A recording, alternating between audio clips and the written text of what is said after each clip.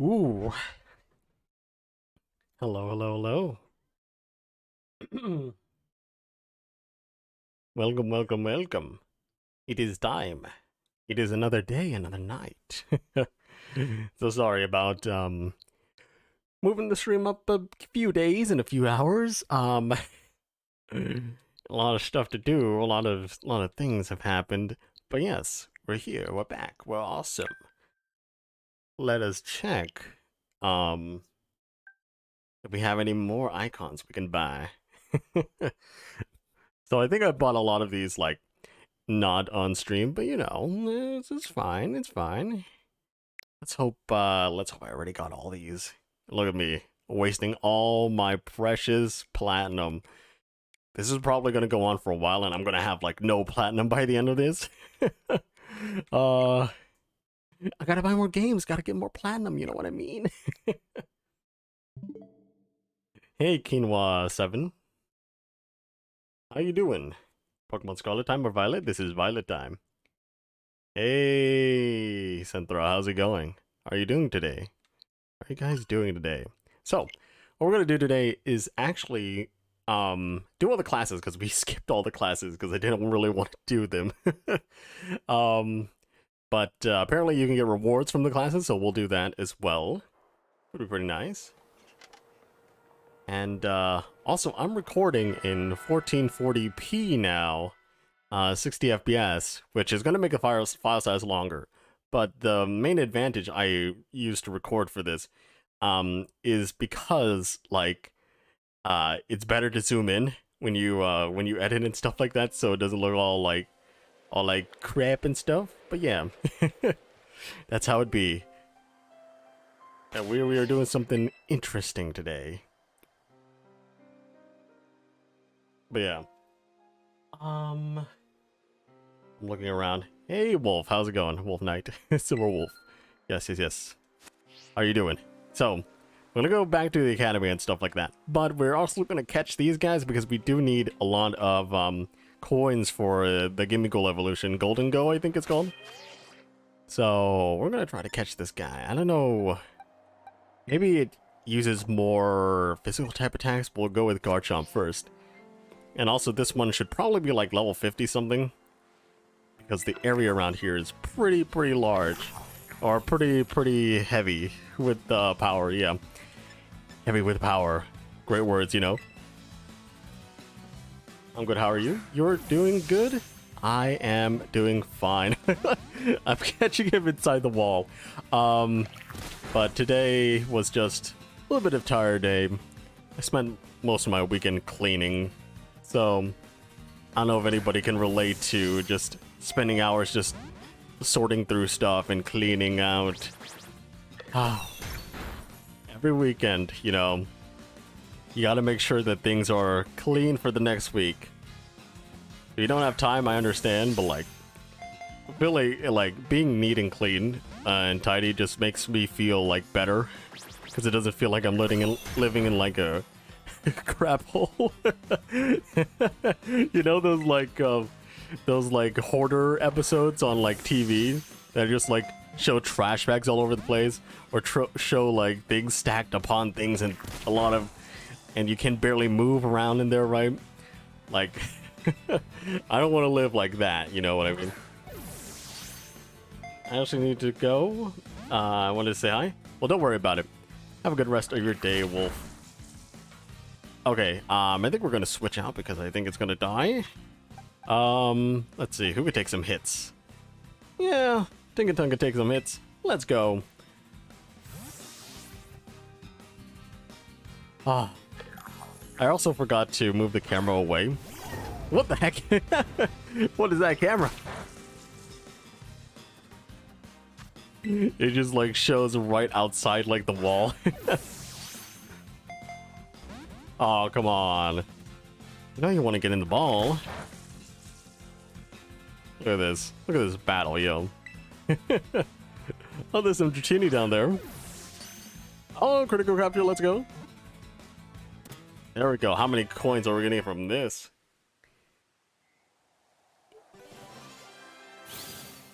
Nice.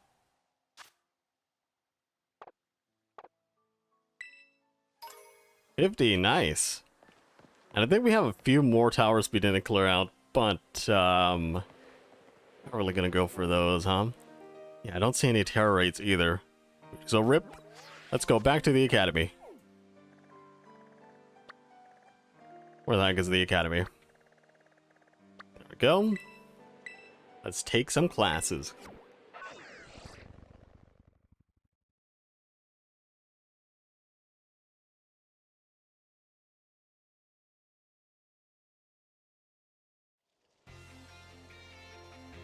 Okay, nice. We're here. Back to take some classes after becoming the Pokemon champion. Becoming champion ranked is like the main goal, you know, and then you just go back and take some classes. It's been 2 weeks since you've gone to school. Why haven't you gone to any classes?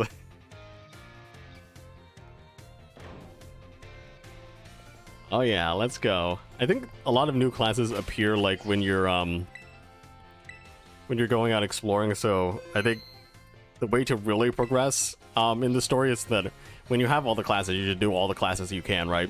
And then go out and explore some more, do some more classes, and then come back, and by the end of the game you already have all the classes done, you know what I mean? Good evening. But yeah, we should have, yeah, a lot of other classes here. We haven't done languages or art. Let's try languages. Let's see how languages goes. You like languages with Mr. Salvatore. Yes. Class will begin soon. Don't be tardy.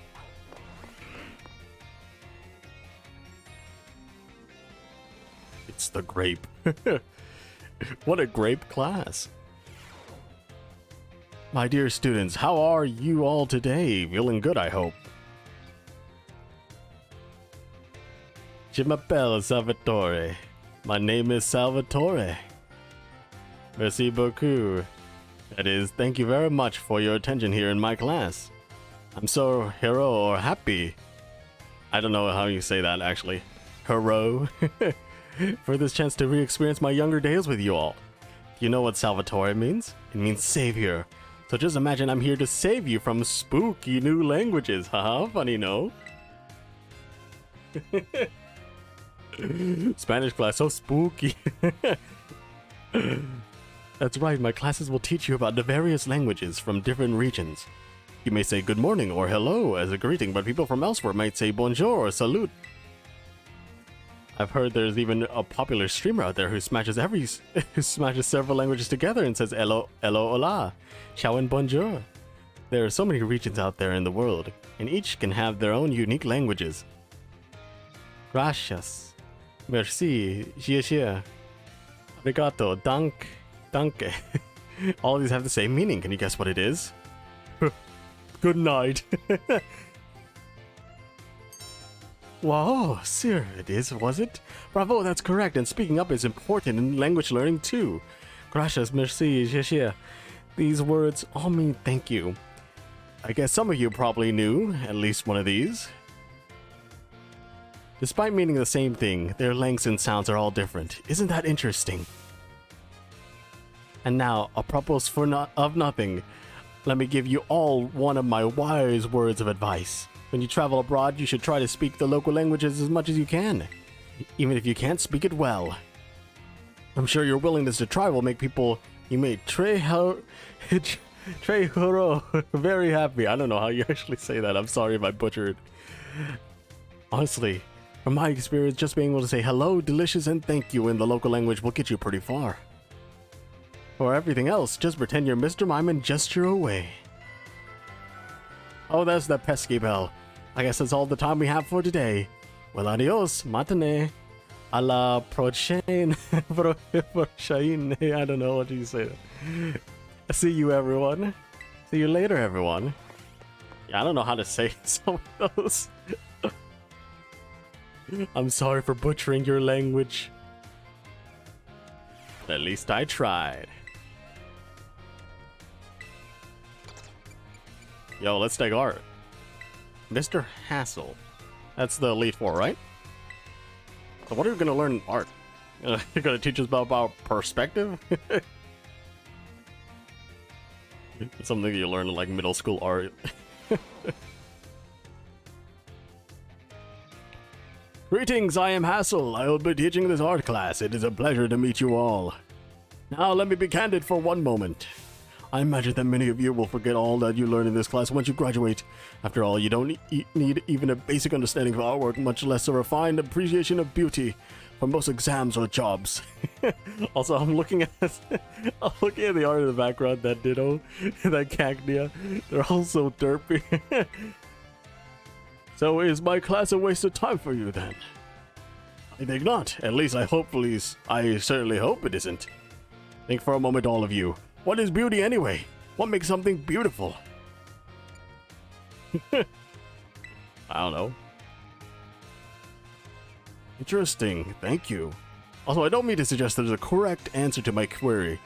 The important thing is that you all take the time to think about it.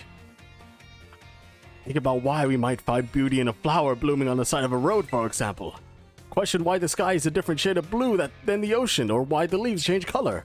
Ponder the windmills of Artisan and how they move. Contemplate the chilling bite of the waters of Cascarafa. I'm sure that you'll find every little detail of your lives. You'll find that every little detail of your lives will seem more vivid, more impactful, if you just take a moment to stop and think. I am certain that if you stop and truly appreciate the little beauties of this world, it will help you pull through the days where your studies have you exhausted or when work has dampened your spirits. Do pardon me for my waxing philosophical. You don't need to understand all of that for now. To put it simply, it is true that one doesn't need art to survive, but it certainly makes surviving much more enjoyable. It is my hope that this class will add even a little bit of color to your lives. That's all for today. Next time we'll try a more hands-on approach to appreciating beauty.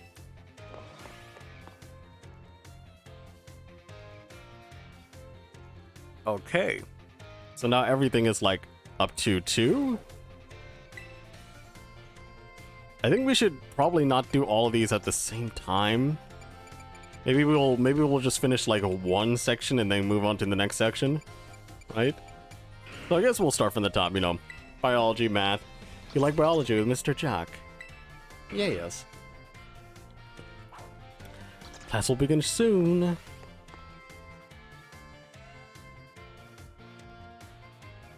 I wonder if you take a quiz after all of this, you know? I forgot the first classes we took. Hello, I hope everyone's ready to learn some new things today. Did you all try using the ZR button to let your Pokemon out as I taught you in our last class? Walking alongside your Pokemon lets you see how unique and cute they all are. I'd also highly recommend picnics for when you want to spend some quality time together with the Pokemon in your party. You can get them all around the table to make sandwiches and play. It's really a lot of fun. If you want to learn more about making food, Mr. Sogara's class is the best place to go. Now, sometimes when you're enjoying a picnic with your Pokemon, you may find something very, very important in the basket next to your table. The very important thing is what Pokemon are born for. Let's say it together. What?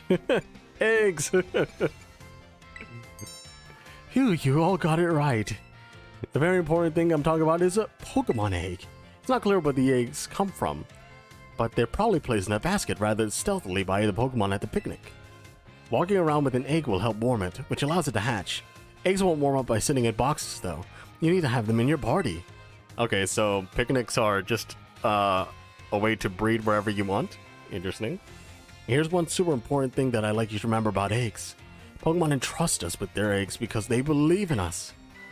So I sure would be happy to see you all being responsible parents for your little Pokemon eggs. Releases all of them.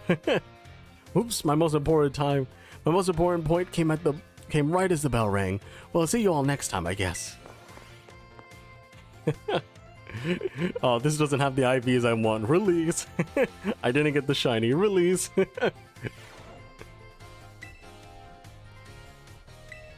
Hope you guys take care of all your eggs, yeah?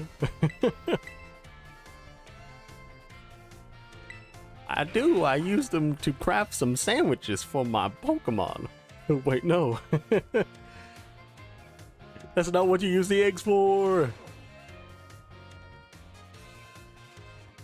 Hello, I hope everyone's ready to learn some new things today. I seem to remember teaching you all about the importance of eggs in our last class together.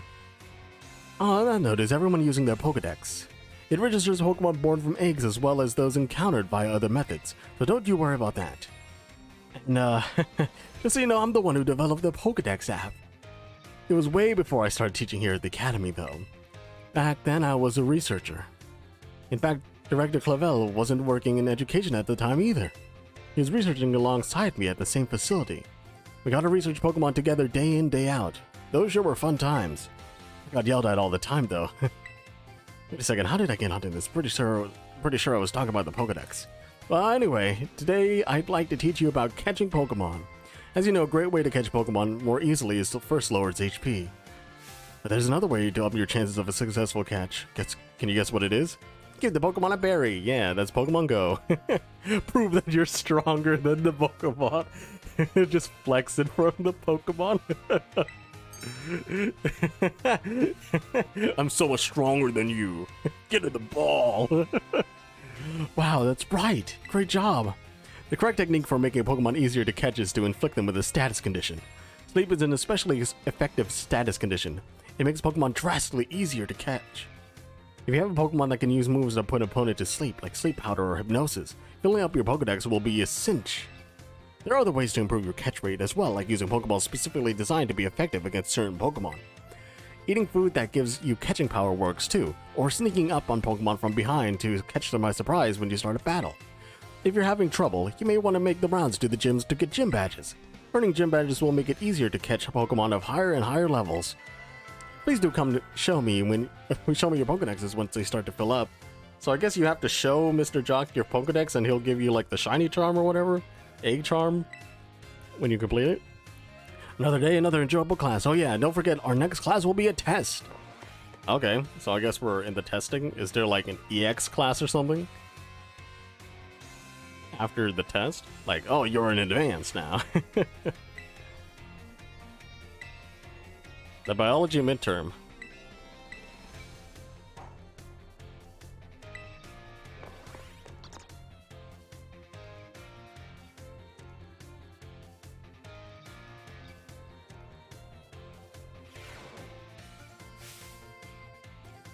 Hello everyone. Today is our midterm exam.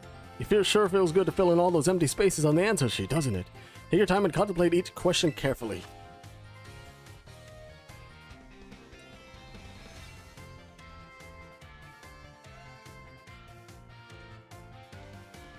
Okay, I was thinking like, how am I going to choose all this? I had to press A.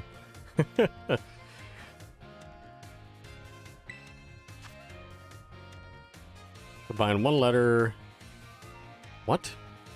Oh, one letter and one number. Okay.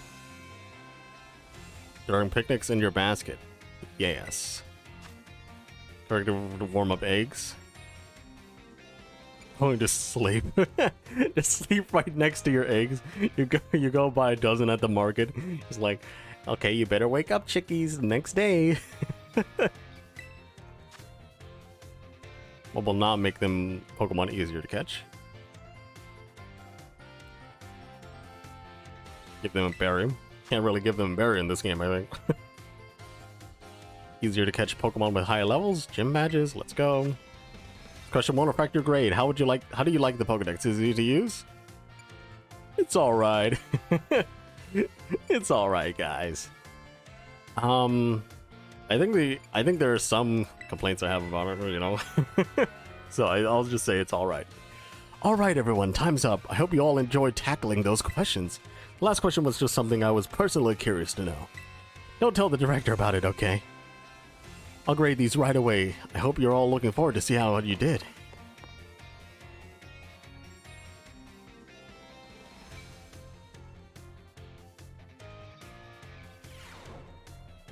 Feels great to get a test out of the way, doesn't it? Let's take a look at your results. You must get 3 questions correct to pass the midterm exams. There's 4 questions correct to pass the final exams. Let's see how you did on your biology test. Also, there's finals after this.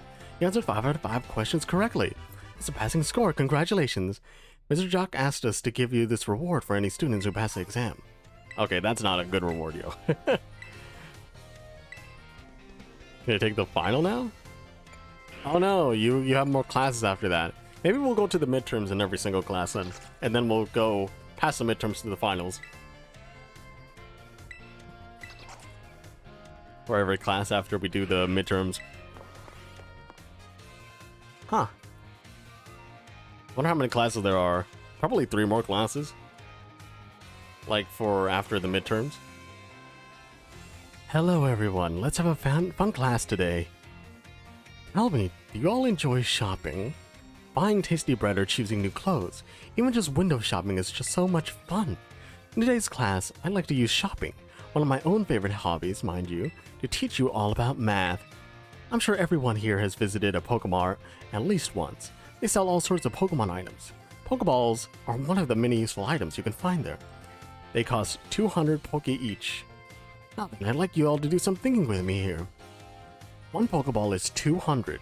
If you had 2,000 and bought as many Pokeballs as you can afford, how many would you receive?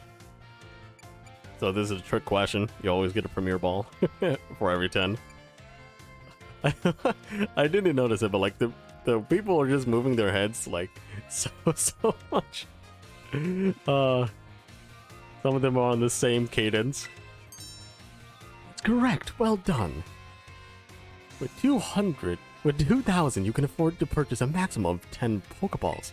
However, if you purchase 10 or more of any type of Pokeball, you will also receive 1 Premier Ball, a special white ball as a bonus. So the correct answer is, in fact, 11. It's sure nice to get a little bonus on like that on a shopping trip, isn't it? Buy 10, get 1 free. Oh my, is that a bell? Is that a bell? Is that the bell? I suppose that's all for now. What a shame. I look forward to seeing you all in the next class. I hope you're looking forward to it too.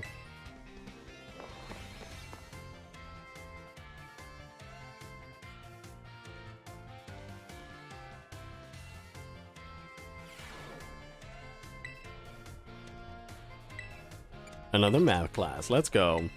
Then we take the final. This will begin soon. Don't be tardy.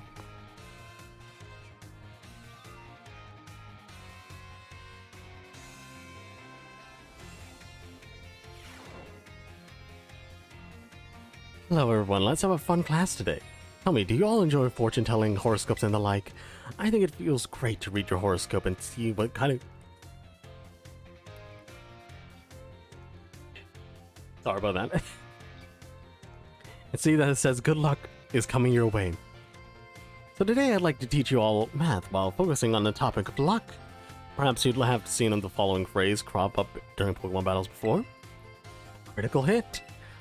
When a Pokemon's attack lands a critical hit, the damage deals is increased by half. In other words, it does 1.5 times as much damage as it normally would. It is truly luck that determines whether your Pokemon lands a critical hit or has one landed on it. This can cause a great upset in battle. Does anyone know what percentage chance a Pokemon has of landing a critical hit? I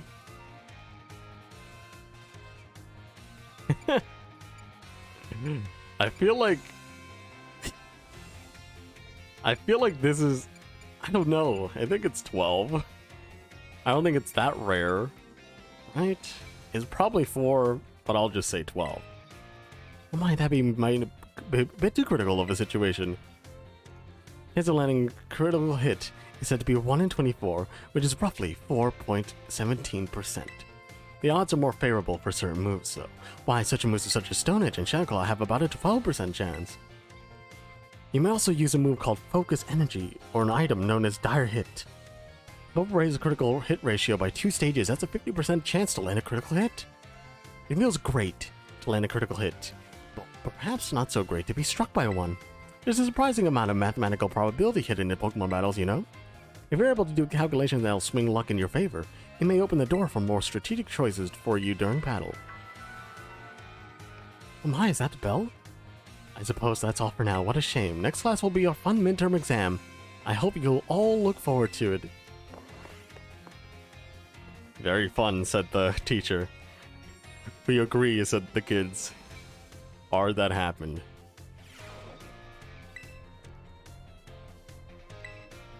Yeah, let's take the midterm. You'd like math? Yes.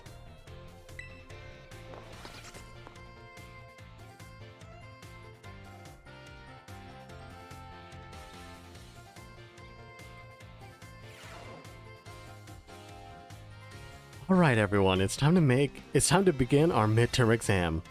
I'm sure the fun experiences you had in my class will serve you well as you answer. Yeah, it does normal damage. Definitely not half damage, you know. You can also just do like, what is it called? You can also just do the rule of like, what is it called? I forgot what it's called. Exemption or whatever? You just know that these two aren't going to be the right answer, so you just choose the other one. I don't know. I honestly don't know what it's called. I feel like it starts with an EX.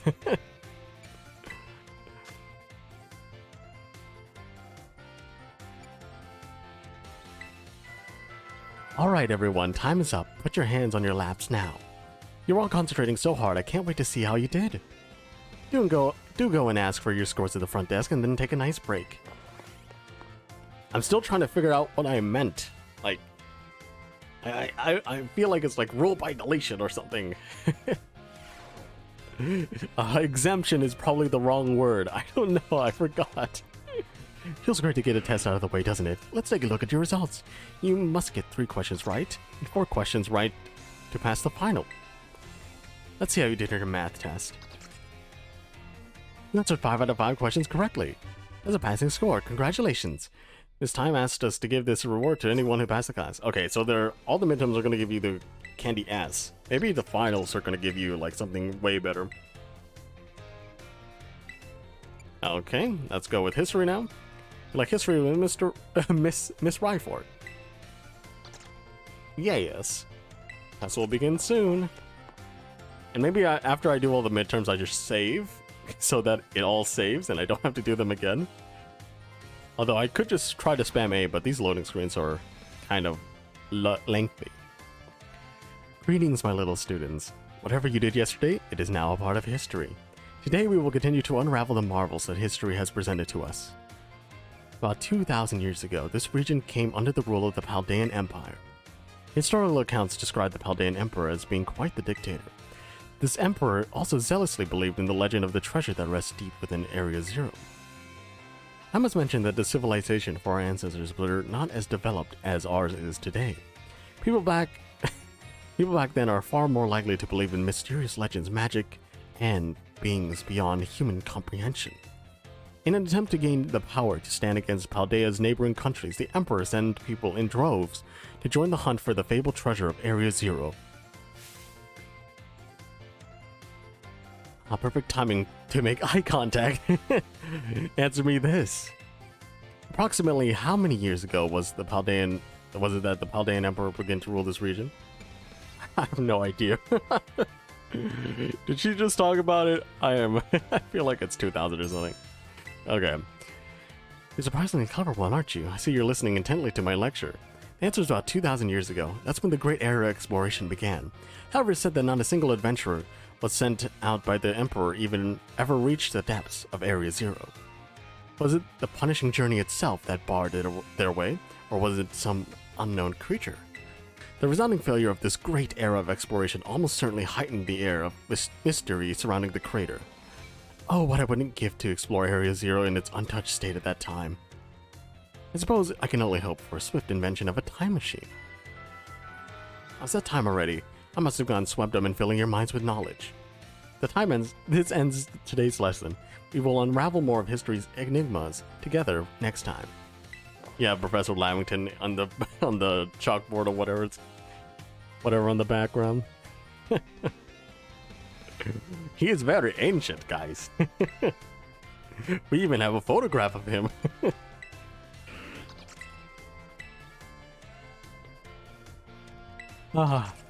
This is the last class before the midterm.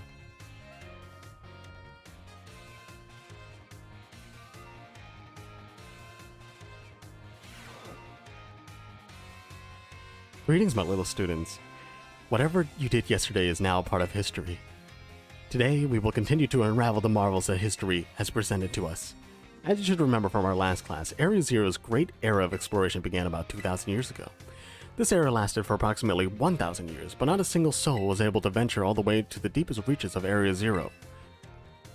Having poured much of its human and financial resources into the exploration of Area Zero for so long, the Chaldean Empire fell into decline. 200 years later, or 800 years ago, the Empire and its surrounding nations united as one entity. This was the formation of Chaldea as we know it today. Ah yes, this very academy is where you're now filling your young minds with knowledge, was also apparently established at the time. In fact, this school building, though certainly having gone underground repairs throughout the years, is just as it was when it was built so long ago. Its very structure is a piece of history. Ah, things of old are truly splendid. I prefer it not to have the Pokeball portion though, a relatively new addition. Ah, perfect timing to make eye contact. Let's say if you've been listening to my lecture. Tell me, approximately how many years ago was this academy of ours established? Correct. I see the look of concentration on your face was indeed just that. I hate nothing more than when a student only pretends to listen. This academy was constructed exactly 805 years ago, to be precise. In other words, your academy here is 805 years old. At the time, it offered state-of-the-art facilities and a uniquely innovative curriculum, such as people used to say. Those who acknowledge look no further than the grapes of Chaldea. That's right, you're referring to Uva Academy. It is said that this proverb of sorts was even used outside of the Chaldea region. It's that time already. I must have gone swept and been filling your minds with knowledge. This ends today's lesson. Our next class will be our midterm exam. Bring the wonders of history to the forefront of your minds in preparation. Okay.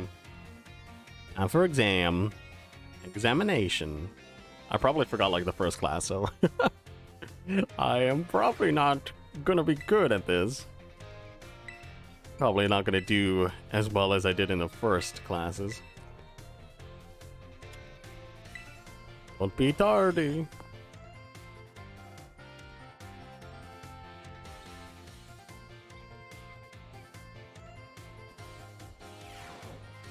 Greetings, my little students. It is time for our midterm examination. Summon your historical knowledge from the dark recesses of your minds and answer the questions. The Chaldean Valley floor.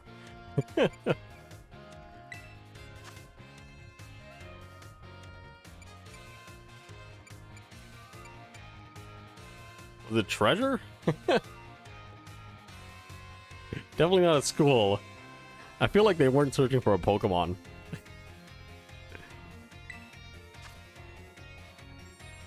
Chaldean Empire, 2,000 years ago.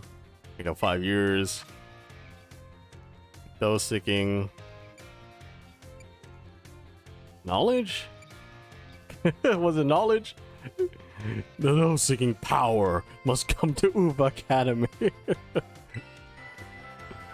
Your time is up. Put your writing utensils down. The last question was a freebie. Even the least capable of you surely padded your score there. I sincerely hope you did anyway. So ends our midterm examination. You may ask for your scores at the school's front desk. I completely guessed on some of those. I forgot. Definitely knew it was 805 years and approximately 2,000 years ago, but yeah. It feels great to get a test out of the way. You must get 3 questions right to pass the thing. Answer 5 out of 5 questions correctly. That's a passing score. Congratulations. Miss Ryford asks you to give this reward some experience candies. I don't like that. Experience candies suck. Okay, so we have like a couple more classes. Mr. Salvatore with languages. I was gonna say legends. He teaches legends, the myths, not a history teacher. Your language teacher. Hey dear friends, how are all of you today? Feeling absolutely fantastic, I hope? It's time for Salvatore's language lesson. It is Upretz. I don't know how you say that. Are you ready, everyone? You answer with yes or oui. Oui. C'est super. In our last class, I believe I taught you how to say thank you in all languages, correct? In other languages, correct? In le cours de I don't know how you say that. Today's class, We will learn about a certain word to make sure that make people happy when you use it in your travels abroad. What word, you ask? We have to guess. Delicioso, hashi, buono. You guess what these words mean? Help! People will be so happy when you ask for them for help. Wow, correct, c'est super. Delicioso, hashi, buono. All of these words mean delicious. Haushu, I don't know. I don't know how you say that. Using the local word for delicious at markets or restaurants is sure to be a good big soiree. Sour ire, you know? A smile, that is, from whoever you're talking to. It'll make communication go more smoothly, I guarantee it. People love it when someone says the cuisine of their homeland is delicious. Who wouldn't be happy to receive such a compliment? And now, apropos of nothing, let me give you all one of my wise words of advice. Wide words. The first step to smooth communication is to compliment the person you're talking to. After all, it's not very likely that a compliment would put someone in a bad mood. This doesn't only apply to people in other regions either. It's the same for all of you too. You can put this tip to use with your classmates. How about you all try complimenting each other after class? I better make for some ambiance plus a more friendly atmosphere. That's all for today. See you all prochain next lesson. That is, adios, matane. Matane.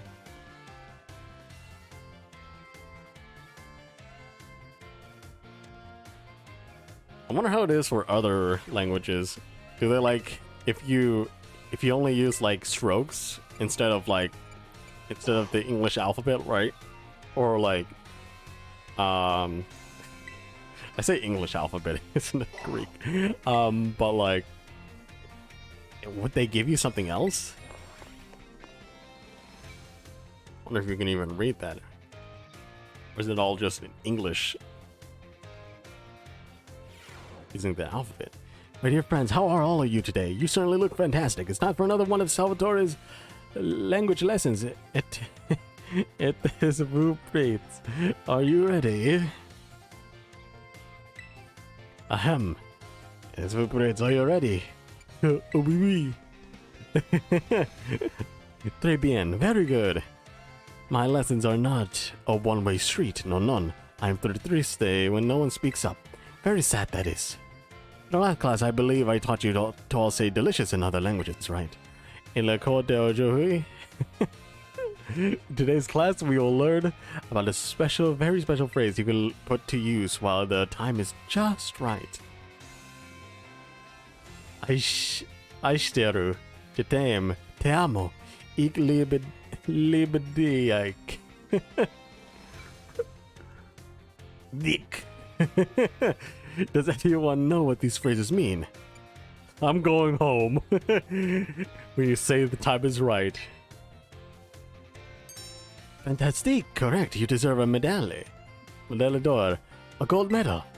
Je t'aime, te amo, ik liebe dich. These three phrases you may know. I think. Why? Because they're all quite famous ways to say I love you. Oh my, have I embarrassed you all, my friends? What timides little garcons, epiles, shy boys and girls that is. Piles. It's so important.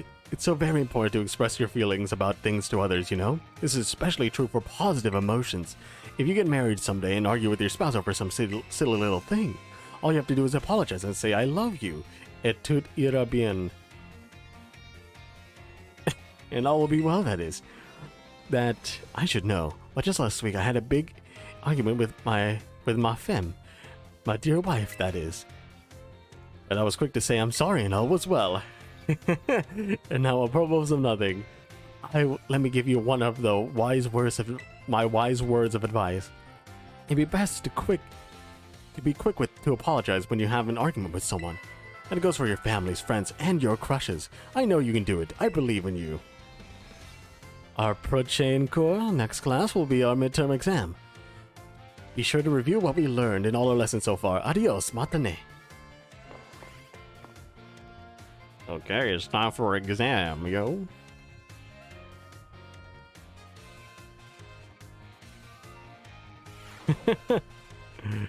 You sold our child? I'm sorry. I'm sorry fixes everything, you know.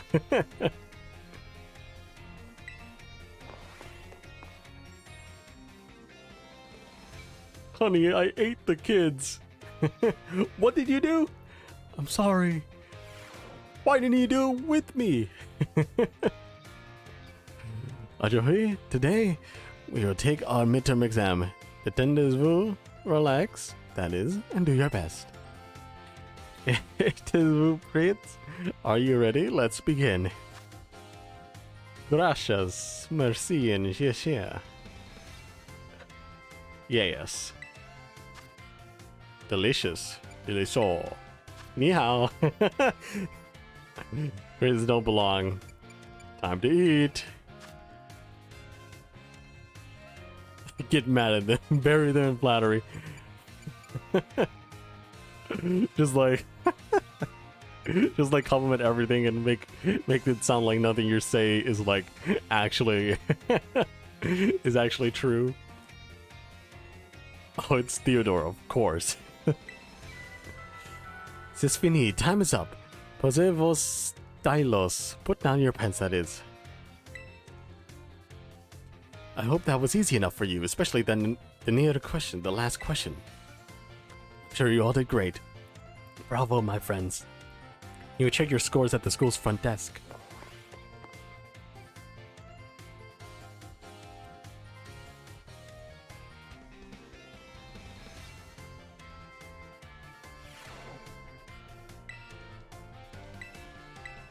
Let's see how you did. Answer 5 out of 5. Woo!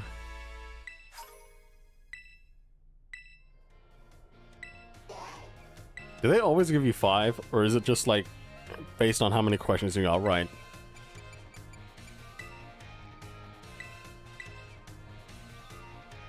I don't really want to test that. Let's max out everything.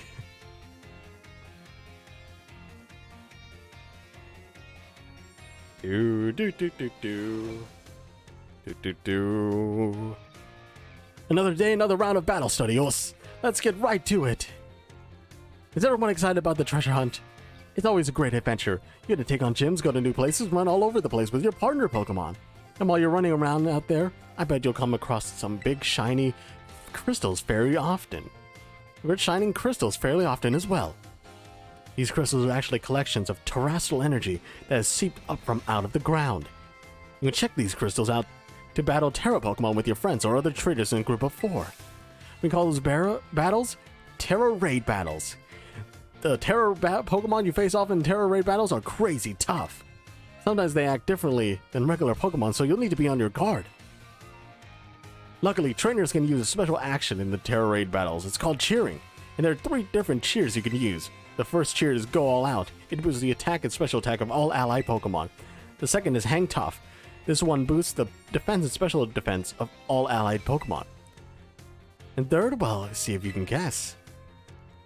A cheer restores HP for all allied Pokemon. Which one do you think it is? The Wham Bam Potion. Explosive healing wave. That sounds like something from like Dragon Ball. Let's use the Wham Bam Potion, everybody. That's right, maybe I should make you the battle teacher, huh, new kid?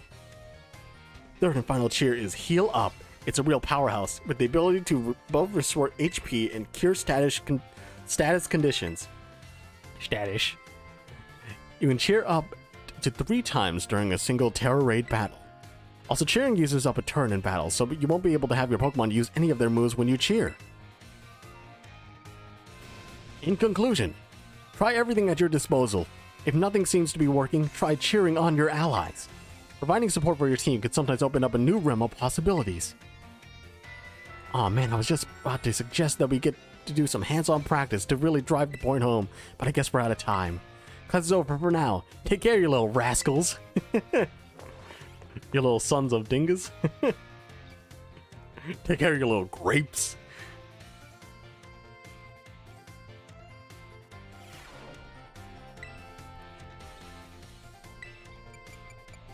Battle studies, let's go. Psyducks are like, whoa! I guess it's daytime outside now that Psyduck is there. Used to be Gengar, since they Garchomp. Gengar and Noibats.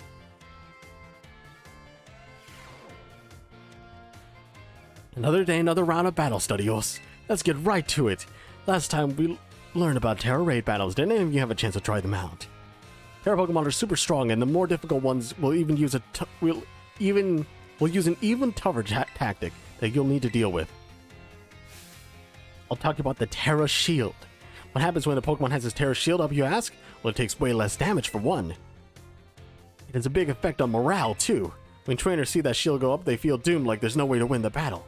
So here's a question for you. If Pokemon you're battling puts up his Terra Shield, what should you do? Harass, lies, and attack it. Call your parents. Close your eyes, give it. Just accept defeat. Call the police.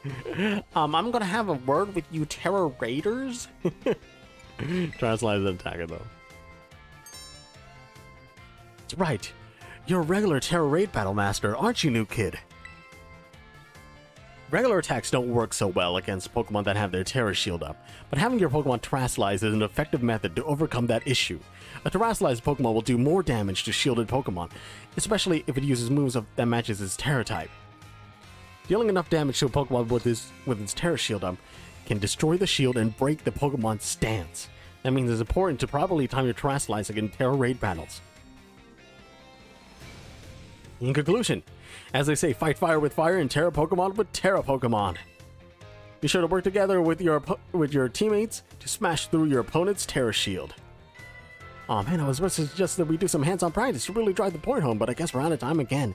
Next class will be our Meteor exam. Aim for a perfect score. Us, us.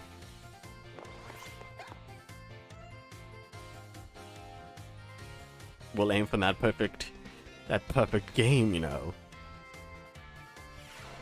Well, straight for the gullet. Yes, let's do the battle exams. That's will begin soon, don't be tardy. Today you're gonna fight me in a raid battle. Oh, we're inside. Where did all of you went to the schoolyard first before finding the right room? I guess we could do our tests in the classroom, at least.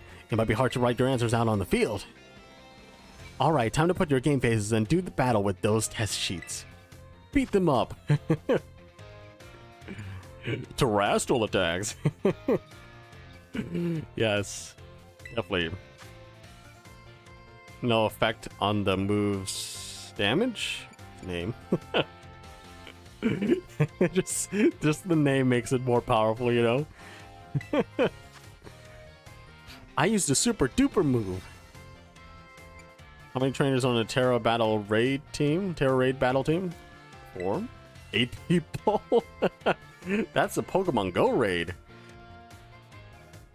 Effective method for breaking opponent's Terra Shield, Terrasilizing and attacking. Switching Pokemon, you can't switch out Pokemon. Indra's favorite type? Oh, it's definitely Psychic. Time's up, put your pencils down.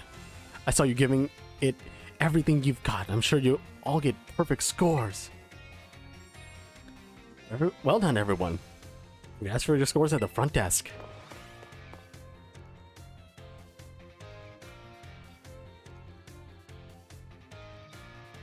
You answered correctly. That was super effective.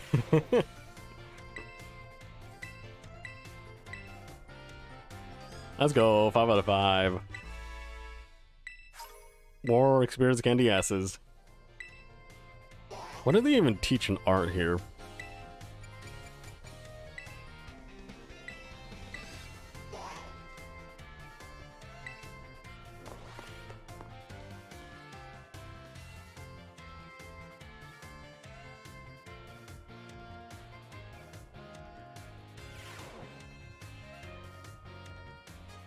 Hello class, it is I, Hassel, yet again. In our previous class we discussed what beauty is, which might have been a little boring for you. So today I thought I would mix things up a little to pique your interest in art. Allow me to introduce our special guest. Gibble. This is Professor Gibble, the assistant lecturer for today. Now then, Professor Gibble, if you would be so kind as to terrestrialize for us. Blam! Is it really going to terrestrialize in class? Wow. He's a grass type. Wow. Some of you already know a Pokemon can terrestrialize if you use a Terra Orb. Normally, Professor Gibble will be of the Dragon type, but by terrestrializing, it succeeded in changing its type. Still weak to, ice. So, class, what type do you think these lovely glistening flowers above Professor Gibble's head represent?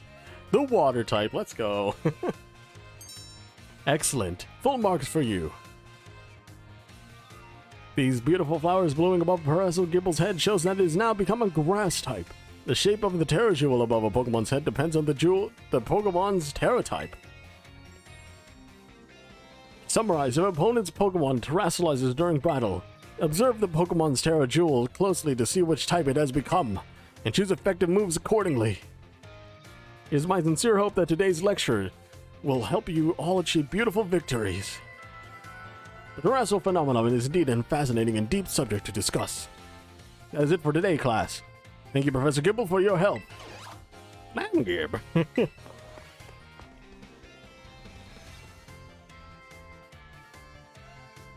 So not really much about art. Just teaching you about Terra type there.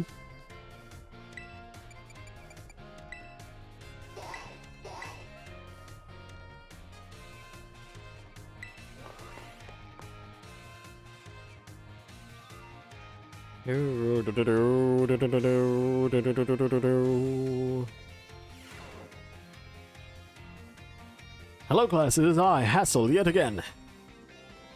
I've been told that my previous lecture about the terrestrial phenomenon was very well received. Thank you all for your kind words. In fact, Miss Dendra specifically requested that I impart even more battle knowledge to my students.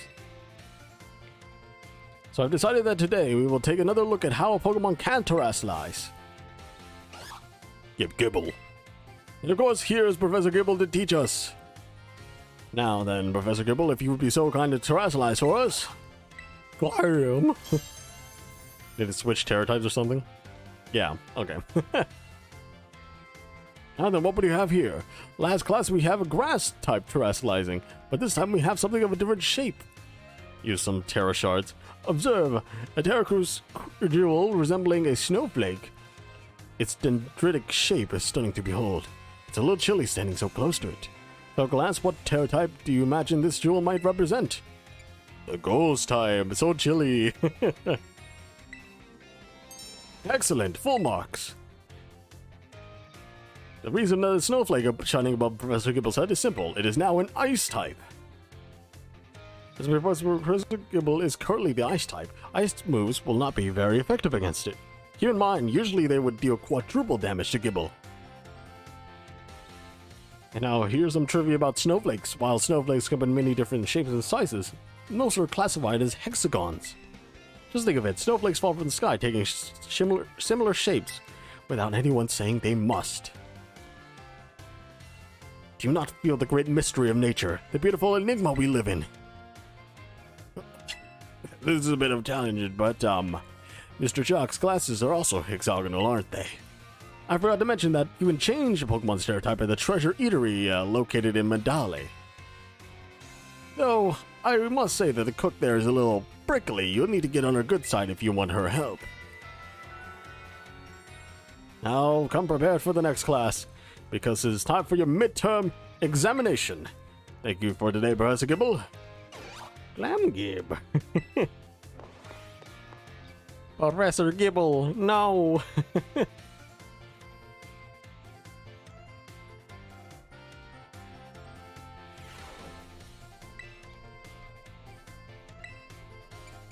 The art midterm. Yeah, let's go. Can I take the test with Professor Gibble, please? I want him by my side. How are we gonna do this, by the way? Okay. I hope you're all ready because it's time for your midterm exam. Focus and do your best. Are we just gonna have Professor Gibble in the middle or something?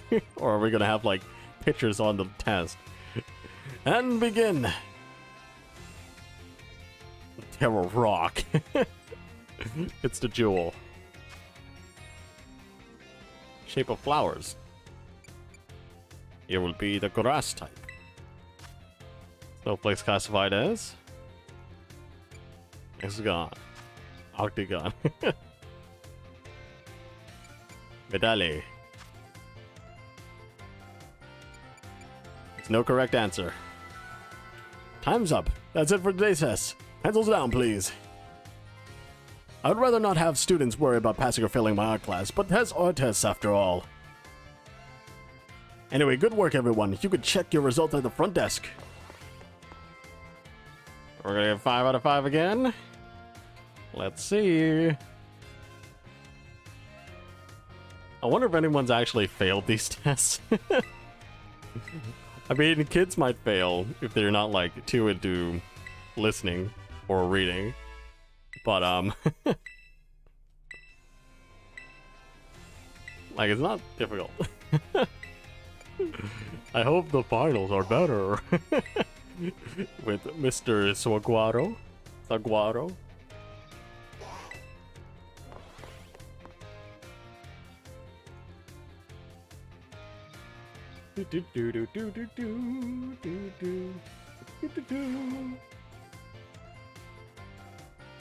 Put away your phones. It is time to begin class.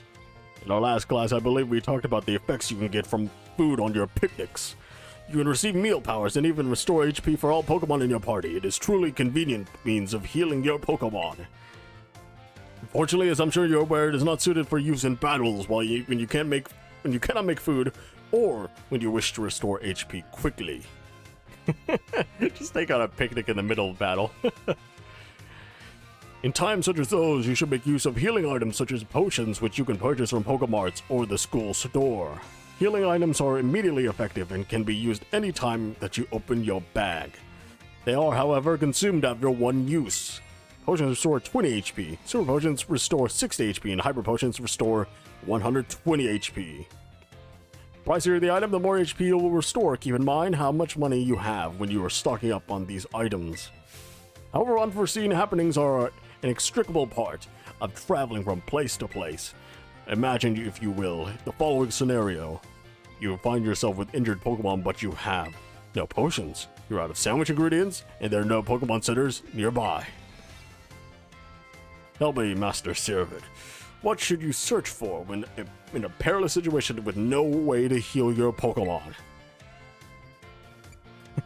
Teacher. Sensei, please, spare me a water bottle. Place with water.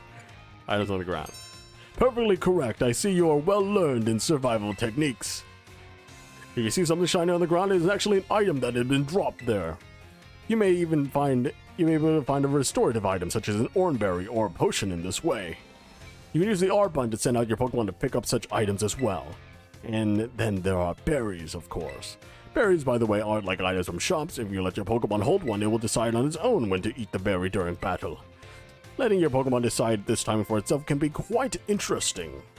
At any rate, if you find yourself in need of healing, I suggest that you look around for shining items on the ground. If you can't find such items, there are other methods you may employ for healing your... but I see the bell demands that topic wait. Our time together has come to an end for today. I bid you all farewell.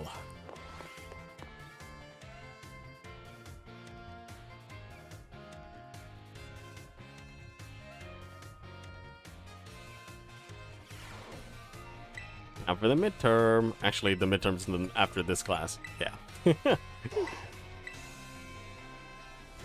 I was so ready to take the midterm. I know that items are on the ground. Give me that A. Put away your phones. It is time to begin class. In my last class, I talked about HP restoration. However, after class, I was asked by several of you about PowerPoints, commonly known as PP. When a Pokemon loses all its HP, it faints and can no longer battle. When that happens, what then happens to a Pokemon when it loses all of its PP? People listen to his trainer. I can't use tackle anymore. I hate you. All of its stats get lower. That'd be good. That'd be kind of interesting. Perfectly correct. Perhaps you know this from first-hand experience? Perhaps you know how to run out your Pokemon's time and never go to a Pokemon Center? Or use an ether or something? When a Pokemon runs out of PP, it can no longer use its moves. However, each move has its own store of PP, so you can mitigate PP by PP loss. I'm just reminded of that whatever that hair recovery ad. Don't let your hair get lost. Stop it before it becomes too late. You can mitigate PP loss by using a variety of moves rather than just one move repeatedly. If a Pokemon loses all PP for all of its moves, it will only be able to use Struggle, an action that also damages the Pokemon that uses it. In order to avoid this predicament, PP can be restored at Pokemon Centers along with HP. Items such as Ethers and Max Ethers can also be used to restore PP. Be careful not to confuse potions with Ethers in the heat of battle. However, Ethers are not sold at shops, so you should use them judiciously when you find them. The stronger the move, the lower its maximum PP. Do not waste use of these moves unless you wish to quickly run out of PP. It is important to find balance in a Pokemon's set of moves. As you can see, HP isn't the only thing you must keep an eye on while adventuring with Pokemon. I hope that you all take care to ensure that your partner Pokemon can perform at their best as you engage in the treasure hunt. Our time together has come to an end for today. Next meeting will be an examination day. Be sure to review well in preparation. Well, it's time for the midterm. Imagine there's a final exam.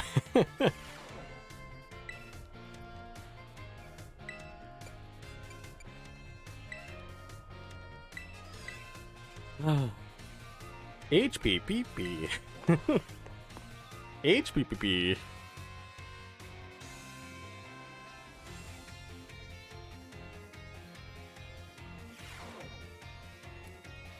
Time has come to test how well you have learned here. You all have learned here in my class.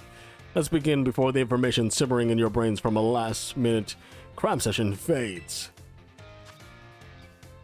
On the effect of the PP meal, of the picnic meal. What does increasing speed do? Does it actually do that? I will choose not. Which of the following effects? The kind of meal powers, filling condiments, number of people eating, the color of the utensils. I have green utensils, which means that I get grass power. Which of these berries can restore Pokemon's HP? Oran Berry? Leandro wanted his Pokemon to decide on its own to use an item in the battle, so he gave it an Oran Berry. This will work as he hopes. What does it mean by that? Works as he hopes. On its own when to use items. Okay. Yeah. If it's talking about, like, you can't give, like, a Pokemon a potion, they won't know how to use it, then, yeah. This will work the way that he hopes. If a move runs out of PP, it will no longer be able to use. If a Pokemon runs out of PP for all of the moves, it can only sit there in frustration. It's just like, oh, dang it. I can't do anything. Oh, false. Time for answering questions has come to an end. Please stop writing. I hope you're all able to give the examination everything you had. Please remember to ask about your scores at the front desk before leaving for the day.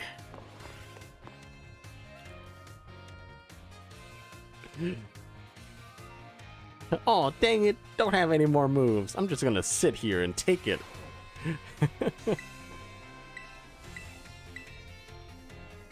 Yeah, so 5 out of 5. Wow.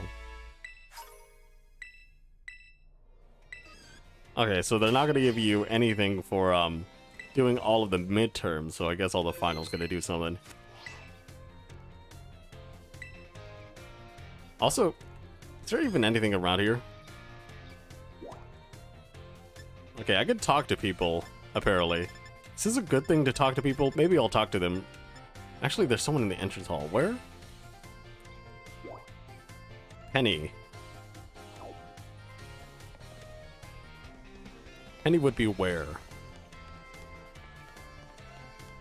Okay. So maybe we get events for completing classes and stuff? God, what? Rip it, hide, and keep it quiet, okay?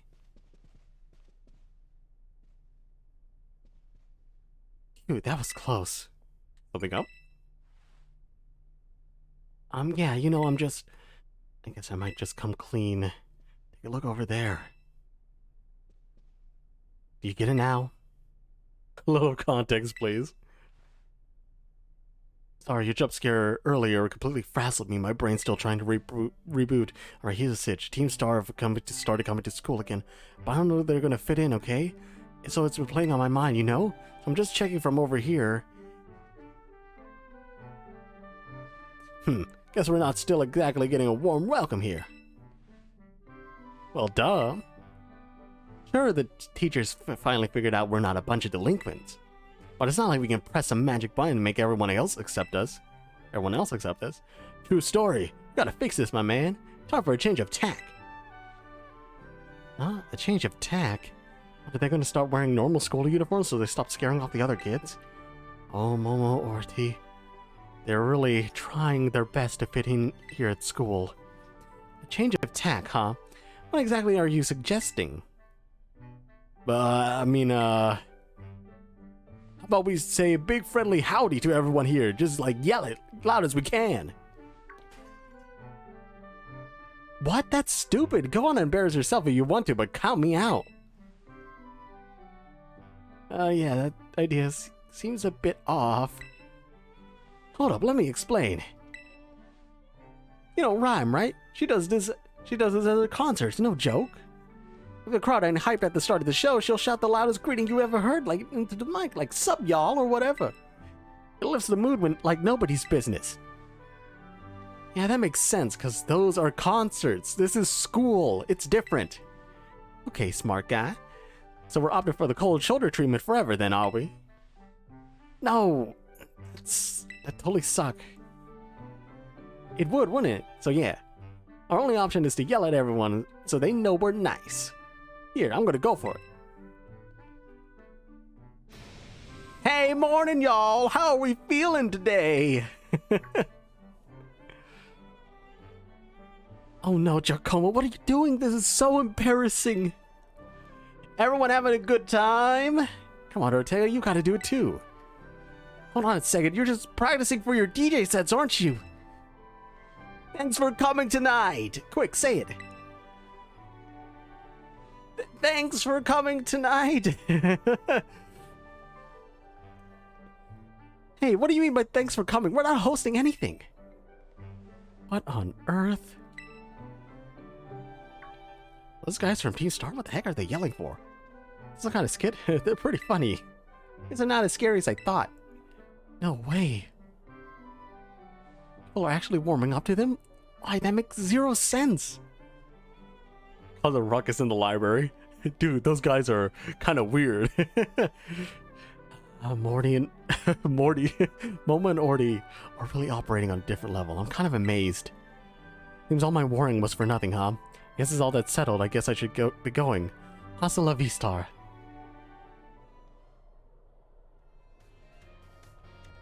Okay, anything else? Anything else I can do in here? Did they reset for another thing?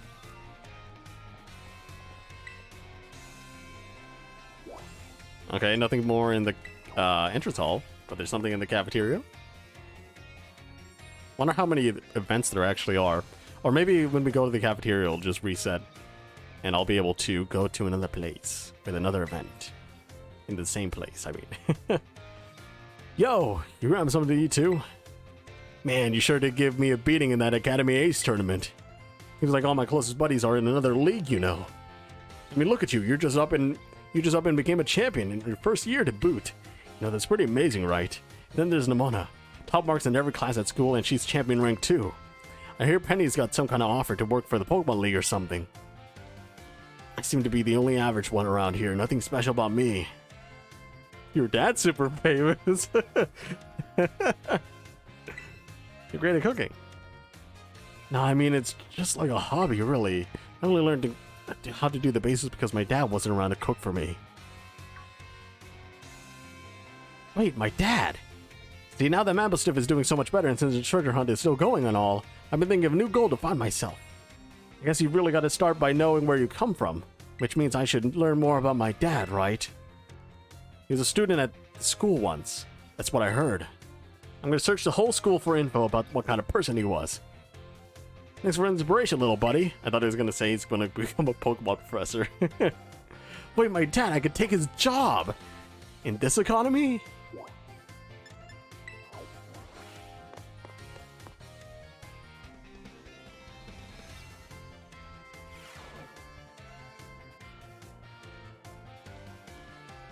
Okay, who's in this? Oh, it's Penny.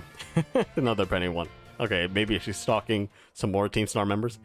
Oh, hey. I'm checking on Atticus. So keep your voice down, okay? Whisper, whisper. Appreciate it. I must say, the Academy Emporium stocks some rather splendid wares. I admit my expectations were far lower than warranted. Wow, he really seems to have taken to shine it to the school store. Doesn't seem like he'll notice us anytime soon. Guess there's no point whispering. Sure. You know, all of my Team Star friends, it's Atticus. I'm worried we'll have the most trouble fitting in. Greetings, my good shopkeep. I would very much like to acquire the limited edition ninja garments released today. I believe you have 5 sets in stock, yes? Ah, the ninja cosplay set, yes. I'm sorry, dear, but someone bought the last 2 from us earlier. We're completely sold out. What? This cannot be! If I am unable to procure those garments, that'll ruin everything. It appears I have no choice but to track down this rival patron of mine, and when I find them, I'll pay them. I shall fix him with a piercing gaze and beg on my bended knee for the ninja garments I so crave. What? Since when was Atticus this good looking? Wait, no, focus. If he starts begging some kid for the ninja outfit, people will think he's a weirdo. We should stop him, right? Let's see how this pans out. Seriously? But... Oh, Don Atticus, here you are. Ah, my young compadre. I must apologize. About the garments, I promised you that we might dress up as ninjas together. Oh yeah, I got us covered. I bought 2 sets of the ninja cosplay for us to wear. I beg your pardon? When I came here earlier, the shopkeeper lady was putting them out on the shelves, so I bought one for you and one for me. You know how popular these outfits are. I was super lucky to be able to snag him. Now come on, let's go play ninja outside. Goodness me, what a happy turn of events. I shall retrieve my shuriken from my quarters so that we might enjoy some target practice. Let's hit some kids in the schoolyard. Ooh, awesome. I can also use my masterful stitchery to transform thy ninja garments into a sublime vision of poison. What say you? I'm good, thanks. Ha ha ha, the insolence of this one.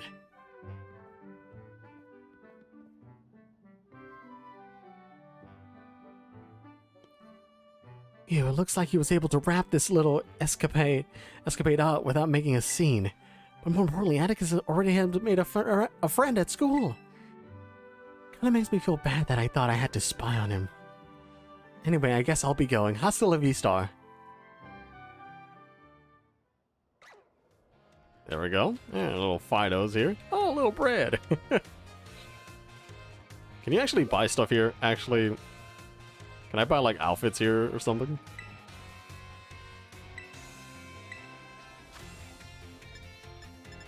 It did have that,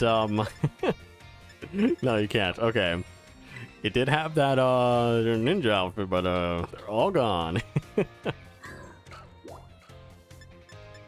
Mr. Jock, let's go. Jock, jock, jock. Jock, jock. Back. The Murkrow. Ah, hello, hello. Have you gotten used to things here at the Academy? Yes. Great, glad to see you're having fun. Oh, have you been using the Pokédex app? Yeah, I'm the one who made it, you know. Every time someone uses the app to catches a Pokemon, the data gets sent to me. It's really helping with my Pokemon research. Be sure to catch any new Pokemon you find and work on filling in your Pokédex. Your first goal, let's aim for like 30. Register 30 Pokemon in your app. Let me know once you've done so. I see you've already registered 30 Pokemon species. 30 species of Pokemon to your Pokédex. Wow, you got all this Pokemon? So you got this kind of Pokemon and this one, all this data. This is the best. Sorry about that, I got a little excited there, but I get the feeling that you're going to be a great help in my Pokemon research. Here, take these. Consider it my way of saying thanks. Oh, there we go, some false swipe. So this is where you get false swipe. You sure are good at catching Pokemon, aren't you? For next goal, let's aim for 100 species. Remember, when you find a Pokemon you've never seen before, give a Pokeball a throw. See if you've already registered 100 species of Pokemon to your Pokedex for me. We have about like 300, so... Oh, wow, little Pokemon, big Pokemon. Whoa, you even have data on Pokemon of this specific size? So much data, so much to analyze. Oh, sorry about that, I got a little excited there. And my Pokemon research is moving forward, and a great pace thanks to your efforts. Here, take these, consider my way of saying thanks. 20 Ultra Balls, definitely not worth it. You're a natural at this Pokemon catching thing, aren't you? For next goal, let's aim for 200 species. That's a tall order, but keep tossing those Pokeballs and don't give up. I see you've already registered 200 species of Pokemon to your Pokedex for me. A Pokemon from the mountains? Pokemon from the sea? Wait, what? No way. You even found Pokemon in a place like this? Sorry about that, I got a little excited there. My Pokemon research is moving along super duper splendidly because of you. Here, take this. Consider my way of saying thanks. Okay, definitely not worth the quick balls and stuff. You're a bona fide Pokemon catching professional. Next goal is finally complete a Pokedex. Aim for 400 species. Okay, we definitely don't have that. There's no easy feat, but I'm sure you can do it. Keep tossing those Pokeballs and don't give up. Yeah, we don't have that. How much do we have? What? List of TMs can be updated. Okay.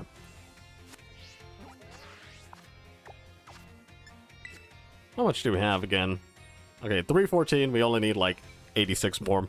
Not too big of a deal. Does putting Miraidon in my bag, like, in my party, make it worth it, you know? Or make it work? Like, I can actually... I mean, I didn't actually catch Miraidon. Mr. Hassel probably only has, like, one thing. Penny also probably has, like, one thing in this room. Who's she spying on today? How are you doing? I've never been inside the art room before, but it smells like paint here, but in a good way. I don't think paint smells good at all. That's my opinion, though. What brings you here? Well, I'm worried about this rumor that's going around. People are saying Team Star's planning to raid the art room or something. It's probably just rubbish made up by some kids who are still scared of Team Star, though. Our friends would never do anything like that. Who'd want to raid the art room anyway? Knock, knock, we're coming in. God, they actually showed up? Wow, this Staraptor is incredible. It looks just like it's about to attack with close combat. Hey, you with the art club or what?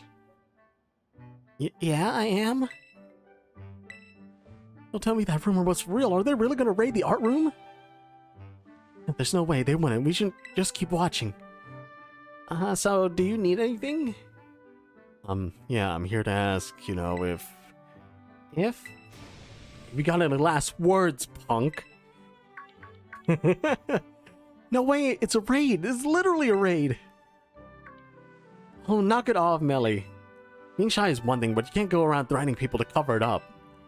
Right, sorry, Harry, my bad.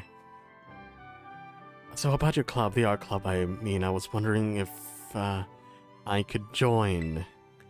Oh, you want to ask about the club membership? Sheesh, you had me scared there. Can I join, punk? We're open to any students who want to join, but, yes, isn't that great, Melly? Hang on, Ari, this guy's still got something to say. Spit it out, then. I gotta earn my way in, or what? No, it's just I was hoping I can ask what prompted you to go for the art club, that's all. You're asking me why I want to join? Well, if I gotta explain. One of my pals made this outfit for me. These sick boots and everything. I'm into big flame patterns like this, so I want to try and make something like it myself. So yeah, painting. That's what I want to do. I'm a totally newbie at it, but I realized something when I saw that real simple looking fleshling painting on the wall there. Dang. I don't have to be some kind of art genius. I just want to make art that has its own charm, you know. Fleshling painting, I did that one. That one's yours? I thought it was like a finger painting by a kindergartner or something. God dang. Yeah, I get that all the time. Our president's paintings are real lovable because they're real simple. Everyone says so. Aw, you're the art club's president? I can already tell. We'll have a lot of fun in the club together. Could you tell us your name? Your boots are awesome. Can I get a closer look? The name's Mela, and yeah, good eye. My boots are the best. A pal of mine who's a big arts and crafts nerd made them for me. The raid thing was just a misunderstanding. Well, that's a relief, but wow, I didn't know that Melly wanted to join the art club. I can't wait to see what Melly paints. I bet it'll be something amazing, huh? Yeah, I guess. God, Eri, how did you know that we were here? Wait, were you supposed to be hiding? I was wondering what was going on. You were kind of just hanging out in the open over here. But you don't need to worry anyway. Melly's been too nervous to notice you. Also, even Melly gets the jitters sometimes. Trying new things gets scary for everyone. That's why I came here with her for moral support. But you know, I think she'll be just fine. And she's not the only one to start something new. Carmen and I have started up a wrestling club. Melly will have a blast here, I'm sure. So I gotta keep up with her. I'll enjoy the time I have left at the academy as much as I can. Anyway, it was nice bumping into you both. Hasta la vista.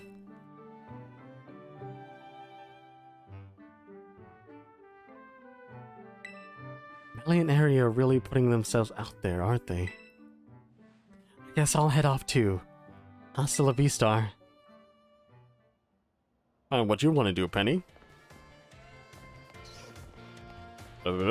Hey, Hassel, what's going on? Why, if it isn't sincere of it. I have a question for you. Do you find my class difficult? It's just right for me. That is certainly good to hear. So, you chose to take on the gems as part of your treasure hunt. That must mean you like Pokemon battles, is that correct? Yeah, yes. One naturally becomes skilled at doing what they enjoy. That must be why you're so strong. How do forgive me for springing such an odd question upon you so suddenly. I'm to find myself pondering the nature of strength these days.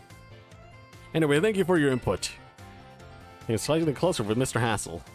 What? Is there another thing I could do here or something? Okay, can't talk with him again. We still have the, okay, there's a lot of people in this room.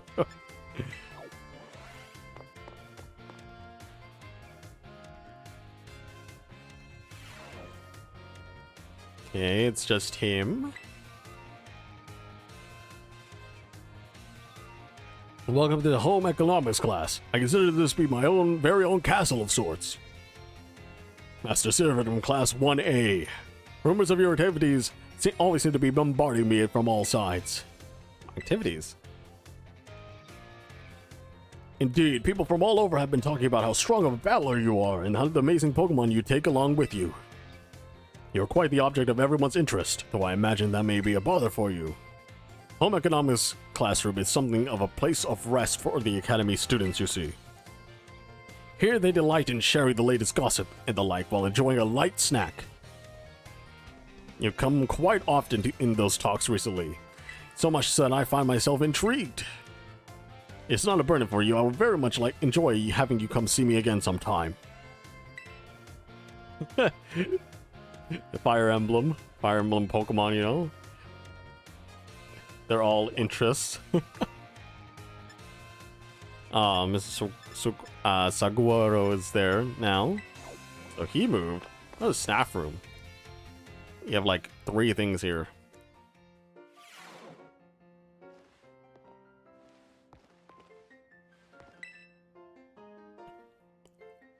Oh, Siravid. Did you come all this way to just come all this way here to the staff room just to see me? All the way here. Aha, it seems like I finally made it to the hearts of my students. That makes me very happy.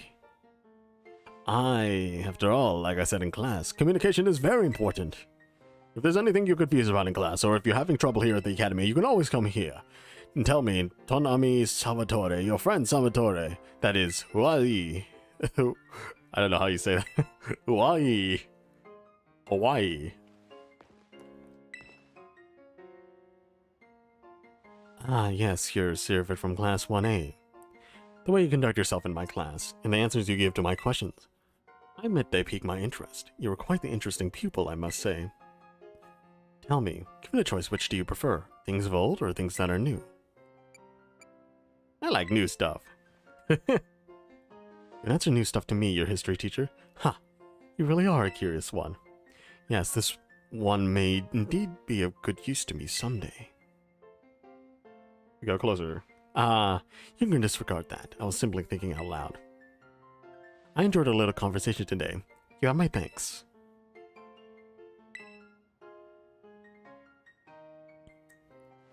Oh. You didn't see my... You didn't just see me stub my toe on the chair, you know?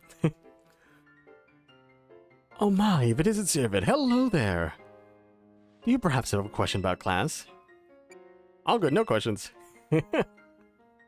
Haha, I'm glad to hear it. Then perhaps you won't mind a little quiz. Flying-type Pokemon are weak to Rock-type moves. When a Rock-type move hits a Flying-type move, Flying-type Pokemon, what becomes of the move's damage? It's multiplied by 100. Yes, that's right. The correct answer is that the move's damage is doubled.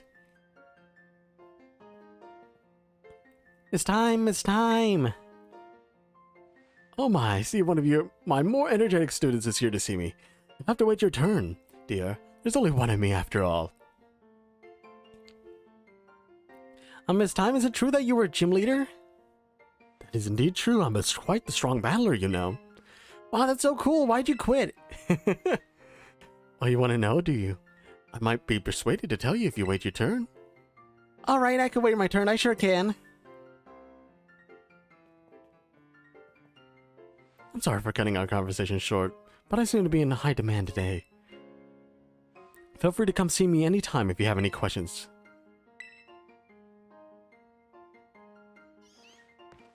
Do-do-do. Eevee's dead on the floor. Okay, so Time went over there. Arvin went to the director's office.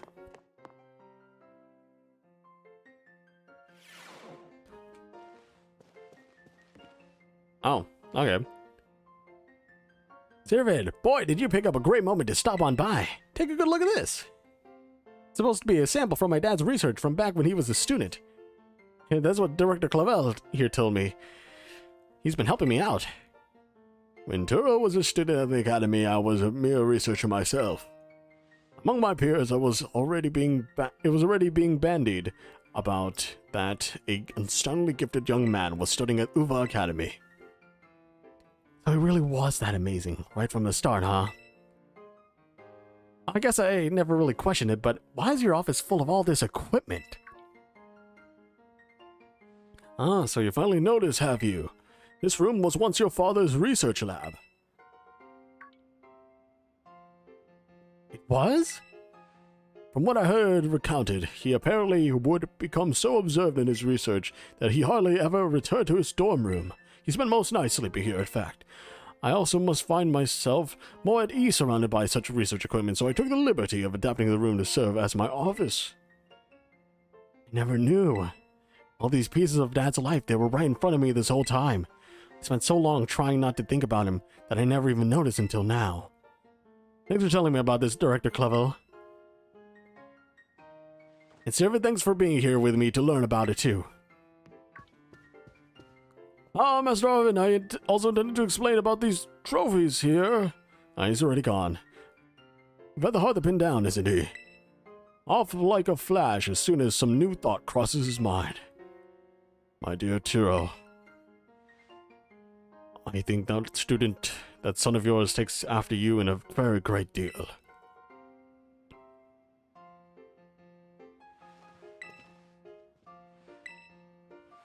Yeah, Director Clavel has nothing to give to us.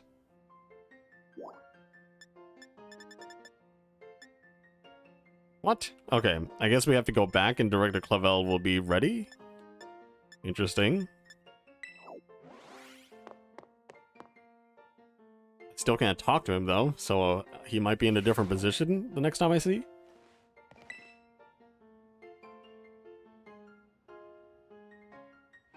Hey there, come on in. Everyone's welcome at the nurse's office. What brings you here today? I don't see anything super wrong with you or your Pokemon. Wait, this is your first time here, isn't it? Yes. Oh, so I guess you transferred in recently. You must be Sirvid, right? Everyone's been talking about you. I've heard all kinds of rumors. Apparently you fell off a cliff right after enrolling in the academy, and even picked a fight with Team Storm? Oh yeah, you started your treasure hunt thing, right? Come tell me about anything super interesting you find out in your adventures. I'm kinda bored just sitting here all day, you know? I don't have any classes to teach, and students only come here to skip class. So yeah, drop by if you can. Deal? Deal. Nurse Miriam. Uh-huh. I mean... I went to the nurse's office all the time, but not to skip class. I was actually not feeling well. So I guess we can come back anytime. We can also go back to the director's office. Schoolyard, there's quite a bit of people.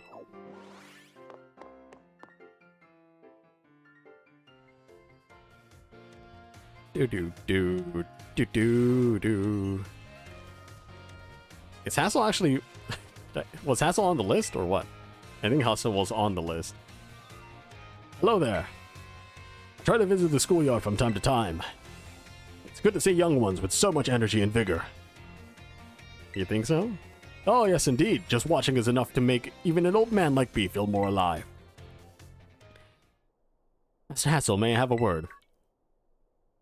You, what are you doing here? I've told you many times not to bother me here at the academy. Yet I am bound to come. Our family's future is of paramount importance.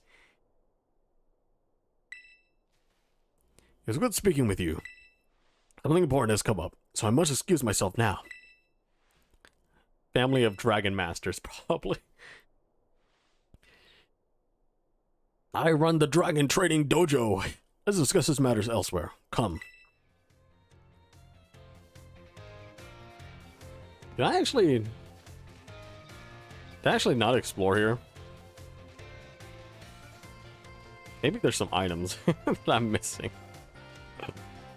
But looks like we had to find Nimona and Salvatore.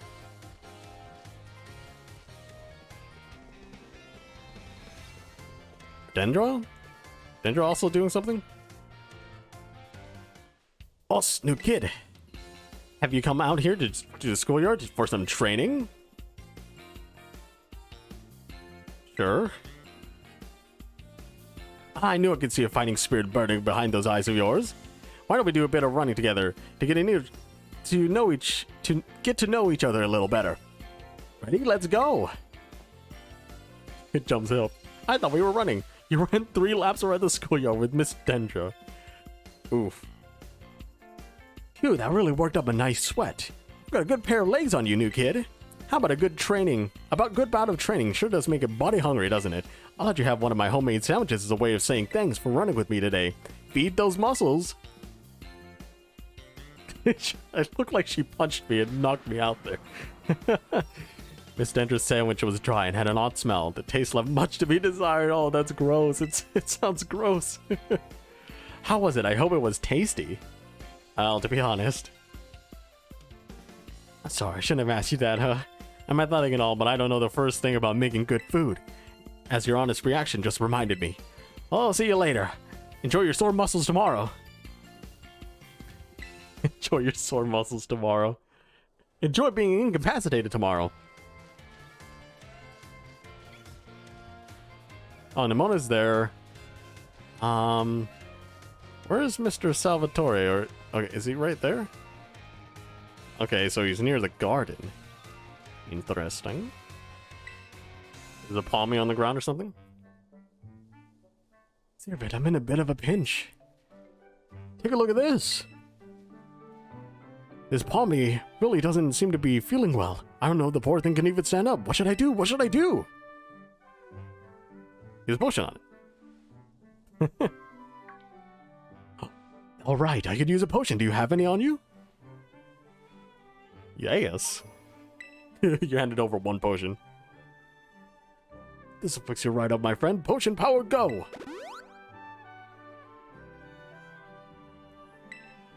Phew, that seems to have done the trick in the nick of time. But this palmy doesn't appear to belong to a trainer. The wild Pokemon have wandered here on the academy grounds? Still, I can't leave it here without anyone to make sure it's okay. It's decided. I, Salvatore, will just have to lend out all the helping hands I have to take care of this palmy. Take care of palmy in this touch-and-go situation. Merci very much for your advice. Adios, au revoir, farewell.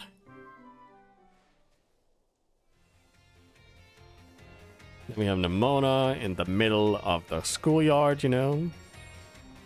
She ready for a fight or something? Oh, hey! Great timing. I've been having the hardest time lining up opponents to battle. But now I found you in the schoolyard. What do you... No less. It'd be silly not to battle. What do you say? Well... Sure. I'll have to switch in Tingaton at some point in order to get that amulet coin. I knew I could count on you.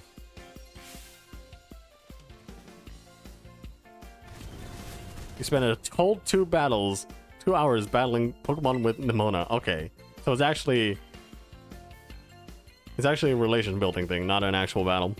Ah, good stuff. Gotta step on my game so I'll be ready anytime for that Academy Ace tournament. I know I sprung my battle fever on you out of nowhere. Thanks for being up for it. And we go. Looks like Dendra's still there, though. Wonder if I have to actually do some more of the stuff in the battle in the schoolyard here. No? Okay. So, Classroom 1D, that's Penny. Maybe this is the end of the Penny arc. Or Penny's school stuff.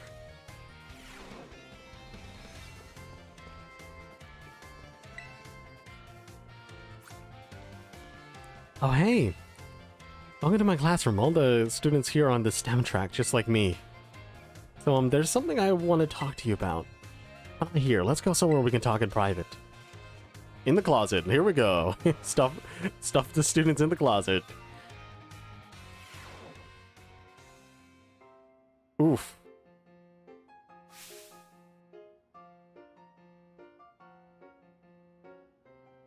What a place. This is my room. Make yourself at home. A little crowded, isn't it? Wait, seriously? Is it the boxes from all my online orders? Maybe I gotta get rid of them. Maybe I oughta get rid of them, huh? Anyway, you must be wondering why I brought you here. It's about my Team Star friends. They really mean the world to me. I love them all so much that I got scared when they weren't gonna fit in and okay or be happy at school. That's why I've been sort of spying on them since they came back.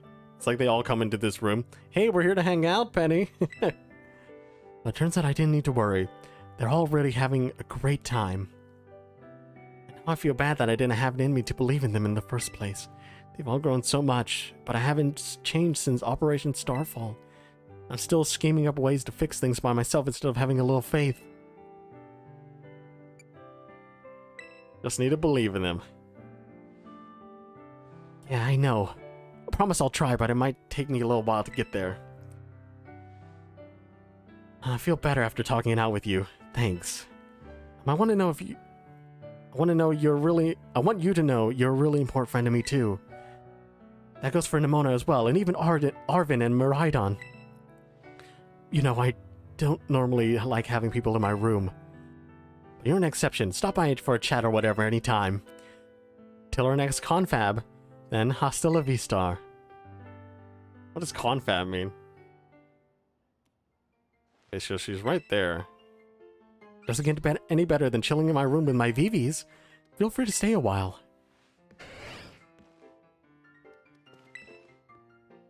Yo, what's going on, Sylveon? Why it takes so long for it to turn my way? Any boxes of instant food are scattered around the kitchen. Okay, so I can't press on those. I can't press on Umbreon. Guess we're going. Okay, we're gonna do another round here. Arvin and Time are in the entrance hall.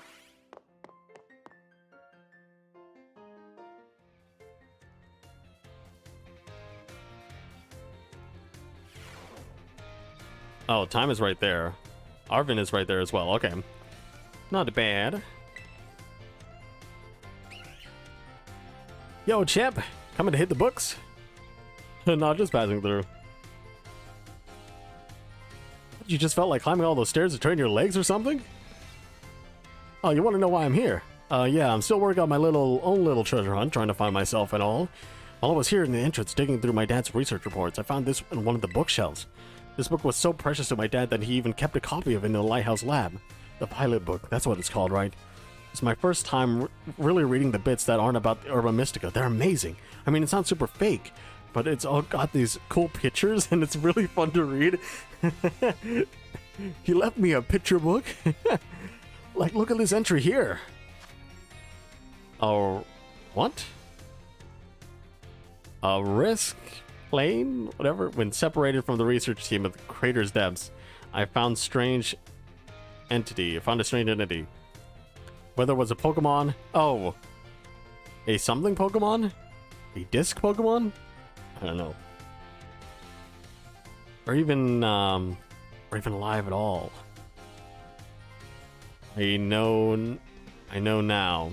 It bore a shell with layers of overlapping hexagons and gleamed brighter than a gemstone. Veiled as a whole, it resembled a mysterious, brilliant disc. I think that's how it's supposed to be read. I don't know if that was right. A disc Pokemon, huh? Text on this page is all smudged and blurry in every copy of this book I've ever seen. That seems kind of suspicious, right?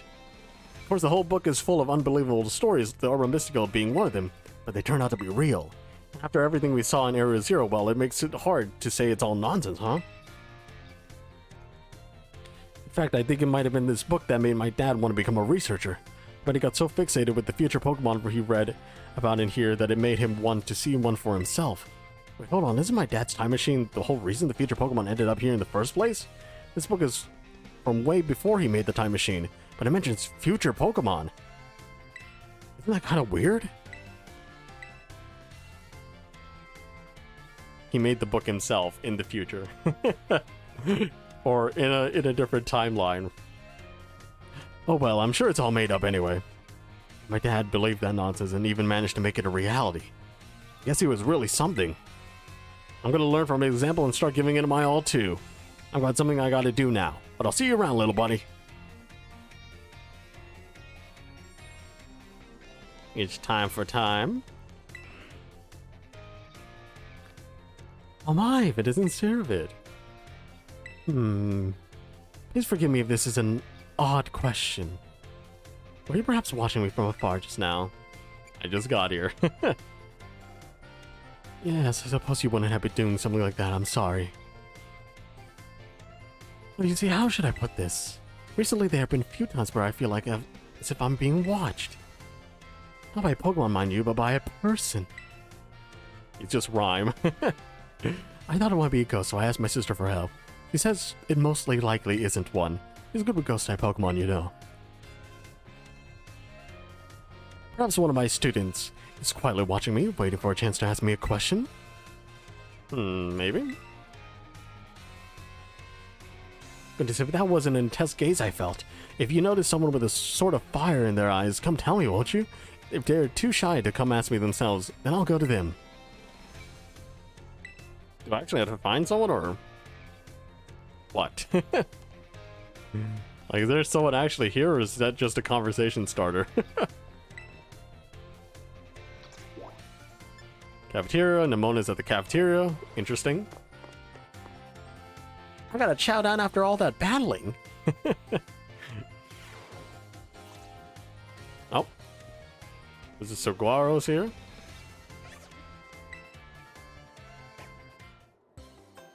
Hello. It's been some time since we last met. Are you here to eat as well? I kinda just wandered in. Drawn in by the irresistible aromas, I imagine. I myself am here to survey the student cafeteria, let's say. I'm observing the nutritional content of the food that our students partake of on a regular basis. One item on the menu here that I am particularly interested in is the peanut butter sandwich. It is sweet and quite delicious. Yes, perhaps I will order one right now. Oh look, it's Mr. Saguaro. He's so fashionable and cool. I guess the teacher's coming here to the cafeteria too, huh? Do you think he'll have an egg sandwich? No way, if he gets anything like that, it'll be probably something spicy like the 5-alarm sandwich. Oh, he's so cool, he'll definitely get that wild and spicy 5-alarm sandwich. Could I have a 5-alarm sandwich? I do enjoy this thrill of spicy food. Just say what you want.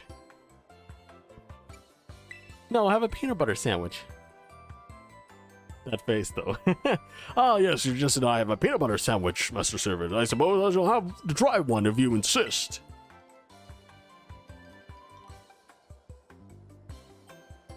I was close. I almost forced myself to order something spicy. My least favorite of flavors. I thank you for restraining me, Master Servant. It seems that the students tend to view me as fashionable and cool, or even, say, exuding some sort of brooding strength. I have a habit of acting in such a way so as not to destroy their image of me. I showed my true colors to you just now without thinking. Please keep this as a secret between us.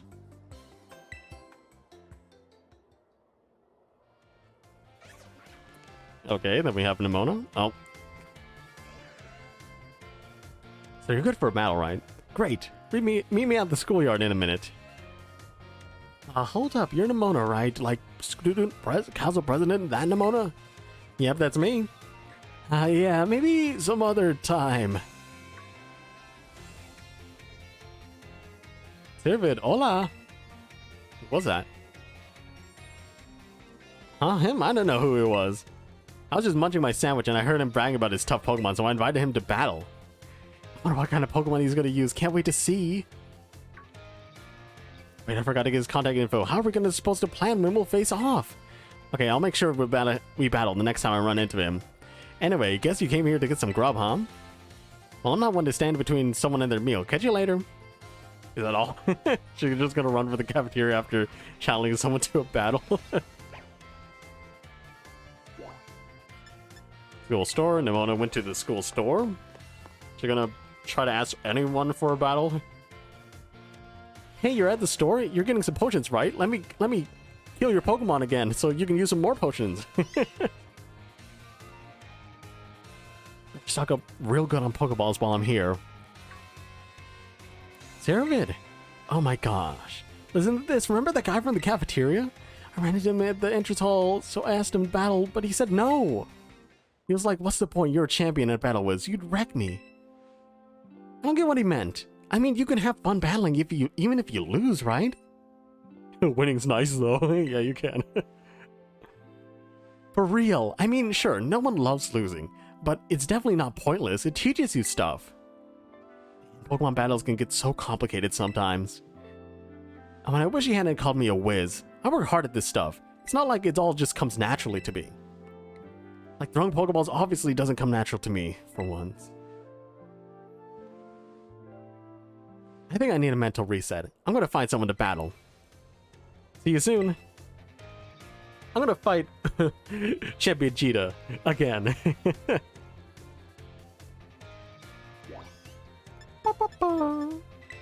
Dendra's in the home ec room for some reason.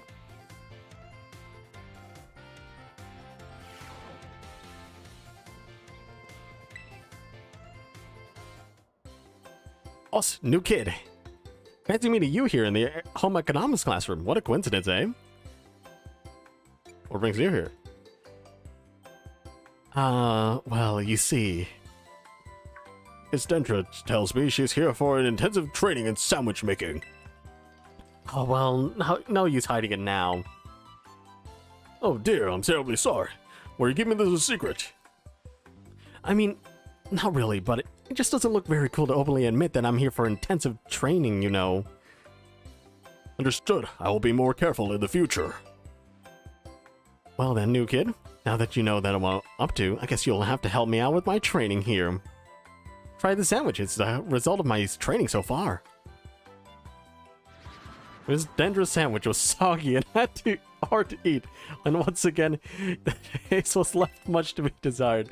So it was like it was like super wet, but also when you tried to pull it apart with your teeth, it just you have to like you have to stretch it out far, like some kind of rubber toy. That was my meat lover's prosciutto bacon and chorizo sandwich. Oh no, that was her. That was my meat lover's prosciutto bacon and chorizo sandwich. How was it? That's a lot of meat in one burger. Or one sandwich. I could have used some more veggies. What? You mean there was a problem with my choice of filling? I guess focusing on muscle building ingredients really did a number on the flavor, huh? Miss Dendra, I believe a simple addition of butter would have done wonders for your sandwich. Butter helps protect the bread from getting soggy due to the moisture of the ingredients. It can also work to enhance the sandwich's flavor. Butter, that makes sense. Thanks for teaching me that tip, Mr. Saguaro. But why didn't you tell me that when I was making the sandwich? Well, you see, when I saw you, I had not realized you had begun your, food prep. I thought you were simply trying to destroy my classroom. Well, anyway, new kid, thanks to you and Mr. Saguaro here, I might finally be able to get the hang of this.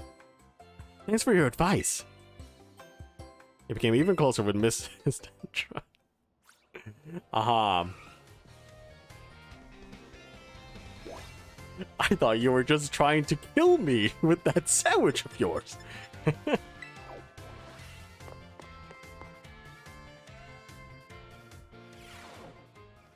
Oh? Oh, hello, Master Siravid. How goes your treasure hunt? Having all sorts of fun adventures, I hope? Yeah, it's been great. Wonderful, I'm glad to hear it. Do keep in mind that the treasure hunt has no set course or criteria you must follow. Simply go where your heart takes you, and you shall do splendidly. Speaking of such pursuits, there has been something on my mind of late. If I could ask for your expertise on the matter, I would be most grateful. You see, I recently heard a word whose meaning escapes me. I believe it has some sort of slang. Tell me, what does chuggy mean? Chewy? Chuggy? What? Being outdated and uncool. What does boomer mean? There's something super cool. I don't know what the heck this is. I think I understand. For both the speaker and recipient, it is not a pleasant word, I take it. The words used by young people these days are quite often beyond my comprehension. But when I learn the meaning behind the words, I feel that I feel much closer to my students. I'm most grateful for your help on that front. I don't know what chuggy means. Don't take me at my word here. I've heard this word before. It's called cringe. What does that mean?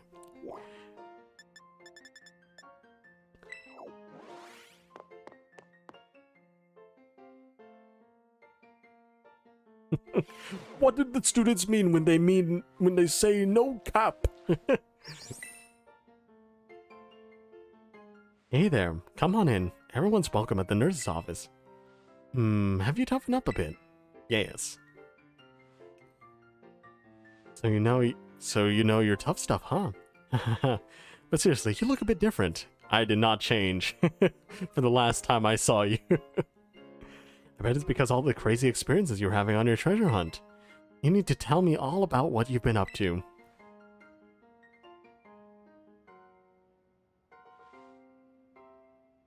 Wow, that's super cool. Arvin's dad is dead? I'm sure I'm jealous of you kids. You get to try out new things every single day. Every single day.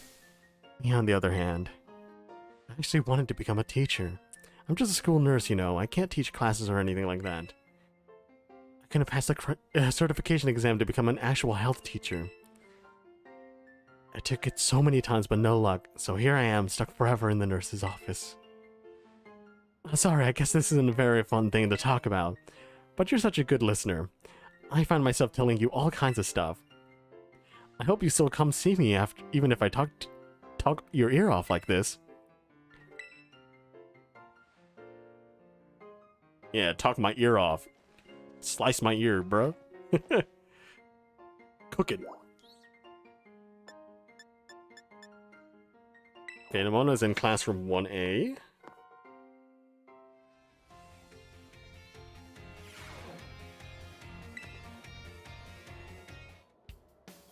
There you are.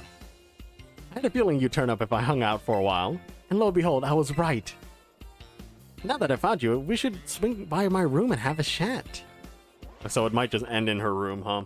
Just like how it ended in Penny's room. I guess for Arvin, it might end up in his room as well.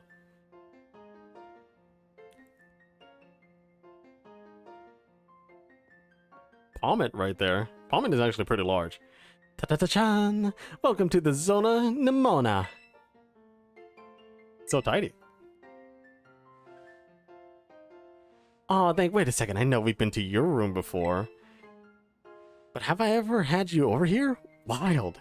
Have I never had you over here? Wild. Anyway, listen. You know how I really like Pokemon battles? Like, really, really, really like them? I noticed. Cool. And yeah, you know how when you really like something, you dive in deep?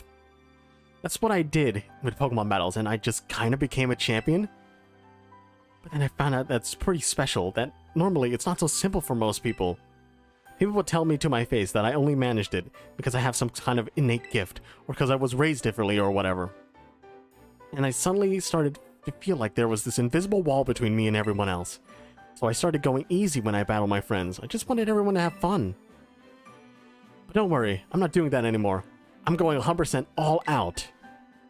Especially since I'm lucky enough to have an opponent around who can beat me even when I'm in full hardcore mode.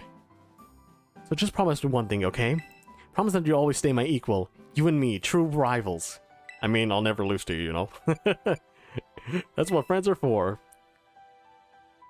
You're the best, thank you. Ooh, that got pretty personal. A little bit embarrassed over here. Anyway, since we're equals, I'm going to start having you over as much as we hang out in your room. Feel free to burst on into Zona Nemona whenever you want. So yeah, I guess we can go to Penny's room and then Nemona's room for free now, and then Arvin's room later. And get ready for the Ace Academy tournament, because I'm going to stop you this time. He's right there. Making my Pokemon some food. You know, I think a tablespoon means different amounts to different people. There is actually, like, different amounts between different regions of the world when they say tablespoon. But, like... Oh, those gym badges up there. I thought I was talking about the Pokeballs. Like, those are some weird gym badges. No.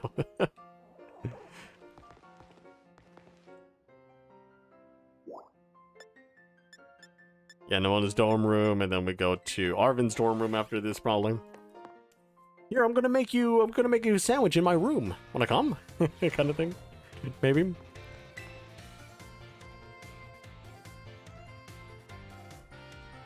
Wow,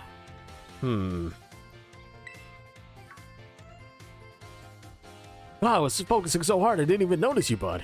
I know. Pretty rare to see me actually studying, right? But I'm pretty good. I'm at a pretty good stopping point. How about a break? I could use a change of scenery. To my room we go.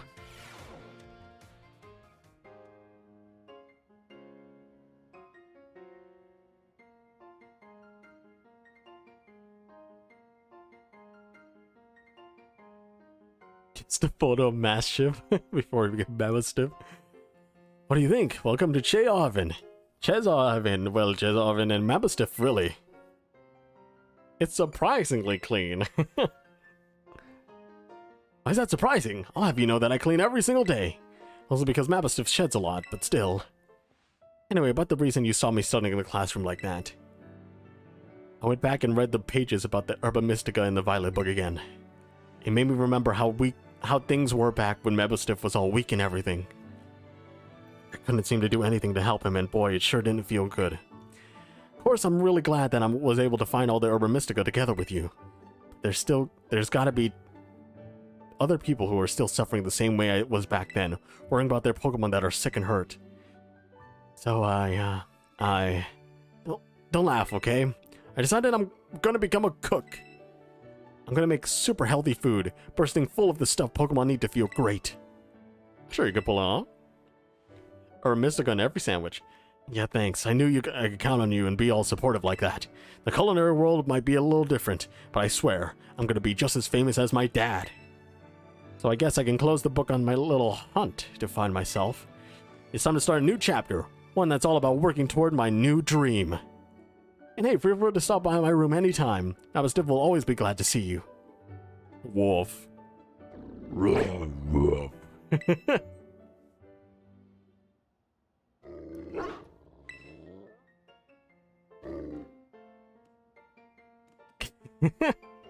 Takes so long for them to turn around. Just have to finish their previous animation. Mastiff is still doing great thanks to all the hard work you and me put in, of course. It's map Paldea. There are notes stuck to it about the places Arvin investigated. That's like all the places. It's a framed picture of Mastiff. Oh my gosh. It's a big fridge. Kitchen is clearly used with great care. Okay, nothing else. He has just like crates of onions there. Yeah, we got Nimona, Arvin, Penny's dorm, and we have entrance hall, the nurse there, director's office. Let's do director's office first. I think Clavel might finish his stuff.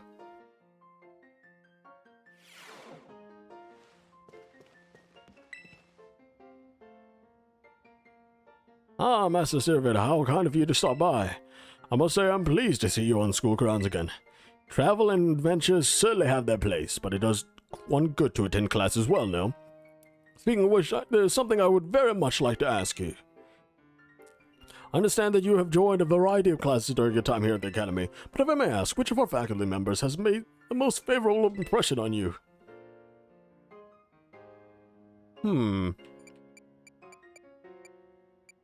I think it's... What if you kiss up to him? I like Mr. Saguaro. Hey Dolphin, how's it going? First stream I've made it for in a while, and first chat message in 2 hours. Well, hello there, Dolphin. Welcome, welcome. How are you doing? But yeah. No one's been here. I've been here, talking to myself. As always, you know. Oh, Mr. Saguaro from Home and Economics class, you say? Yes, he is a fine teacher, a most calm and collected fellow. We are truly blessed to have so many wonderful teachers and staff members here at Uva Academy. I firmly believe that our faculty is second to none in their commitment to our students' ongoing education and well-being. Thank you so much for sharing your thoughts. Came even closer. How much more do we have with Director Clavel? Because he doesn't have a class, right? The other guys have classes. I mean, I guess the relationship doesn't build when we're in class. Okay, there's one more with Director Clavel there, I think. Get the nurse done. Because we also don't have class with the nurse as well. Oh, she's right there. Nice that they're hanging around the entrance, and you don't have to go up and find them. Oh, hey. Sorry, were you looking for me? I've been away from the nurse's office lately. Did you need something from me? No. What? But then why'd you come over to talk? Well, I'll heal up your Pokemon anyway. Oh, she's actually gonna heal up our Pokemon. There you go, a little first aid. You must be really having an adventure out there, judging from those scrapes and cuts. Oh yeah, I guess it's pretty unusual for me to be out in the nurse's office like this while I'm actually doing a bit of studying. I thought it'd be best to try my best at the health teacher certification exam one more time. You can do it. Just so you know, it's totally not because I'm inspired by a certain somebody working hard at their treasure hunt, okay? Oh, maybe I am just a little bit. So, you know, thanks. Yeah. Did we get a health class after this, maybe? Oh, my break time's almost over. You know you'll be cheering me on. You feel trusted. Okay, that's new. That's too funny. Nice!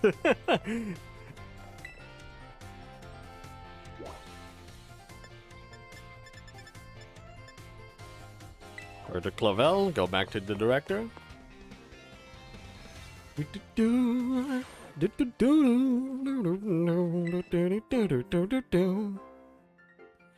you for the visit, Master Servant. A good friend of mine has been telling me of your recent exploits. Being Clive? Leave their identity to your imagination. You already revealed it. So I guess there might be some continuation issues with these dialogues, maybe. Since you were probably supposed to do this, like, quite a long time ago. Yeah, but now, lest I forget, there's another matter I would like your opinion on. You know what a manner a gentleman's hairstyle is considered cool as if it were among the youth these days? I don't want to say giant pompadours just because he does wear it as Clive. But let's see short styles. Oh, is that so? I suppose I have an idea. I have indeed seen of the Academy's male students sporting such a style. Could it be that the pompadour has already had its days in the sun? Perhaps I ought to consider a change of wig. Oh, that is to say, never mind. Thank you for your insight. It was most enlightening. Feel trusted. I think trusted is the end of the line for all this, right? No? No, maybe not.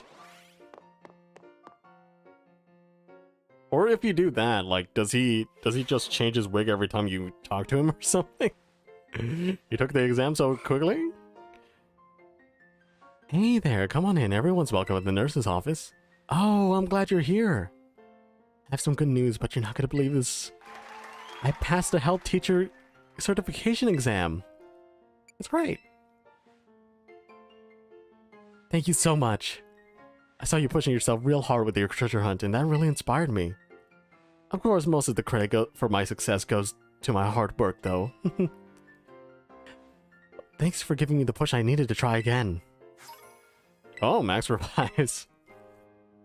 They tell me there's no room to add new classes this year. So I guess I'll be keeping Nurse Miriam for a bit. Just you wait, though. I'll be standing in front of a class at the academy before you know it. And I'll teach you all you know about health. I bet I'll make a great teacher. I can't wait to see you in my class. You'll form a close bond. Okay, so trusted a close bond. Maybe something else after that. Don't know. Okay, the last thing is director's office, and then we'll go back to studying for the finals.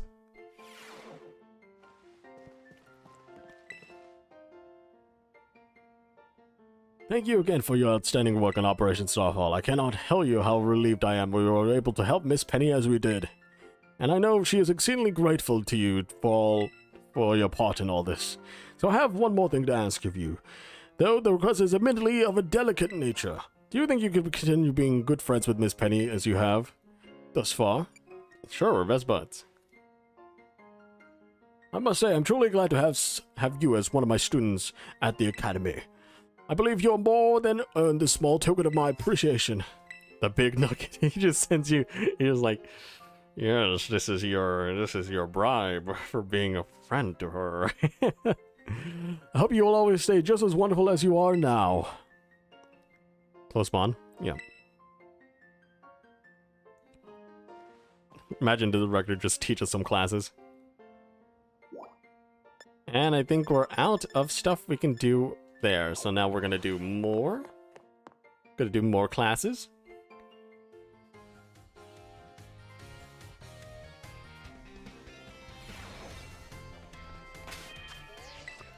I'm gonna save through all that because I think that was over like an hour of going around.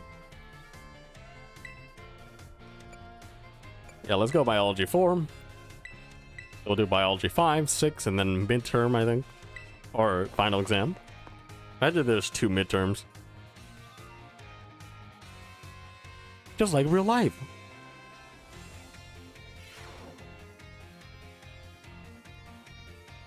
Hello, hello. I hope everyone's ready to learn some new things today. You all did really good on the midterm exam. Thanks for answering my little question at the end, too. I'll be sure to keep your responses in mind. Alright, now we're heading to the last half of our classes together. It's time for our knowledge to evolve and grow, just like our Pokemon. Evolution. Yeah, evolution. Today we're going to learn about the fascinating phenomenon of Pokemon evolution. As your Pokemon battle level up, they learn moves and get stronger. And for some Pokemon, once they've leveled up enough, their appearances change and their stats increase, sometimes by a lot. It's Pokemon evolution. Pokemon become very strong when they evolve, making them trusty partners in battle. But some people prefer to keep their Pokemon in their adorable pre-evolved states. To do this, you need to remember that a certain button when your Pokemon begins to evolve. Say it with me if you're ready to cancel evolution, press the C button. That's right, everyone. B for best answer. The button you want when you need to stop a Pokemon from evolving is the B button. If you press this button soon after a Pokemon begins to evolve, you can stop it from changing. You can also let the Pokemon hold an item known as an Everstone to keep it from evolving. Keep in mind that the requirements for evolution differ from Pokemon to Pokemon. Some may evolve by having a certain item, such as a Firestone or Thunderstone used on them. Others may have to learn a specific move or defeat a specific Pokemon in battle to evolve. The way Primeape evolves into Annihilate is especially strange. You see, there's a certain move that... Oh, look, sorry, we're out of time. I guess we have to end class there today. Thank you for all your attention. So that's basically just a little hint of how to evolve Annihilate. I think you just have to use like a Rage Fist a lot of times or something like that.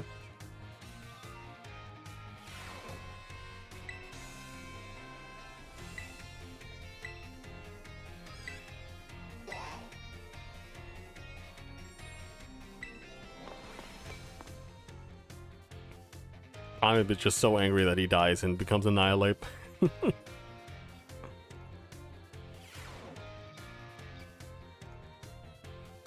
Hello, hello. I hope everyone's ready to learn some new things today. Before we get going, do you all remember the final question from a midterm exam? Well, Director Clavel found about it and I got yelled at. Whoops. Apparently he could tell I was hiding something just by looking at me. He must have noticed all the color flushed right out of my face. Speaking of colors, today I'd like to teach you all about the colors as they pertain to Pokemon.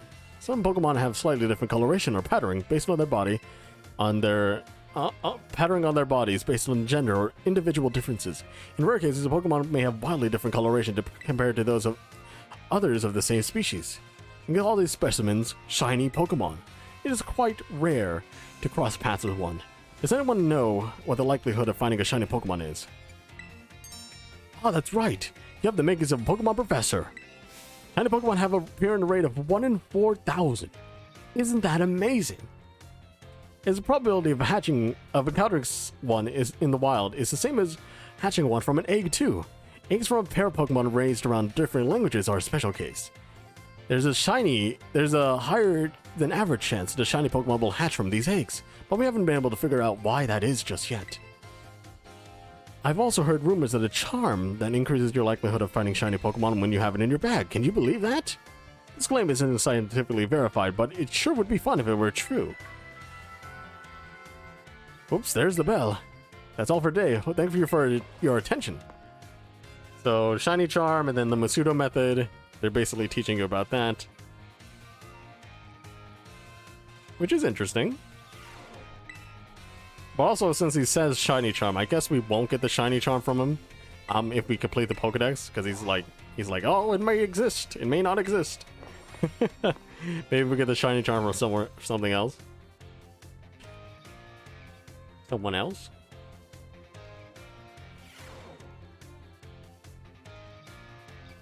Hello, hello. I hope everyone's ready to learn some new things today. Next time we meet, we'll have a final exam. That means today is our last actual class. And for the topic of today's class will be Pokemon forms. You can think of forms as the shapes or appearances that Pokemon have. This is a phenomenon called a form change, where a Pokemon's appearance changes under certain conditions, like Aegislash. Tunglisar, for example, when we ride, which we regularly ride on as transportation here in Paldea, has 3 forms. First is its basic form, where it walks on 4 legs. Second is its battle form, where it stands on its hind legs to engage in battle. And then its ride form, where it inflates its throat sac and its tail so we can ride on its back. Though we can use something you're all carrying with you now is an even better example. Yes, I'm talking about your phones. Some smartphones are inhabited by certain Pokemon. Does anyone know what Pokemon I'm referring to? Heracross? Dude, you got a Heracross on your phone? Dang, I only got a... I only got an Orbeetle. You're a regular expert on Pokemon and technology, aren't you? The Pokemon inside your smartphone is Rotom, and it does all sorts of things to help you out. The Rotom inside your phone is special, so it doesn't try to enter other electronics. An ordinary Rotom, however, can change form by entering washing machines, microwave ovens, and other electronic appliances. Rotom is a bit of an exception, though. Many Pokemon that change form do so simply by holding an item or by having one used on them. Oricorio, for example, has 4 different forms it can change between when given certain nectars. Pokemon can even change type or learn different moves when they change form. Form changes are different from evolution in that the Pokemon can return to its original form. And unlike shiny Pokemon, which can't change the special coloration, the same individual Pokemon can go back and forth between its forms. There's a lot to take in with this form change phenomenon, as you can see. We can all learn something from Pokemon here, don't you think? Bit of a stretch, but I'll be happy to see you all enjoy your time at the Academy to the fullest and change form into a new version of yourselves. Or something like that anyway. Oh, I almost forgot! Regional forms, which are going to be based on what region a Pokemon came from, don't change like other forms. They're an innate. Oops, that's the bell. Guess I was scatterbrain, Mr. Jock, right up to the very end, huh? I had a great time teaching you all. I hope you do your best on the final exam. It's final exam time. Let's go. Let's just get rid of this. And then maybe we'll find them around the academy.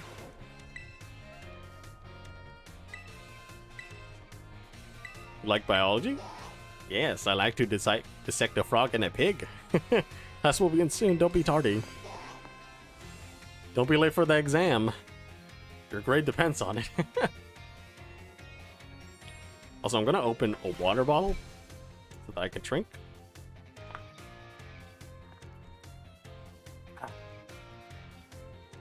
Hello, everybody. Today is our final exam. It will cover everything I've taught you so far, but I'm sure you'll all do just fine. Take your time and contemplate each question carefully. Easier to catch Pokemon? Using a... What? How many? Okay. I think it's only 2. Using a Poketoy just makes it so that you can run away from it. Feeding it a berry is not possible in this game. So we'll go with 2. True or false? You can get new Pokemon only by catching them yourself or trading with other trainers. New Pokemon only by catching them yourself. Or trading with other trainers. What does that mean? I mean, you can get some, like... You get some by breeding, right? You get, like, if you don't have a Mime Jr., you, like, give a Mr. Mime something, and then they'll, breed and get it. So, I guess it probably would count by catching it yourself? I have no idea.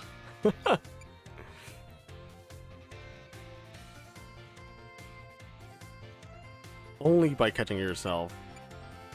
Or trading with other trainers. Only by catching it yourself. So it's saying that these are the only 2 options. Right? Is a mystery gift even considered a trade? I don't know. Let's say true. Pokemon's holding Everstone. Will using an item that induces evolution cause it to evolve? No. it shouldn't be able to evolve, right? There's probability of running into a shiny Pokemon, 1 in 4,000. True or false? Pokemon Oricorio has 3 forms. I think it has 4 forms. I think it has 4 forms. Question won't affect your grade. Do you have anything you would like to say about my class? I'm still getting used to this teaching thing, but I heard sure it's fun as your teacher. Thank you for being our teacher. Okay, time's up whether you like it or not. I hope everyone enjoyed tackling those questions. I snuck in a little bonus question there right at the end. Shh, our little secret. Don't tell the director. I'll grade these right away. I hope you all look forward to seeing how you did. Words. I probably got some wrong, yo. Get this test out of the way. You must get 3 questions to pass the midterm and 4 questions to pass the final. Let's see how you did. Okay, we missed one. I don't know which one we missed. 5 experience candy sim. Okay, so we got M, which is interesting. So I guess we can see Jock around here, maybe? No? I thought Jock would have something else to say. I guess we have to go back to him in order to get the... If we have our full Pokedex, I think maybe that will trigger it. Math, let's go. Math in this time, yes.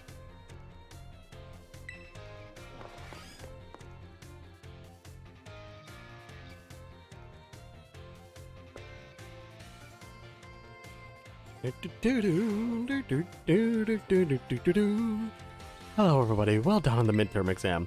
Some of you earned perfect scores and others seems to be in a bit of trouble, but I can tell that you all tried your best. I'm quite pleased to say that every last one of you passed. I can only assume this means that you have all come to love numbers. Stay sharp and try your best for the rest of my classes too. Speaking of staying sharp, you know how the word applies to Pokemon battles? That's right, it has to do with stat boosts. A Pokemon's stats can rise and fall throughout the course of battle, correct? For example, if a Pokemon uses a move Work Up, its attack and special attack stats will rise by 1 stage each. And as you may know, each time a Pokemon's attack or special attack rises 1 stage, moves affected by the stat will do 50% more damage. If that same Pokemon from the previous example were to use Work Up again, both its attack and special attack would have risen by 2 stages total. That results in a 100% increase to damage dealt, making its moves twice as strong. Swords Dance, on the other hand, boosts attack by 2 stages at once, allowing the Pokemon to deal double damage after just a single use. Using Swords Dance twice would boost the Pokemon's attack stat by 4 stages. How much damage, then, would this Pokemon deal? Triple damage. It's going to be plus 200%, so it's just times 3. Right? That's great. You answered this difficult question with ease. Each stage that a Pokemon's attack or special attack stat is raised increases damage by 50%. So being 4 stages would result in a 4 times 50% or 200% increase. The base damage of a move is 100%, so adding 200% to that gives us 300%. In other words, the next move the Pokemon uses will deal triple damage. Type matchups, critical hit damage, and other factors all play in these calculations as well, so even a small boost must be taken seriously. By the way, if a stat simply rose, that means it is gone up by 1 stage. If it says rose sharply, that's 2 stage. And if it's rose drastically, that's 3 stages. Just so you know that X attack and special attack items, which can only be used in battle, can be used to sharply boost those respective stats. Oh my, is that the bell? I suppose that's all for now. What a shame. Today's lesson was a little difficult, so be sure to review what you learned in order to stay sharp. I'll see you again next class. It's math.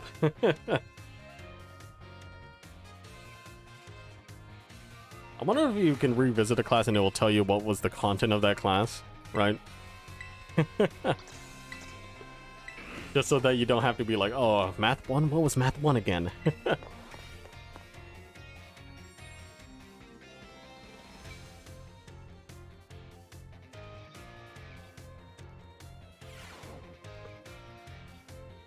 Hello everyone, let's have a fun class today.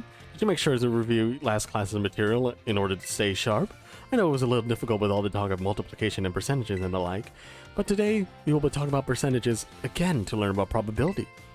That may sound like we're going to have another difficult class, but did you know that all of you already deal with probability on a regular basis? Pokemon moves generally have a property called accuracy, which determines the probability that they will hit. The accuracy of tackle is 100 or 100%, so if you use tackle 100 times, you can expect to hit all 100 times. The move hypnosis, which puts opponents to sleep, has an accuracy of 60 or 60%. That means you can expect it to hit 60 times in 100 uses. To put it another way, out of 100 uses, you can expect to miss 40 times. Many truly powerful moves often tend to have lower accuracy, so when you're deciding whether to go slow or steady with moves that are sure to hit, or hard and fast with stronger but less accurate moves, you're already stalling probability. Let's see here. Perhaps Surf and Hydro Pump would be a good example for this discussion. Surf has a power of 90 and its accuracy 100, so that means you can expect it to hit it every time. Hydro Pump's accuracy is only 80, but when it hits, its power is 110. So between Surf and Hydro Pump, which move would you want to use yourselves? Depends on the situation. I see you're always considering various possibilities. I may have made it sound like there was a correct answer here, but there's not. You're free to use any moves you wish. Just use, like, sheer cold every single time. It may have 30, but it's an instant kill, guys. Factors like PP or number of targets hit may make some moves more suited to certain situations. However, trading accuracy for power or vice versa is purely a matter of preference. This Surf versus Hydro Pump debate has been ongoing for quite some time. Perhaps I'm personally more invested in debating rock-type moves, Rock Slide and Stone Edge. Let me tell you, I could really get worked up about talking about those moves, but oh my, there's the bell. What a shame. Next class will be the last of our time together, so show up 100% ready to go. Aha, got him. This move's only hit 69% of the time? Nice!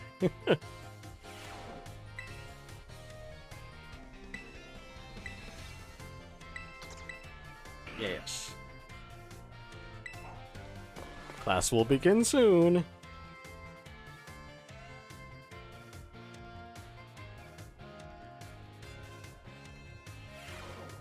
Hello everyone, I can hope we have fun once again today for our last class together. Last time we learned about probability using the move accuracy as an example. Probability is quite an interesting subject. Did you know that in a class of 40 students there is a 90% chance that 2 of them will have the same birthday?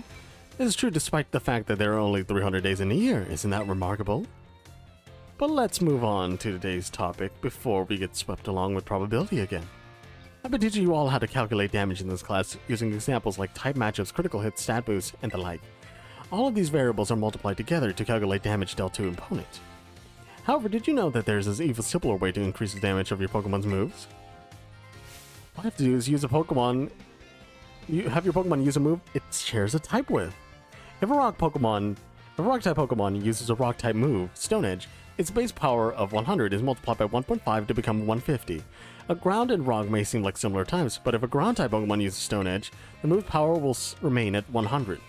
Super effective moves and critical hits also add multipliers on to this little numerical increase, so it most certainly must not be taken lightly. Let me ask you a question to see if you understand what I'm talking about here. Say that you have a move with a power of 100. If a Pokemon that shares a type of this move uses it and hits an opponent that is weak to that type, what happens to that move's power? Close, but oh, I totally forgot. Oh my goodness. I don't know why. I just didn't read that clearly. 300. First, using a move that shares a type by its multiplier multiplies the move's base power of 100 by 1.5, making the move power 150. The fact that the opponent is weak to that move then doubles the power from 150 to 300. The original power of the move ends up being tripled. Isn't that amazing? What's more, if a Pokemon terrestrializes and its Terra type matches one of its original types, then the bonus it gets for using a move of the same type increases from 1.5 to 2. Of course, being able to use a lot of moves with different types is great as well. That's one way you can surprise your opponent. In the end, your own innate characteristics are what will really let you shine the most. Bear that in mind that it is true for both humans and Pokemon. It sure would make me happy if you can take those words to heart. I suppose I should really have shared this basic advice right from our first lesson. My apologies. And just like that, class is over. The last of our time together flew by in a blink of an eye. It was so much fun to be able to teach all you eager students about numbers. Next class will be our fun final exam. Be sure to review the material well in preparation. Review in preparation, yes. I most definitely will review. Just kidding, I don't review.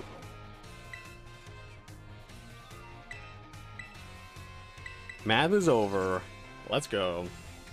Time to do calculus. And differential equations and all that jazz. Then linear algebra. Alright everyone, it's time to begin our final exam. I'm sure the fun experiences you all had in my class will serve you well as you answer.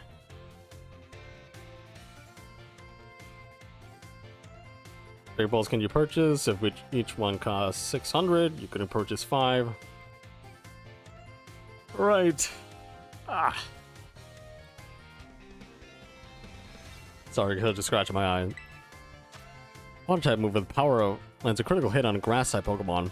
What should the move's power be? What is it? What's a critical hit again? It's halved when it hits grass type Pokemon, right? But I forget if a crit is double. Isn't it just like...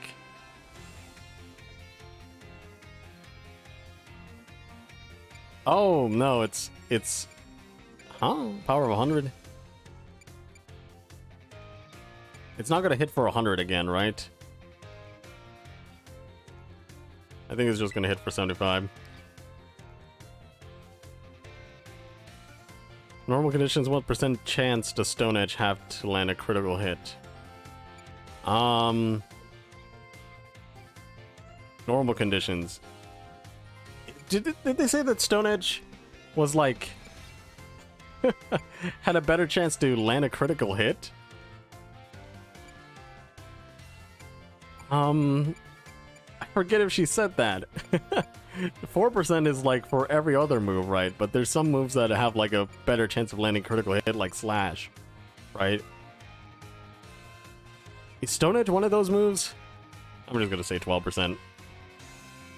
One uses Sword Stance twice to boost his attack by 4 stages. How much damage will its physical moves do then? So 4 stages. 50%, 50%. Plus 50%, plus 50%. So that's plus 200%. So 100%, 200, it's triple damage, isn't it? Rock Pokemon Terra type is... If a rock Pokemon whose Terra type is rock terrestrializes, what will be the power of its rock type? Power of its rock type moves be multiplied by. So 1.5 is if it is it just have stab, but if it has terrestrialize, it will just do 2, isn't it? Alright everyone, time is up. Put your hands on your laps now. This test was a culmination of all I taught you. I'm sure you all did just fine. Do go and ask for your scores at the front desk and then take a nice break. Yeah, I'm not sure if I got all that right. I'll have to retake it if I don't.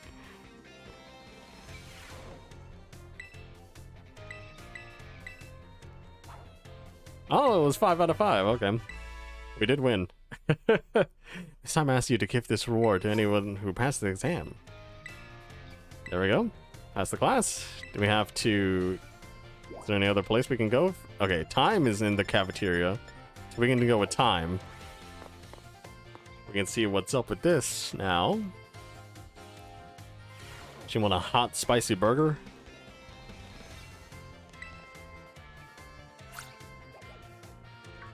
You scared me. Were you cooking something? Oh no, I'm not here for anything food related at all. I was just walking around the entrance hall, and I felt a tense gaze I told you about before. I quickly ducked into the cafeteria here. Our cafeteria has only one entrance, so I thought I might be able to discover the identity of the person watching me if they followed me in here. Ah, someone's come in just now. Huh, that's weird. I thought I saw her come in here. Guess I won't be able to ask my question today either. That girl, I feel like I've seen her several times before. She seems to be a student here, but I get the feeling that her question is not about studies. Next time I could see her, maybe I'll start up a conversation myself. It could have been a little scary being here on my own. I'm glad you were here with me. I feel trusted by Miss Time. So that's not a close bond yet. So, interesting. Oh, schoolyard. She's gonna be in the schoolyard now.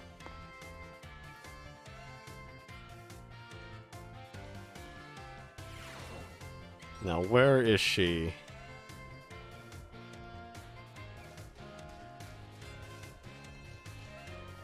Ah, there she is. Do. Here, but help me keep an eye out, would you? I set a little ambush here for that girl who keeps watching me. She'll be here any second. An ambush? Well, you see, it's not very pleasant knowing she's just staring at me all the time. Now I know what she looks like after seeing her in the cafeteria. Ah! It's you, isn't it? You're the one who's been secretly watching me recently. Time, how did you know I...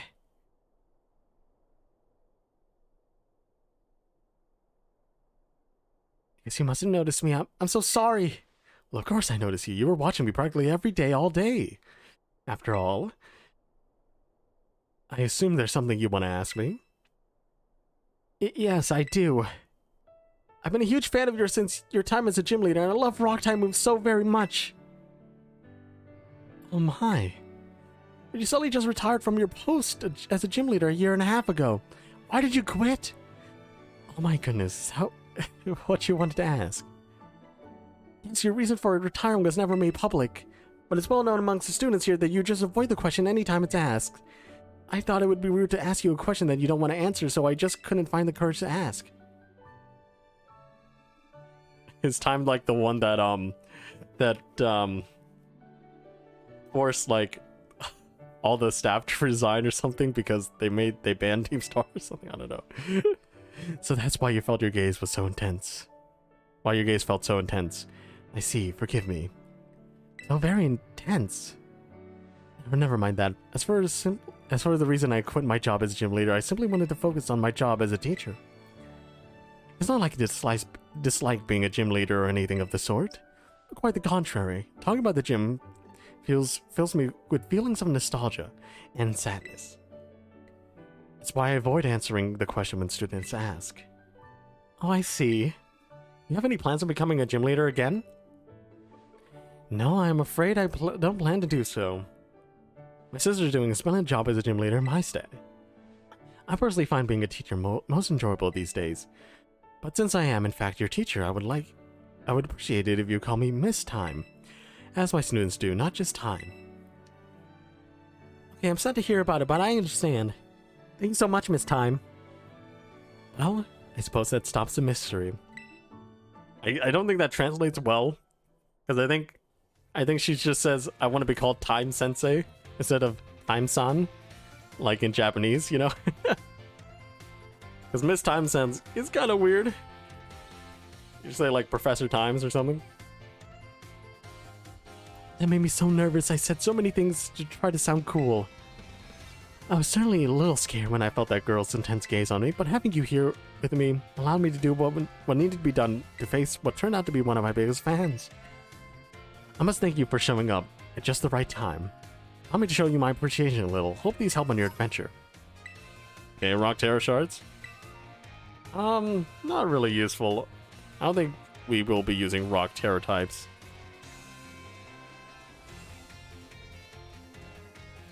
But it's good that we got like her side quest done.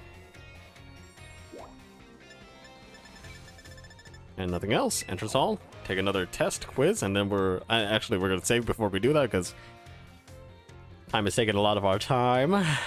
I got him.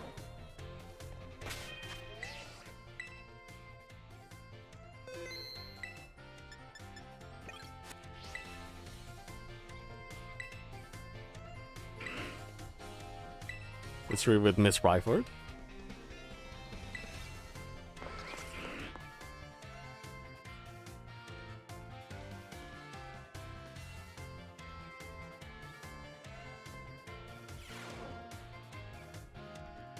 Greetings, my little students. Whatever you did yesterday is now part of history. I was hoping I were to continue unraveling the marvels that history has presented to us today. However, your ability to concentrate has been spectacularly derailed by my midterm. I like how her hair just like flings up, you know, the hair on her left side but our right. It just goes like, woo woo, it's going up, you know. I suppose that changing things up for fun and variety may be a good thing, maybe a good idea every now and then.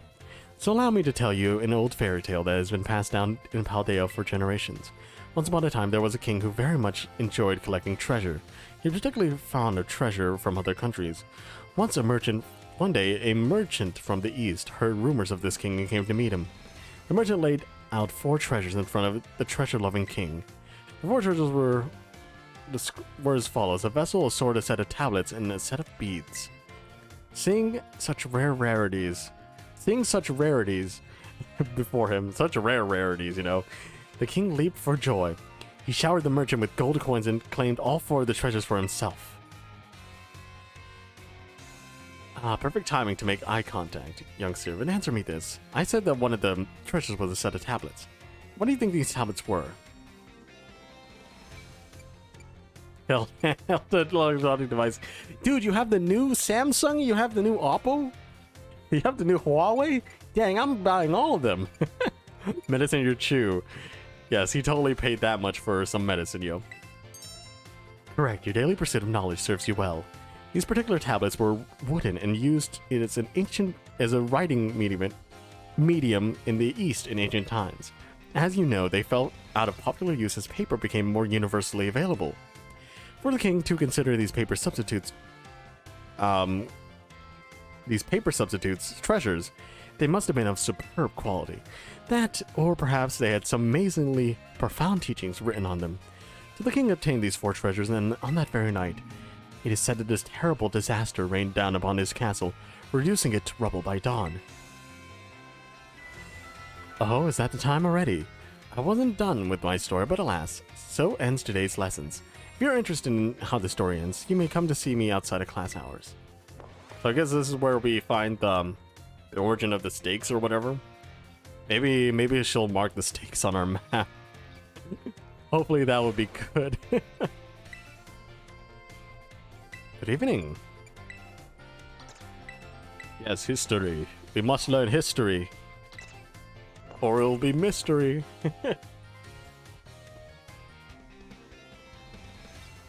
Or it will remain a mystery. Ooh. Here's my little students. Whatever you did yesterday is now a part of history. Today, we will continue to unravel the marvels that history has presented to us. I trust that you all remember our lesson before the midterm exam concerning the great crater Paldea and its interior, Area Zero. This mysterious crater captured the imaginations of many, including the former Paldean Emperor. 200 years ago, a group of explorers claimed to have finally reached its depths. The name of the team that achieved this great feat was the Area Zero Expedition. The team is said to have been made of Paldea's best and brightest, skilled battlers, brilliant researchers, talented individuals of all kinds. Among the list of team members was the name of a man who was an author and of brilliant nature. A brilliant natural historian, Heath. After returning from the expedition to Area Zero, he used literary talent to record the events of the expedition and publish them. Perfect timing to make eye contact. Let's see if you were paying attention. What was the name of the first of the team that first made it into the deepest reaches of the Great Crater? The Survey Corps. A's, not Aza. Correct. To pick on and remember a term I simply slipped into the flow of lecture. You're really quite the clever one. The correct name for this team was the Area Zero Expedition. The record of their activities were written by an expedition member, Heath, can be found in the bookstores and the like even today. This record is now known as the Violet Book. At the time, the entire region of Paldea was absolutely buzzing about Area Zero. The Violet Book was so popular that practically everyone had a copy. However, the book itself was full of fantastical descriptions and illustrations of things that could never be thought of as real. The masses then began to call Heath a liar. Even the truth of the expedition making it into the bottom of the crater were called into question. The Violet book was condemned to the shelves of used bookstores and just another book of wild paranormal stories. There's a copy of one in the bookshelves of the ground floor on the entrance hall. Feel free to have a read if you're interested. Is that time already? I must have gone swept into filling your young minds with knowledge. That ends today's lesson. We will unravel more of history's enigmas together next time. It turns out Heath was right. It turns out Sherlock Holmes did exist. It turns out the Queen of England is real.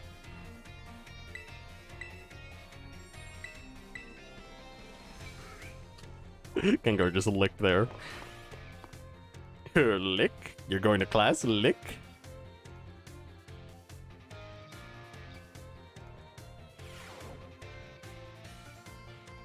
Greetings, my little students. Whatever you did yesterday is now part of history.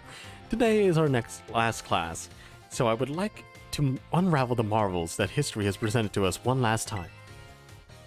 In our last class, I taught you about Area Zero expedition of 200 years ago, correct? And last 200 years ago is not that long ago. Not that long ago at all. How unfortunate that our history lessons must march so inexorably towards the future. How would it not be more of an adventure to march toward the past instead, to start from our present and study history in reverse?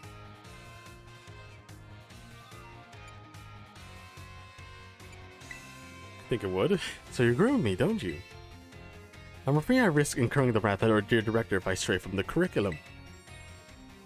Oh, I suppose I have no choice but to let flow of time carry us toward the future.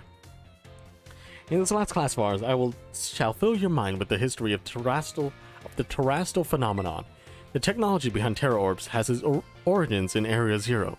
Even after Area Zero expedition supposedly reached the crater's deepest depths, others continue to explore that area. Around 140 years ago, Pokemon cloaked in a mysterious light were discovered there. As you may have guessed, these were, in fact, terrestrialized Pokemon. However, when those who discovered these Pokemon brought them out of Area Zero, the light faded and the terrestrial phenomenon remained a mystery for quite some time. However, 10 years ago, that might as well be present day. A certain someone you might have definitely heard of unraveled this mystery. Perfect timing to make eye contact. Answer me this, what was the name of the famous professor who unraveled the terrestrial phenomenon mystery? Professor Clavel! Correct, I think that you, a new transfer to our academy, correctly answered this question. You must be very diligent in your studies. Approximately 10 years ago, a professor named Churro unraveled the mystery of the terrestrial phenomenon. He discovered that the shining crystals down in Area Zero, or rather the energy they emit, is what causes a Pokemon to terrestrialize. This led the Pokemon to invent the Terra Orb technology to develop a practical use for it. This technology was then shared with both the Pokemon League and our academy. Rumor has it that Director Clavel was one of the researchers on the professor's team. Alas, this story is much less exciting now that someone we all know appears in it. Modern history truly is dull, isn't it? Thus ends my history classes. Our next session will be our final exam, bringing the wonders of history to the forefront of your minds in preparation. Yes, prepare. Prepare for trouble. Make it double. I'll save after the midterm, or the final. Let's go.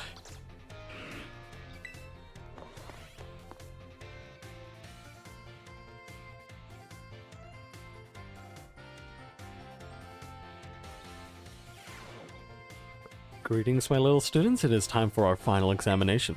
Summon your historical knowledge from the dark recesses of your minds and answer the questions. The core area. 805. Set of tablets. I think it's a folding fan. Or it could be a set of beads, but I think it's a folding fan. I don't think... which Area Zero expedition member wrote the records of the team's adventures? Thief? Leaf? Leif? I guess this teaches you how to pronounce Heath.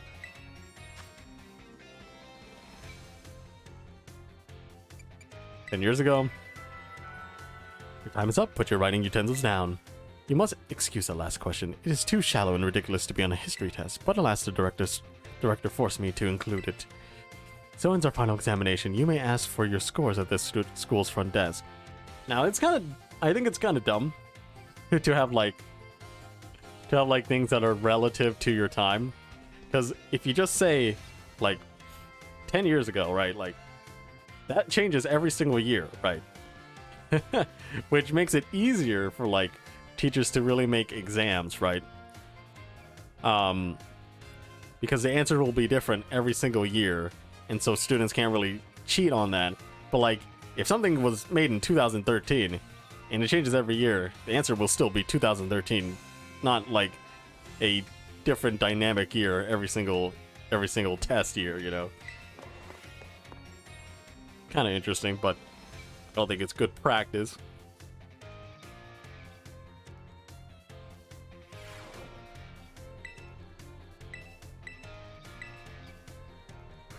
Oh, 5 out of 5.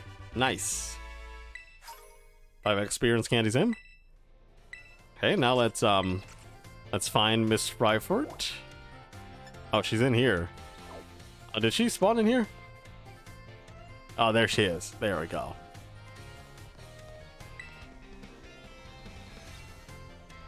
Live is in Sirvit from Class 1A. Are you perhaps interested in the rest of the old tale I told you in class? Yes. It is convenient that you would take the bait I presented in class. A vessel, a sword, and a set of tablets, and a set of beads. After obtaining these 4 treasures, the king's castle was destroyed. Why, you ask? Because these 4 treasures were actually 4 Pokemon. These Pokemon were passed from human hand to human hand as treasures. They slowly became tainted by hubris and greed. Finally, after coming into contact with the rapacity of the king at that time, they awakened as disasters and began to rampage out of control. The king called for renowned Pokemon wielders to defend the country, and after a fierce battle, these incarnations of disaster were quelled. It is said that these 4 Pokemon were then sealed away somewhere in Paldea. So what do you think? You say the story is just make-believe? No. I found one of the seals already. Huh, very astute of you. I've read many historical disaster reports, personal journals, and the like. There's much to support the truth of the story. If I'm able to prove the story's veracity myself, I'll be sure to let you know. Get me even closer. Not trusted. Not close buddies yet. Maybe she'll still be in here. I kind of doubt it. No, she'll still be in here.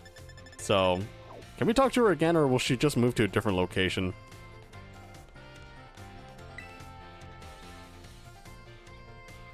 River, the time has come. The cursed treasures, the 4 Pokemon are ruined. They exist.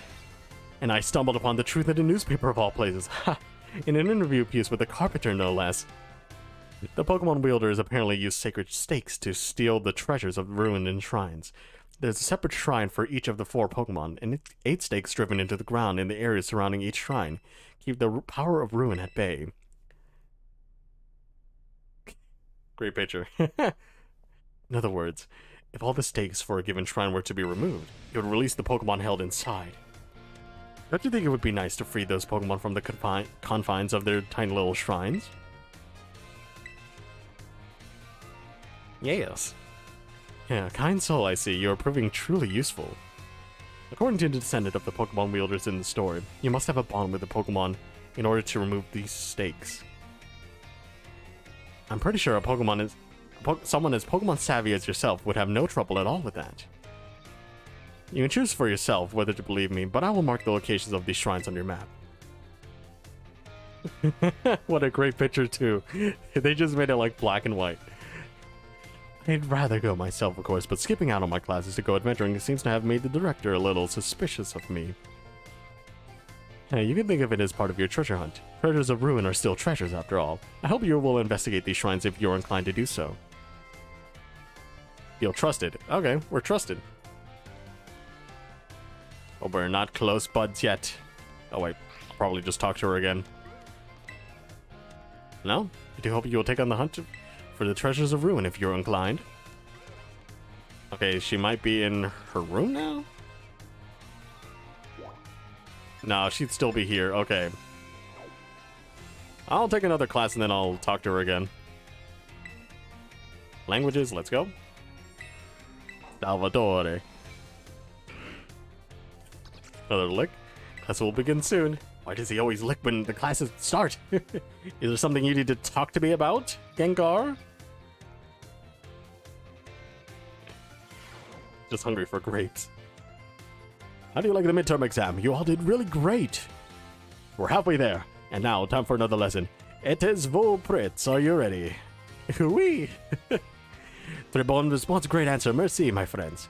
I knew I could count on you stars. Leading up to the midterm, we all learned all sorts of words from different regions. Starting for today, though, I was throwing a curveball. We begin listening comprehension. Vasi, go for it. My assistant, Pikachu. Pikachu! Just as you heard, Pokemon can also use words to communicate. It is not easy for us to understand them, but their words have meaning, just as ours do. Pokemon can use language to share all kinds of information with each other, like the location of food or whether there may be predators nearby. The same Pokemon cries may sound different depending on what it says, what it wants to say. I'm sure that you're all curious. Today, that is, let's learn some Pokemon language. Jetenbre, if you'll be so kind, Pikachu. Pika! What kind of emotion do you think Pikachu was just trying to convey now?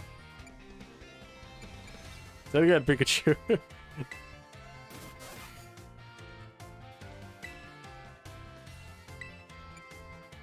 I have no idea. I have no idea. Pika! Happiness?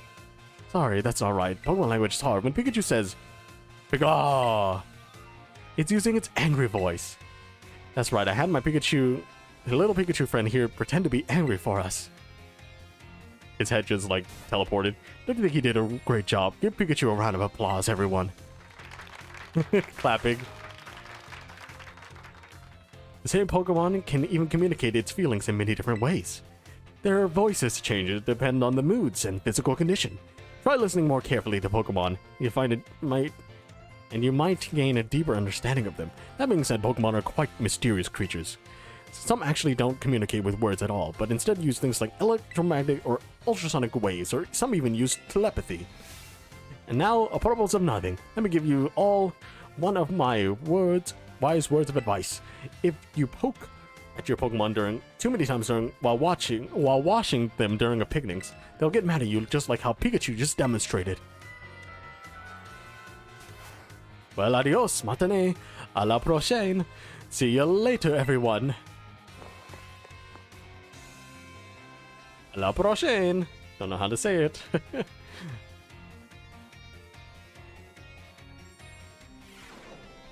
Okay, okay, she's ready for another thing. Maybe... Okay, maybe we actually have to come back, like, when we actually find the treasures and unlock them. That could be the thing. Right? A la prochaine. Oh, he's in the biology lab. Interesting. Language is 5. Hopefully he doesn't give us, like, a questions like Pika again. I don't know if that's angry. I can't talk to Pokemon.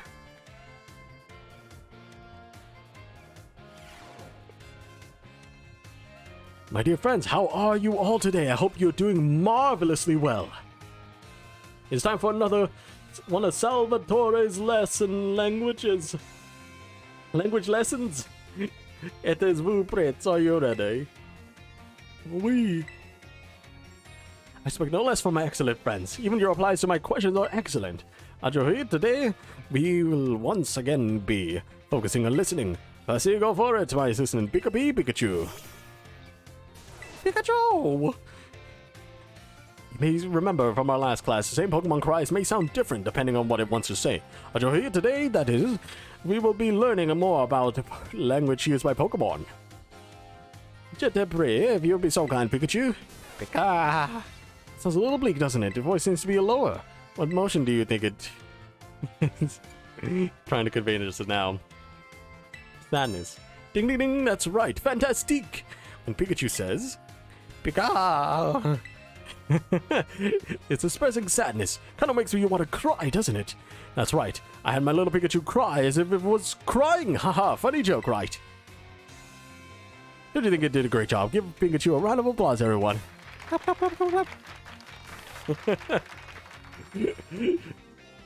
I love Pikachu's tears. Now, for now, apropos of nothing, let me give you all one of my wise words of advice. If you hear one of the Pokemon making sad noises like this one, you should treat them with even more kindness than usual. Well, if you probably already knew that. A piece of cake for you all, I'm sure. Of course, this goes for your classmates and others as well. Friends should support each other in times of sadness. I truly hope that you can all have smiles on your faces all the time, my friends. Approaching, cuz. Next lesson, that is, will be our final lesson together. Hope you're ready for our climactic finale. Adios, matane.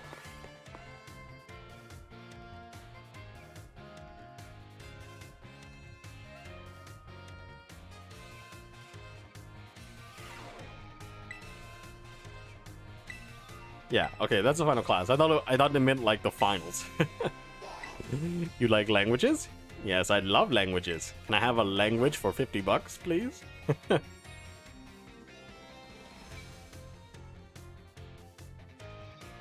Pikachu's just still crying in the corner.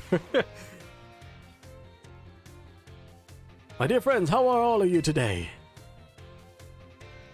It's time for the last of Salvatore's language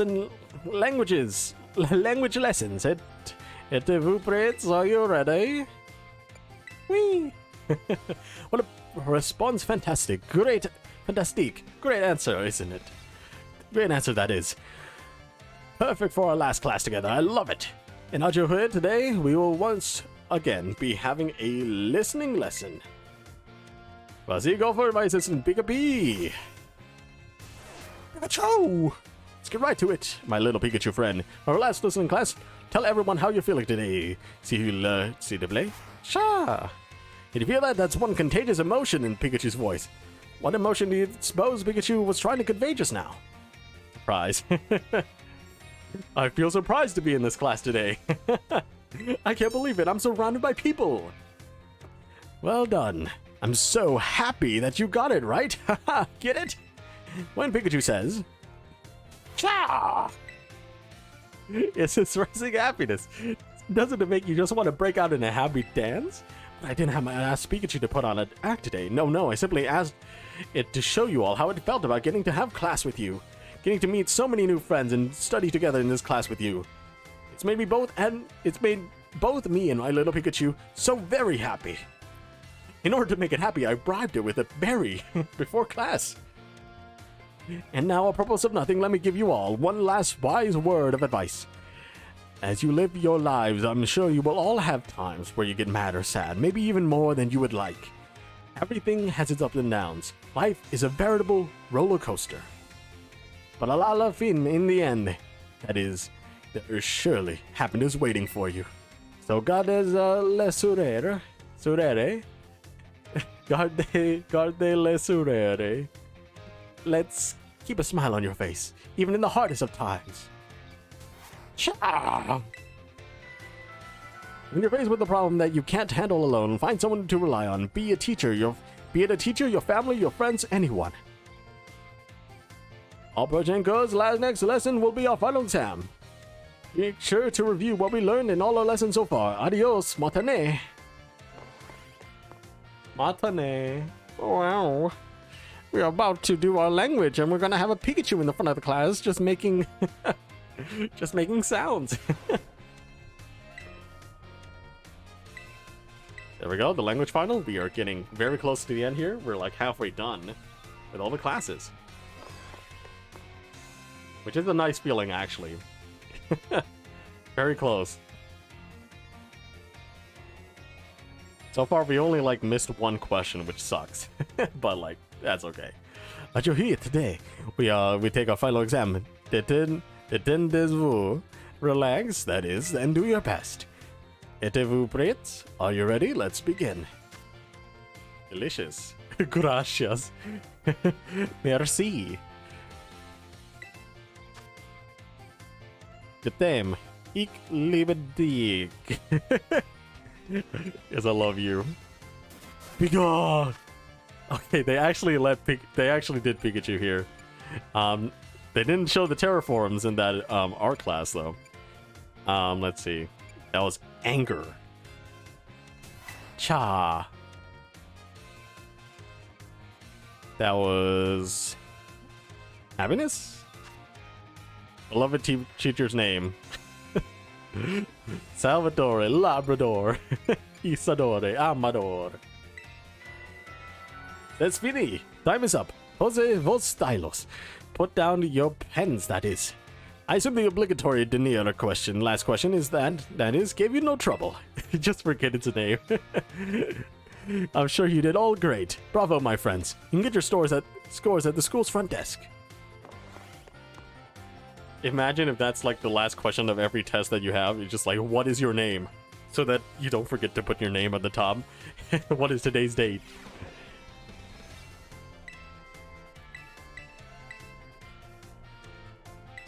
Wow. Psyduck is so happy. Do your best. Let's save. Now let's go meet him in the cafeteria or wherever he was. Biology lab, yes.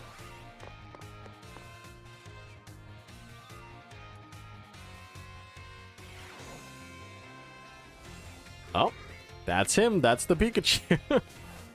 Oh.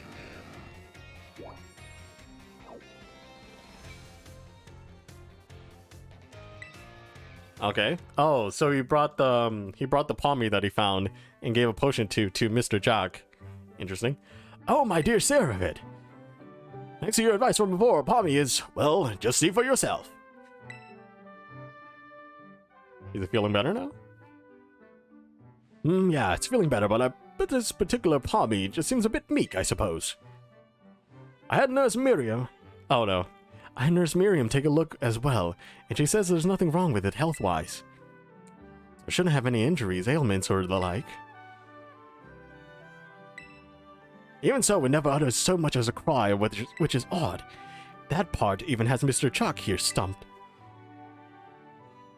Sorry that I couldn't be of any help. Ne t'inquiète de pas. Don't worry about it. I have some more information thanks to the Academy security cameras, though. It seems that Pommy was attacked by a wild Pokemon and fled here to the Academy grounds.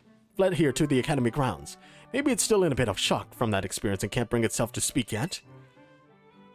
Yep, if that were the case, that's absolutely no problem with keeping quiet. Pas de probleme. We could just attendre. Wait, that is, until it feels like talking. Attendre. I don't know if that was right. That's all we could really do. That's all we can do, really. Even if you can't speak all sorts of languages, there's no guarantee that you can understand what's going on in someone's head. But have no fear, I won't give up. No, I will keep on trying until we figure each other out. You feel trusted? Nice.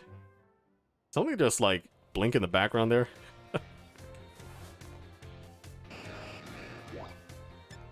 Okay, so we're going to the staff room now.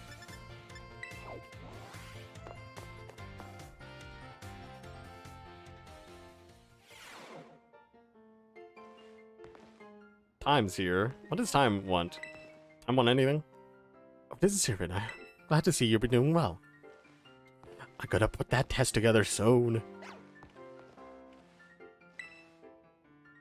Pommy looks better. My dear Saravid, Pommy here is as healthy as can be. Is it gonna say anything now? Well, it seems to be quiet is simply a part of this one's personality. But it's hard for a Pokemon to communicate with its fellows without speaking up. As you know, wild Pokemon use their cries to tell each other of all locations, like the location of food or whether there are predators nearby. So if I were to release it back into the wild, I'm afraid that I would not be able It may not be able to do those sorts of things. So what do you think? Where does Pommy belong? With you? Oh, I didn't expect to hear mon nom, my name. Oh, so you think it should stay here with me? I was so focused on getting it back to good health so we could return to the wild that I didn't even consider that a possibility. What do you think about that idea, my little Pommy friend?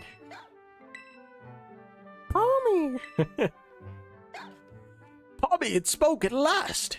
Even without speaking Pokemon language myself, I know that reply means yes. And my dear servant, merci so very, very much for all your help with Pommy. All the more reason you should have this here, a rare Pokemon to help you to raise. Oh, meow. I'm so happy, yes, I, Salvatore, will take it upon myself to look after this Pommy for good. I will indeed. From a close bond with Mr. Salvatore. Actually, what is that? What is that Meowth?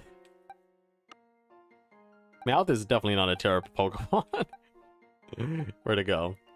Is that it? No? George. Huh, I don't... Is that the right Meowth? Okay, Terra 1 is full. Shiny, this is definitely not all the shinies. Oh, it's, Galarian Meowth? Is that it? It evolves into Berserker, right? Okay. That's not bad. It's just not that great, I think. Yo, what's up, Pommy? Oh, I can't talk to the Pommy. Pommy's never been better. How's that Meowth I trust you, Yuka? Doing superbly, of course. I hope.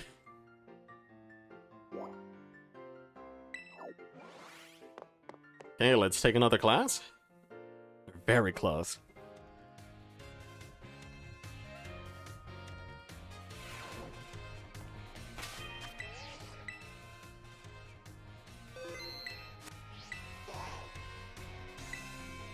Battle studies, let's go.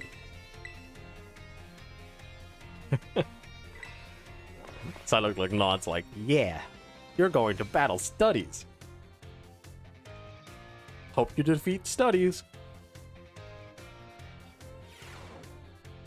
Oh yeah. Another day, another round of battle study. Us. Let's get right to it. You gave your all. You all gave everything you had on the midterm exams. Well done. We'll resume our regular classes today, so keep up that energy for the second half of the term. Have you all been using the R button to send out your Pokemon? If you do, your Pokemon will run off in the direction you're facing. It's a super useful tactic that lets your Pokemon pick up faraway items for you. And that's not all. If there's a wild Pokemon near where you send your Pokemon, they'll start battling each other. We call those battles auto battles. Just like the name implies, your Pokemon will act on its own during auto battles, meaning you won't have to give it any commands. And if your Pokemon wins, it will get XP points. EXP points. Just like how it would in regular battles. If you make good use of these battles, they can be a really efficient way to train your party. But you want to remember that Pokemon won't evolve or learn new moves right away if they level up from an auto battle. Also, if a Pokemon loses an auto battle, it'll come back with just a small amount of health left, HP left, so make sure to heal it up right away. Whoops, I just did a whole class as a one-sided lecture. Does anyone have any questions so far? Can I catch wild Pokemon in auto battles? No, you can't. Wait, you're all really good from this. You're really good at this. I can't wait to see where you go from here. Even during auto battles, our Pokemon are out there battling for us. They're trainers. Keep an eye on them as much as possible. If it looks like they're going to lose, be sure to have them retreat. All this goes without saying, but Pokemon with low HP are already worn out. They probably won't enjoy auto battles as much, so don't work them too hard, okay? In conclusion, auto battles only work if a trainer and their Pokemon have a relationship of mutual trust. Be smart with how you use auto battles so that you don't lose the trust of your Pokemon. Oh man, I was about to suggest that we do some hands-on practice to really drive the point home, but I guess we run out of time. As usual, class is over for now. Take care, you little rascals. I think the auto battling that they don't tell you is that it won't kill shinies. So you can actually flush out of area and have the shiny stay put, you know?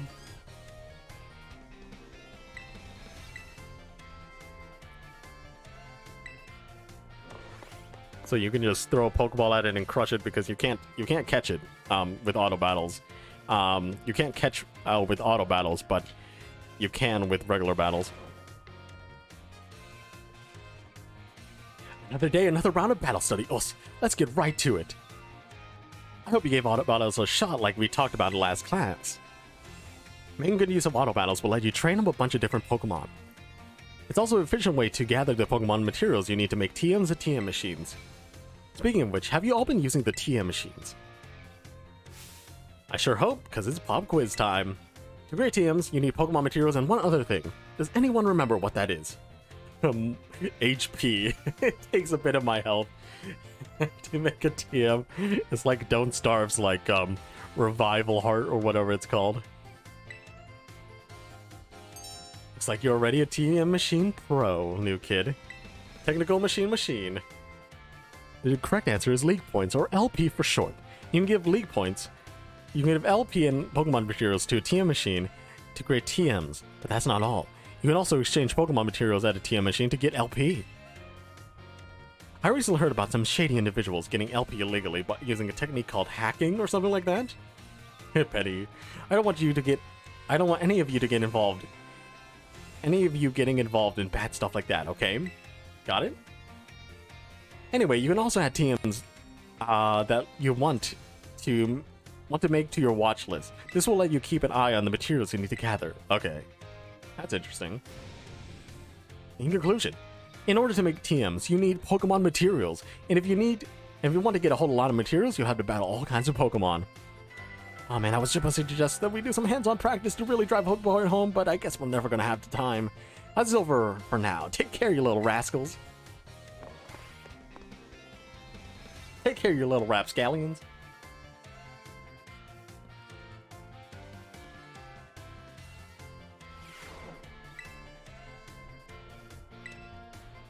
Imagine the DLC for this game is just a field trip to the upper region of the region, you know? That'd be quite an interesting little thing that they could do. Try to study here. And then we find another legendary Pokemon. Whoa. Boss, this is our last class.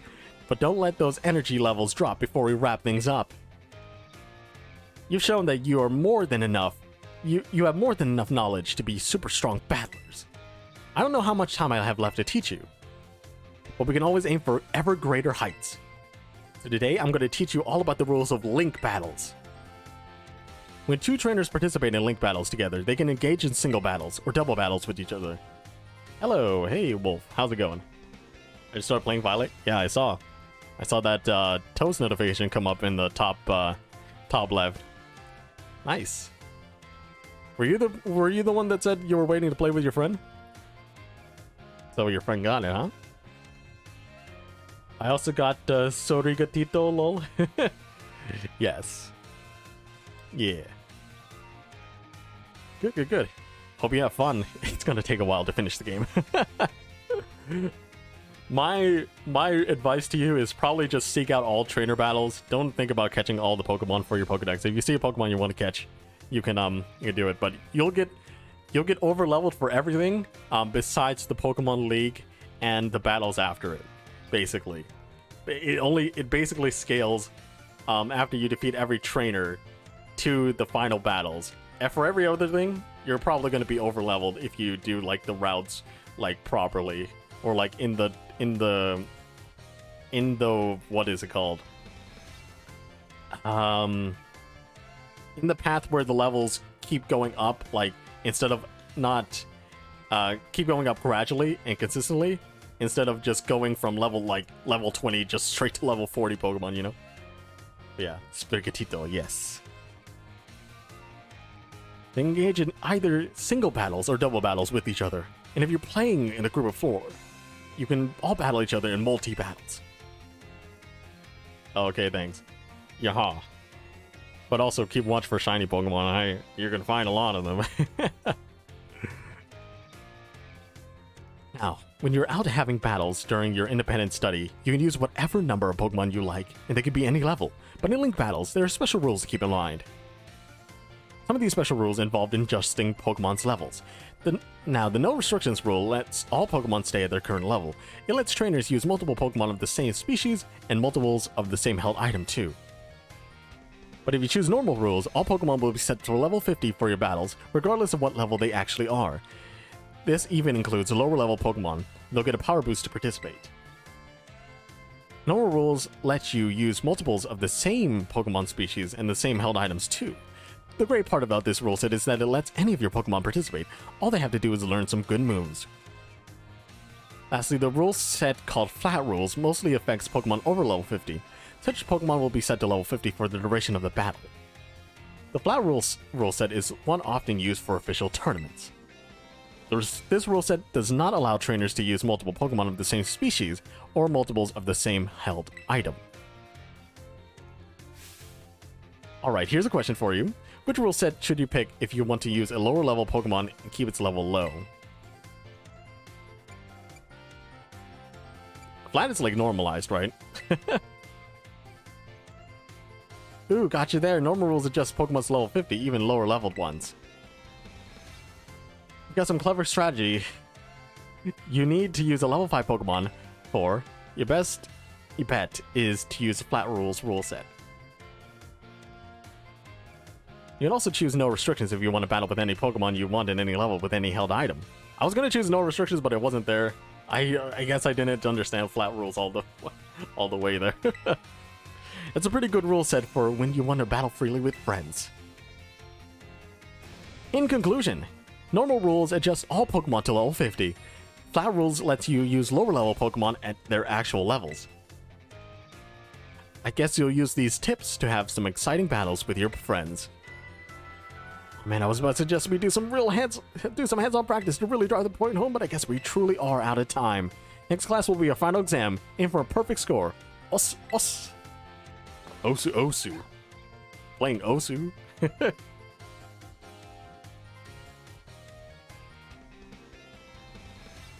I suck at Osu, by the way.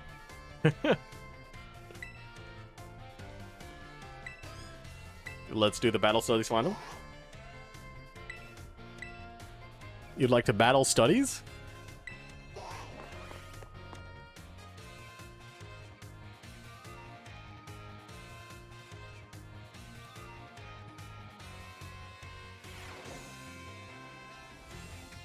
It's finally game day. Today is our final exam. Time to put on your game faces and do battle with those test sheets. Let your dog eat your homework.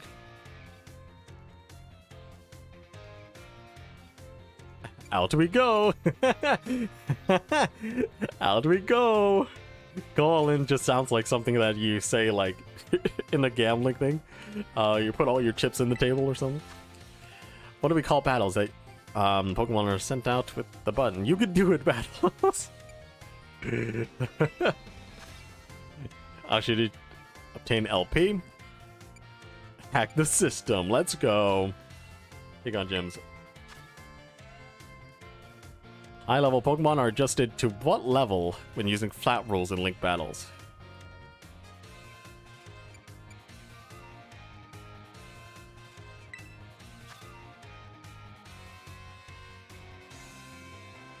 When using normal rules in Link battles, you can use multiple Pokemon of the same species.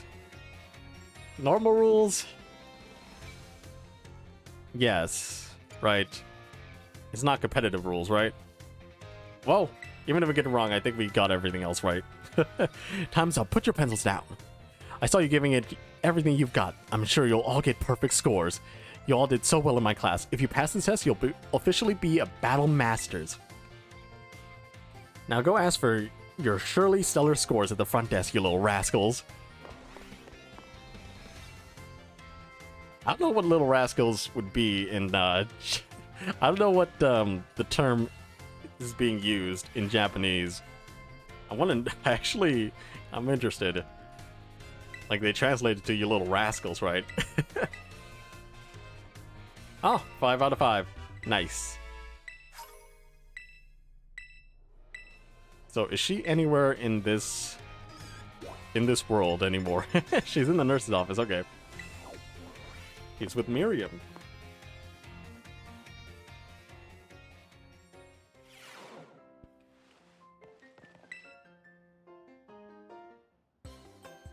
No way, no way, no way. Come on, Miriam, just try it. What's wrong? Oh, great timing, new kid. Nurse Miriam here won't try the sandwich I made. Well, duh, I don't want to get a stomachache. You won't, probably. I still remember that sandwich you made with meat filling and meat for bread. It's just meat. That one really messed me up bad. I had a sausage wrapped in steak. I hadn't trained in the art of sandwich making yet back then. I was young and thoughtless, and... Young and thoughtless? It was last month. So, as you can see, I'm not getting anywhere trying to persuade her. Even after I went through all that intensive sandwich making training, it kind of makes me sad. She went through intensive sandwich making training? You really worked hard at it. Guess I have no choice if you've got one of our cute little students on your side. So fine, I'll try your sandwich. Let's see it. Yes, I knew you'd come around. Here it is. Punches her. Munch. It's a little strongly flavored, but I guess it's not bad. Woohoo! My training paid off. I'm so glad my sandwiches pleases the great Nurse Miriam. I look up to you, you know. You feel trusted, my Miss Dendra. Thank you for trying it, and thanks to you, new kid. And she's run off again. That was weird. But that's how Miss Dendra is, I guess. She always comes back to the nurse's office with some injury or another.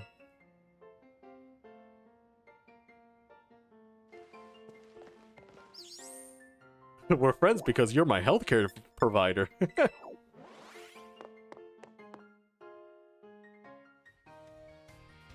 And I always get hurt. What does she want at the school store? Ingredients? What's the new kid? You're here to do a little shopping? I came to see you. Ha, so you came to see me, did you? I'm here to check out the sandwiches they got for sale. The school's store's sandwiches taste great and have excellent nutritional balance, too. What happened to your sense of training? I guess I'm not used to it yet. All that kind of training wore me out.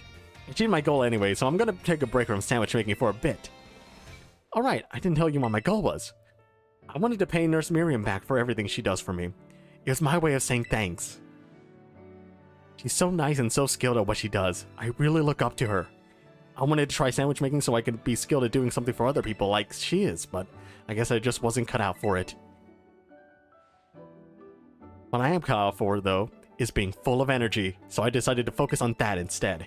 Like I said in class, I think people and Pokemon should make their strong points stronger. You helped me out, new kid. Take this as my way of saying thanks. Oh dang, that costs a lot. Alright then, what should I go with today to get my protein in? From the close bond. Where's my protein powder?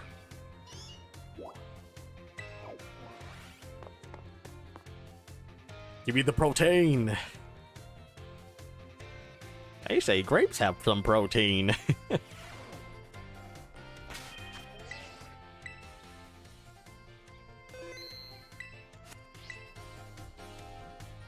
I killed LeChonk. Rip. That's some protein right there. Like art with Mr. Hassel.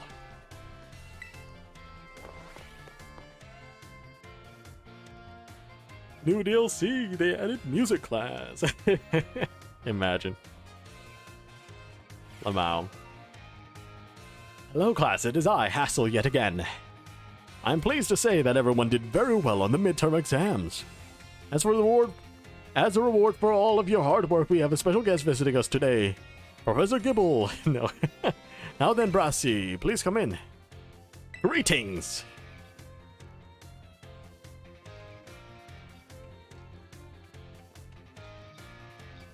I am Brassius. I am an artist and I focus exclusively on a grass-type Pokemon for my work.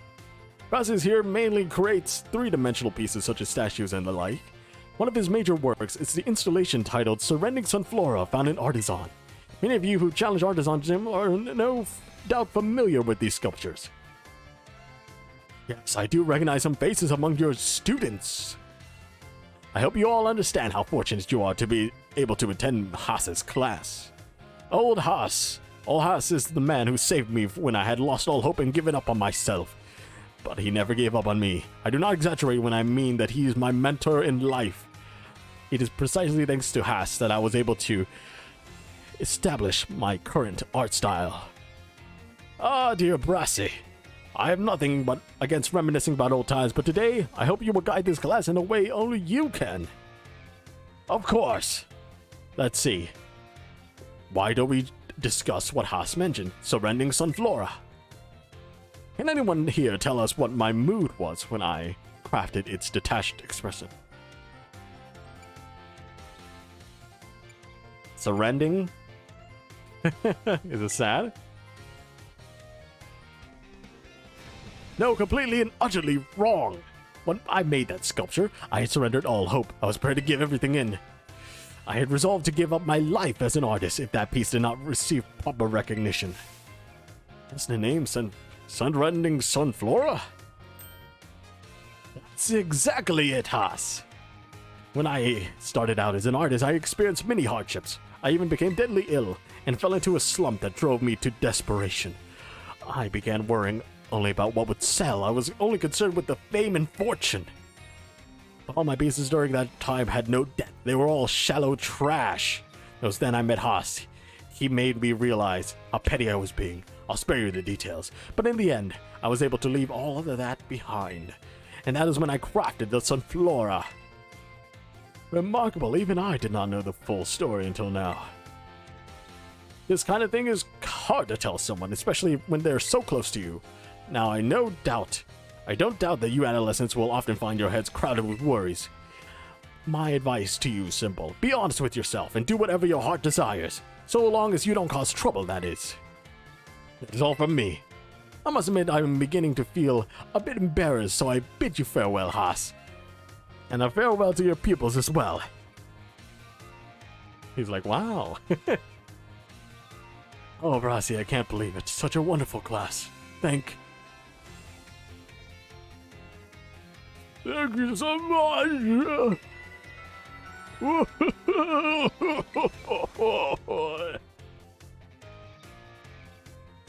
Just bawling his eyes out. You're such a great friend.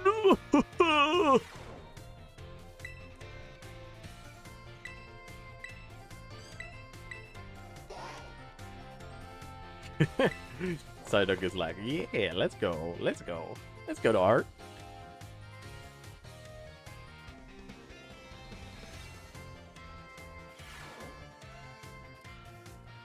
Hello class, it is I, Hassel, yet again. First, let me allow to apologize for losing my composure during our last class. I was so touched by Brassia's story that I simply could not contain my emotions. I am sorry for making such a scene. I certainly got very stirred talking to from Miss Time after that class, yes. Anyway, let us shift gears and dive into the material for today's class. Now, have any of you heard about the 10 sites of Paldea? As the name would imply, there are 10 sites at Paldea that are considered particularly beautiful. Among those, I would say the Grand Olive Orchard is likely the most accessible. You can see the field. You can see field after field of olive trees from the hill on the way to Cortondo. 2 waterfalls are also counted among these 10 sites: the Fury Falls and the Casaroya Falls. There's the peak of Glaciado Mountain, known as Paldea's highest peak. And there's a cliff on Glaciado Mountain that is named after its rather unique shape. Now let me ask you, my students, what is the name of the 3-pronged cliff on Glaciado Mountain? No need to grasp at straws.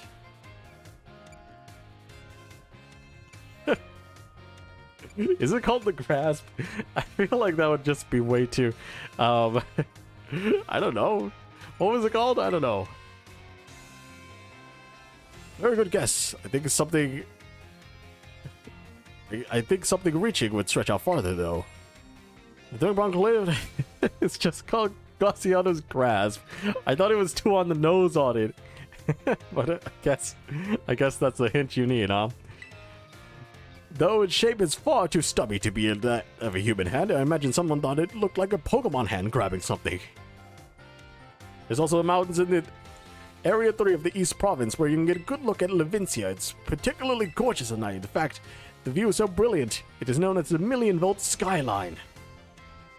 I hear it's quite the hotspot for dates, and deservedly so for having such a romantic view. I imagine it's what the kids say these days, a very, fleek selfie spot. Of course, you may feel that not all tent sites live up to their grandiose names. How often do we visit some tourist spot only to be disappointed? Not to say that you shouldn't visit them, only that you should keep your hopes in check. The more important thing is to go yourself and see them with your own two eyes. And sometimes a disappointing experience can be worthwhile in its own way. Take a chance! Well, that's it for today, class. Thank you for your attention.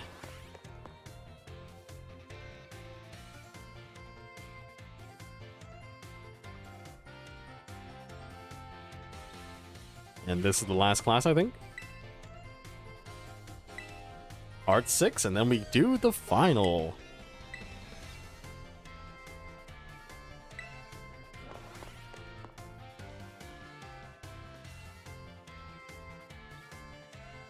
So it's been like terratyping in the name of places, so it's just recognizing what these, what things are, I think, is art here. Hello class, it is I, Hassel, yet again. My, how time flies, as they say. Indeed, our time together has certainly flown by. It's hard to believe that this is our last class. Now, our topics for today may feel somewhat unrelated to art, but there's absolutely no set definition as to what art should be. Therefore, let us carry on with the discussion and see where it takes us. There are two things I want to focus on today, ribbons and marks. Both ribbons and marks are special honors that capture a Pokemon's quality. There are many times when your Pokemon gives maximum effort or has a noteworthy experience. In recognition of its feats and accomplishments, it can be given a ribbon. To give an example, if you manage to become incredibly close to a Pokemon, it may be granted the Best Friends ribbon. Incidentally, there's a person in Cascarafa who can give your Pokemon a Best Friends ribbon. Marks, on the other hand, are mostly found on wild Pokemon when you meet them for the first time. They can symbolize the character of a Pokemon, such as Rowdy Mark or the Vigor Mark. It is completely up to luck whether you run into a Pokemon with these marks. So if you're able to catch a Pokemon with a mark, rejoice at your outstanding fortune. Does anyone know what special thing you can do with Pokemon that have ribbons or marks? Which is their title. Wonderful, your knowledge is impressive. The correct answer is that Pokemon with ribbons or marks can be given titles. What's more, they can be sent into battling displaying a title of your choosing. For example, if you send out a Gibble with the Best Friend ribbon by declaring Go Gibble the Great Friend. And while I know I just said that marks are generally found already on Pokemon when you meet them for the first time, it seems that more recently Pokemon can be awarded certain marks based on their efforts. These marks are certain like Gourmand Mark, or Item Finder Mark, or Partner Mark, or so on. Perhaps it might be fun to work out how to get each mark for using its name as a clue. So I guess you just send out Pokemon and then the more times you use it out in the field for auto battling or auto pickup, that's that's how you get them. Well, that about wraps up our last class. Next is the final exam. Please review our material closely so you pass on the first try. Also, Gourmand is probably like eating lots of sandwiches with your Pokemon.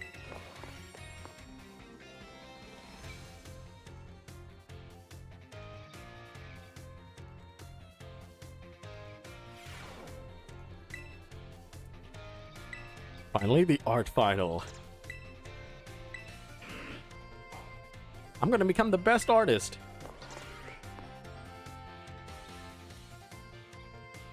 The one who never was.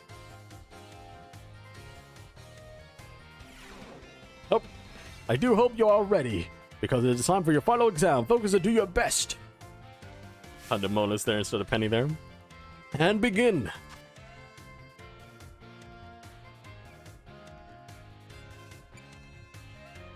The Treasure Eatery, the Treasury. The sensitive Sunflora, the sobbing Sunflora, the dead Sunflora. How many waterfalls? I think there's only 2, is there? Where you can find the Million-Volt Skyline. Marks of the Pokemon are present. when you first meet, and none can be added later. I mean, it can be added if you get the if what he says was true in the last class, right?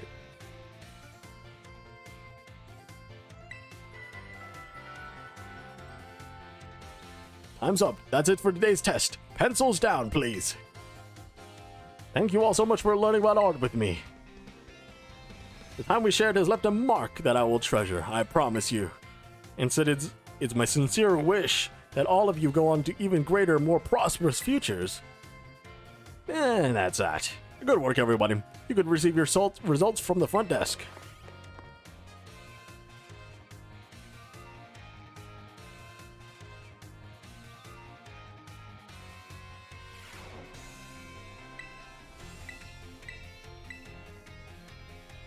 Okay, answered them all correctly. That's nice. 5 experience candies. There we go. Let's see where he's at. Right. Okay, I guess we... Oh no. He's in the entrance hall. I thought we didn't have another bit with him. Where is he? Oh, he's right there.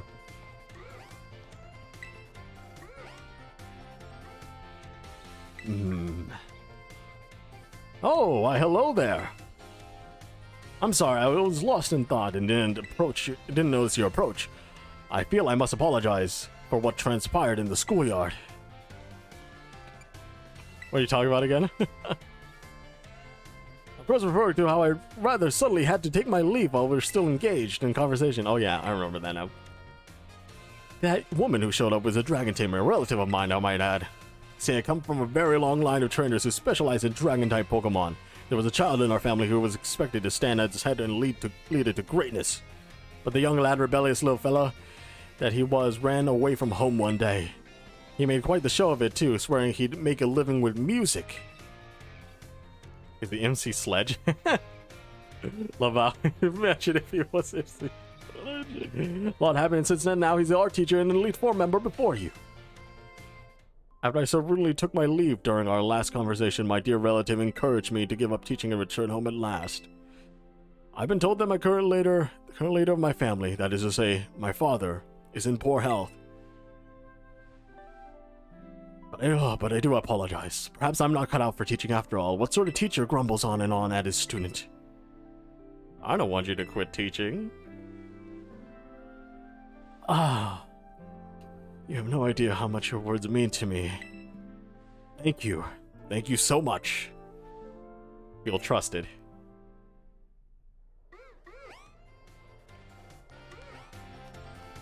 Oh, does he say anything else? Do I have to move to another room? I'm so sorry, I was lost in thought.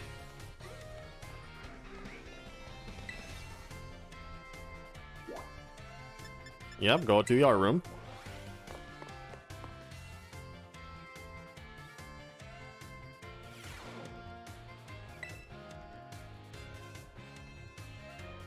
Why, hello there. You always seem to appear at the most crucial of moments. Something going on? Well, you see... Master Hassel, I'm here to collect you. So I see. I'm glad you finally made up your mind about taking your place as the leader of the family. Well, it's indeed true that I have made up my mind. I've made up my mind to continue teaching here at the academy. How could you? Are you saying that you don't care about what happens to our proud lineage? I'm saying that I have other priorities. Have a look around at the art decorating this room, would you? The children here are letting their senses, their perceptiveness, grow freely. I do not wish to say that protecting our family's ancient bloodline is of no importance. I simply wish to see young talent blossom and grow into the future. It seems that it's just so much more fun to me, if I'm being honest. What other nonsense. And yet, your fearless, unflinching commitment to that nonsensical vision proves that you're worthy of carrying the will of the dragons, Master Hassel. I will not give up. I will come as many times as I need in order to change your mind. But by all means, my door is open, and I think you'll find soon that you've met your match in stubbornness. You thought I could be cowed by some stories spun up by my father's deteriorating health? I'm not so easily fooled. I'll return another day. I'm sorry you had to see all of that. I was so very close to resigning my post as a teacher and returning to my home, but the students here gave me courage to say no. That includes you. Your words truly brought me strength. I cannot think of a way I can possibly repay my debt to you young ones. Take this, if you will, insufficient as it may be in expressing the full breadth of my gratitude. Terror shards are not that bad. Now then, let it be clear to all, I, Hassel, will continue on my chosen path as instructor to the youths of our world. Formed a close bond. Hello there, please stay for a while longer if you wish.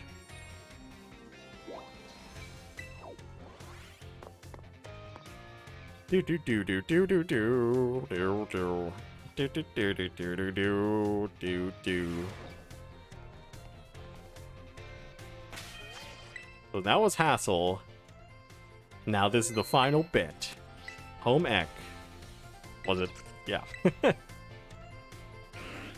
So Guaro.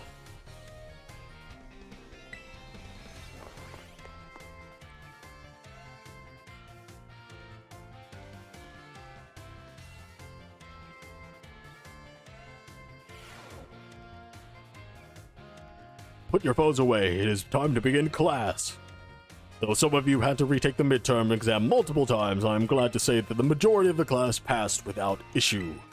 I feel honored to see that the knowledge and skills indispensable for daily life have taken root in all of you. I trust that you will all work just as hard on your life skills in the second half of our course as well.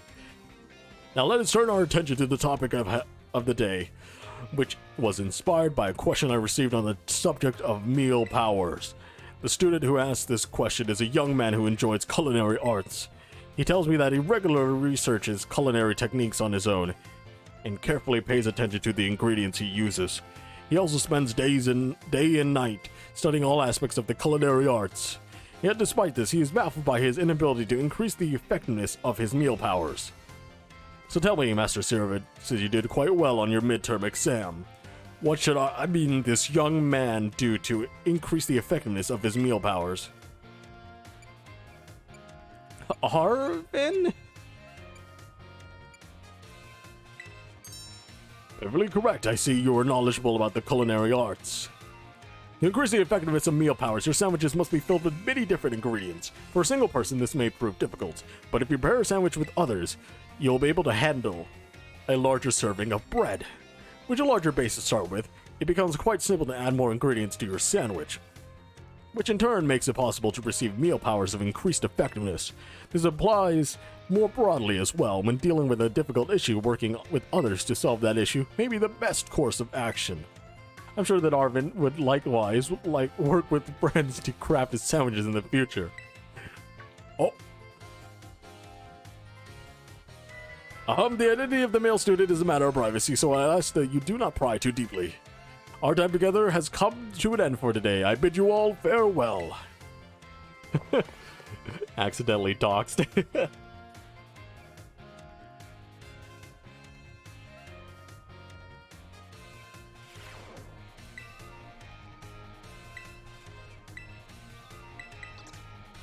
Suguaro.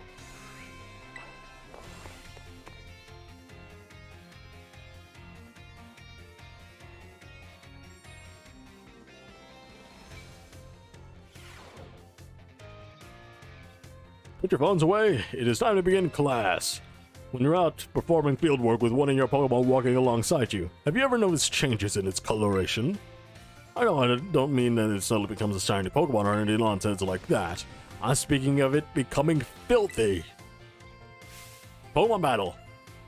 Pokemon battle. They get hurt by moves used against them.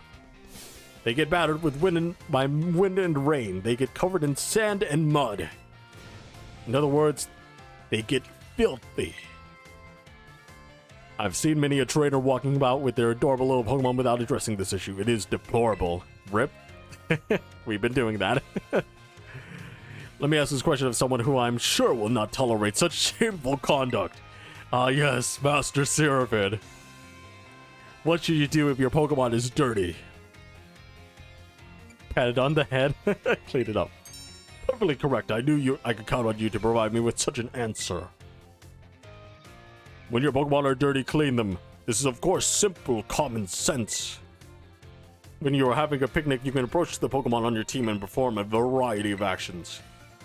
One such action is putting them through what I would call the Pokemon wash. In other words, you are able to clean them up. You start by getting your sponge lathered up with soapy bubbles as you gently and carefully scrub your Pokemon. Once your Pokemon is nice and covered in soapy bubbles, the bubbles will encapsulate the filth and will simply wash it away with a spray of water. This will give your Pokemon clean, shining bright as a Terra Jewel. It's certainly quite a bit of work, but this will also restore HP and cure status conditions. However, some Pokemon may have parts on their bodies that they don't want scrubbed or that where they would rather not get wet. Be sure to keep this in mind when cleaning your Pokemon. Now, the most important point that I must mention is that some Pokemon like to be dirty. Though I will contradict myself by saying this, please do remember that cleaning your Pokemon is not always the kind thing to do. Our time together has come to an end for today. I bid you all farewell. I didn't clean my Pokemon. They just prefer to be dirty.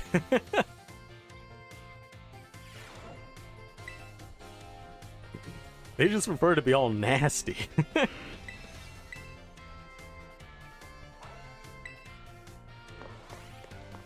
This is the last class, and then we'll take the final exam, and then we'll go and see where he is around the school.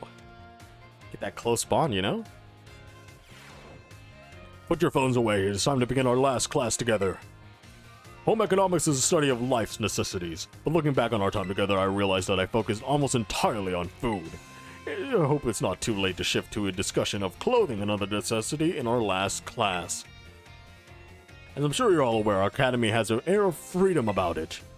We provide uniforms for each season to accommodate the diverse climate of Paldea. However, students are free to wear whichever style they wish whenever they please.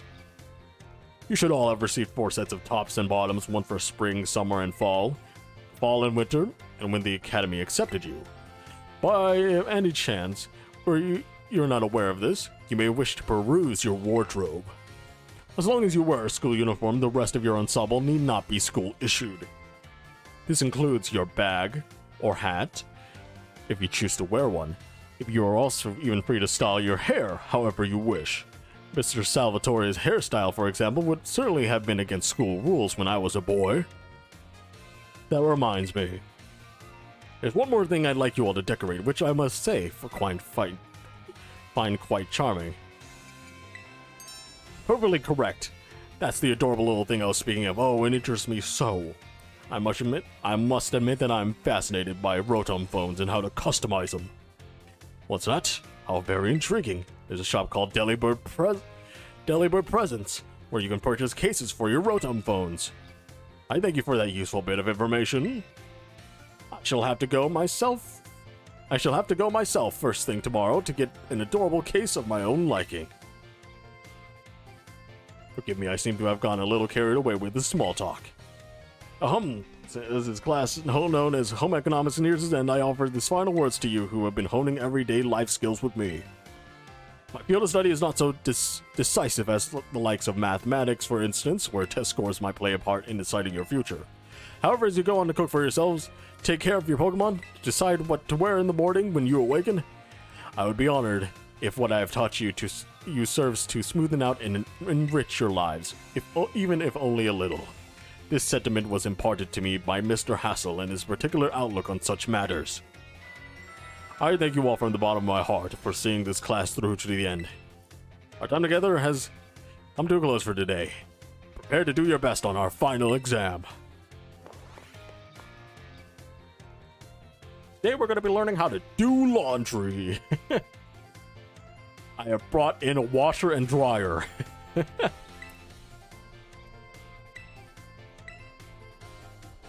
Okay, home ec is gonna be finished. We're gonna do this quiz and we're gonna do it well.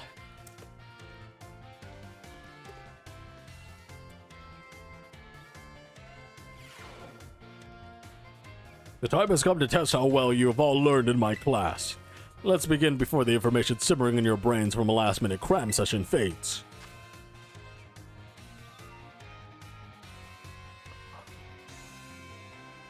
Easier to come across shiny Pokemon. Wouldn't it be a counter power? What does encounter power mean?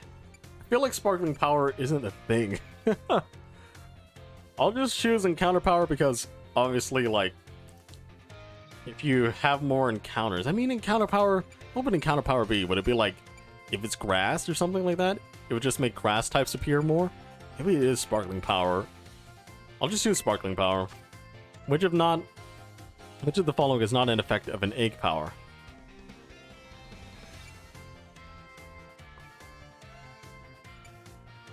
I'm not sure if it helps hatch strong Pokemon. I think that's randomized. Based on, like, it makes eggs easier to find, kind of interesting. I guess it just means that eggs can be found much more easily, right? I don't know. I'm just gonna choose it. It helps strong it doesn't help strong Pokemon, or get strong Pokemon. What is simply an important tactic for increasing the effectiveness of meal powers? Make food with others. What is the correct action to take when your Pokemon become dirty? Pokemon wash.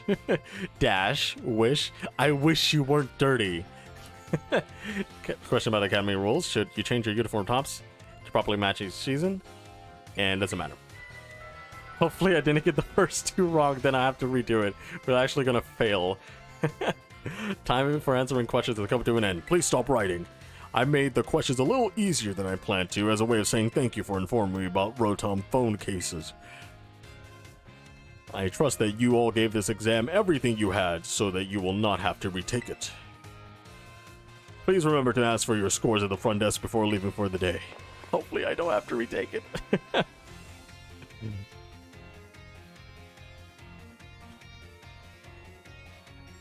The reason I was, like, harped on encounter power was because if you have more encounters, if more Pokemon spawn, right, it would increase your chances, because that's more to the data set, you know.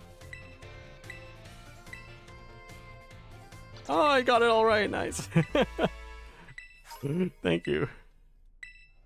You have finished all your classes and passed all their exams. Have this for you from Director Clavel. Just some large experience candies? Are you kidding me? Really?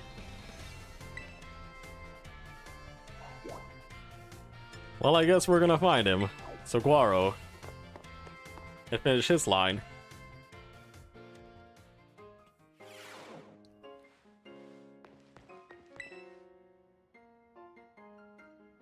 Ah, Master Sirvid.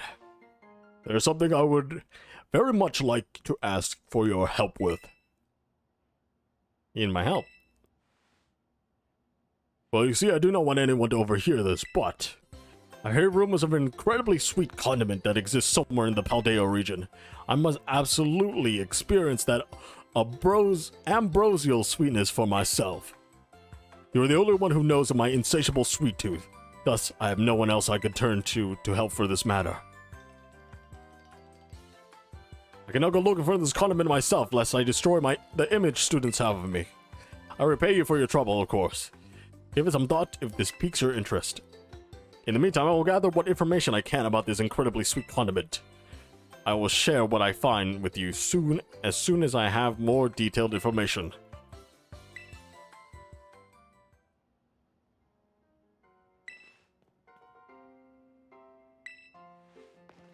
Okay.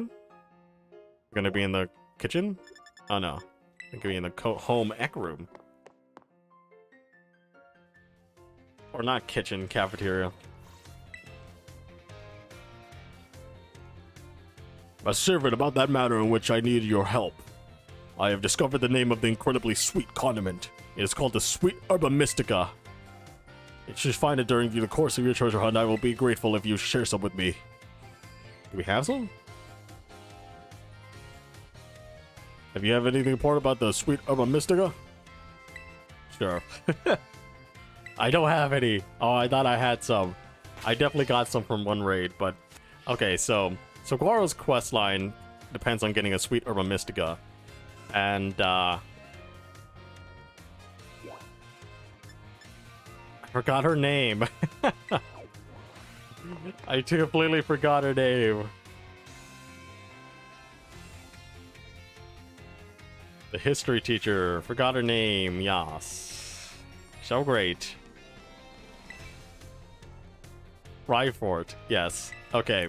So Ryford, I have to hunt like the what is it called? Hunt the 4 legendaries, I think.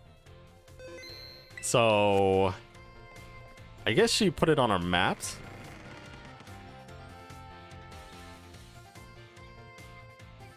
So I don't know how many stakes there are left in the first area. But it should be over here, right? No? Path Lighthouse. Oh, the Grass Wither Shrine. Yeah, there should be... Okay. Interesting, you would just fly there. But there should be like 8 stakes in the ground around here. So we can look for them if we want to. Oh, there's one more. I guess it's almost done. We only need like 2 more or something.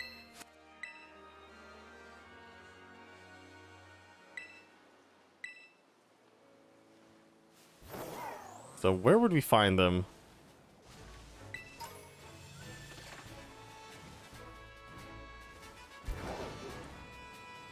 Where would they be?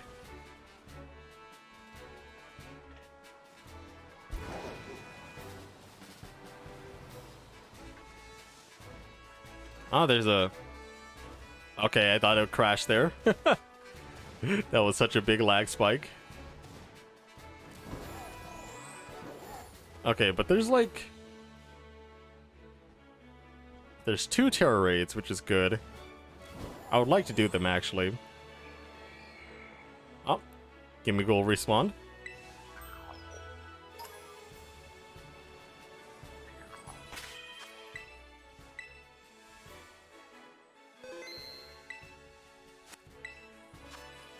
Oh, it's Zoroa. Nice. Let anyone join? Zoroa with steel type? Or is it ground? I think it's ground. Ground type Zoroa.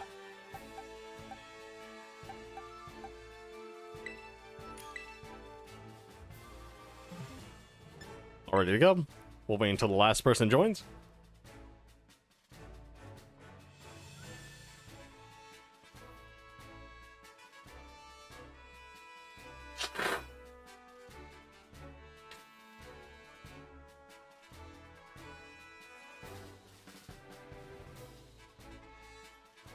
Oh, guess someone left. Someone's joining.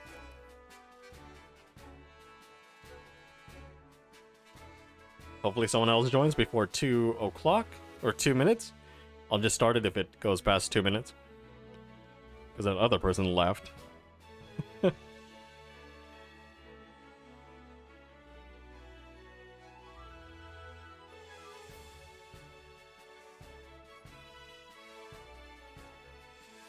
Ten, 9, 8, 7, 6, 5, 4, 3, 2.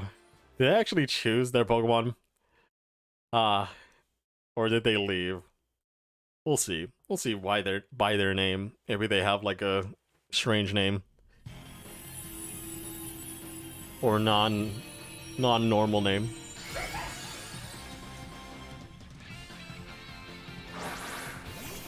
Oh.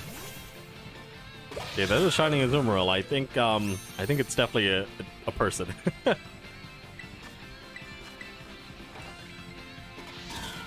Why does Rika have like no profile pic?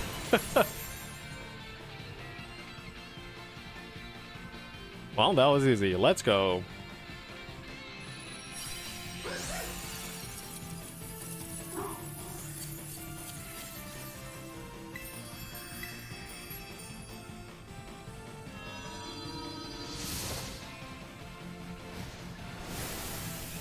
Get in the ball.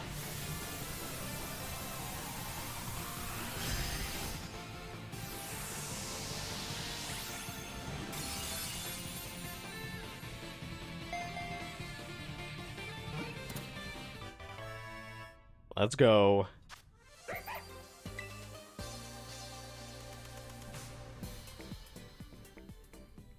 Nice.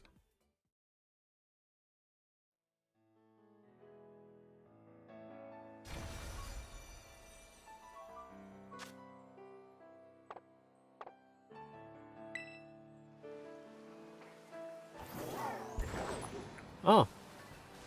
I heard another Gibby goal.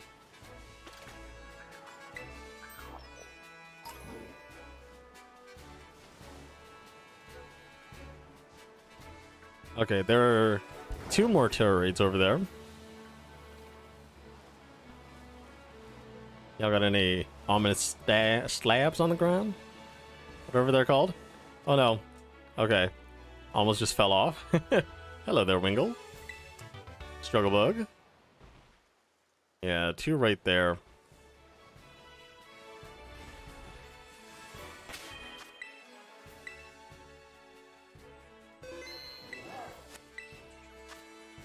Challenge as a group. We got a Flaffy with fire type, which is interesting, but they still will lose to God Jump.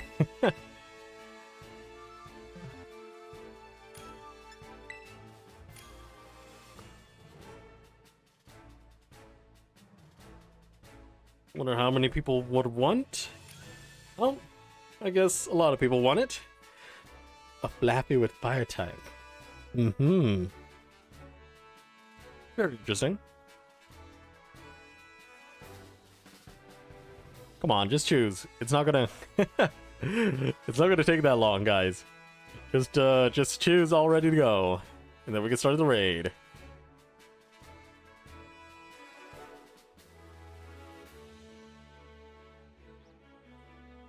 Please. Please, Kelly. Please, Kelly.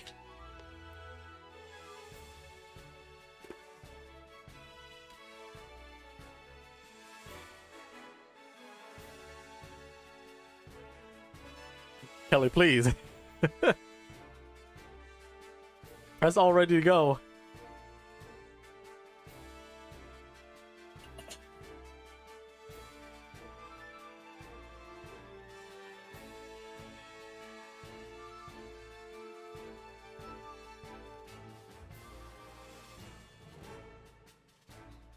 Oh, there we go. Finally. Trying to find Quackable? What the heck? Why? It's just gonna end real quickly. Come on.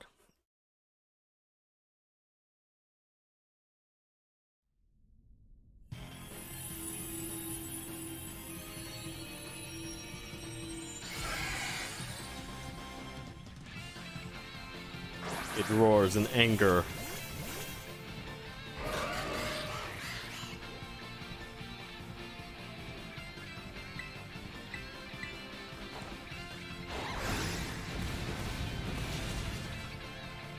There we go. That was that quick. You didn't have to spend like a whole minute trying to find one Pokemon.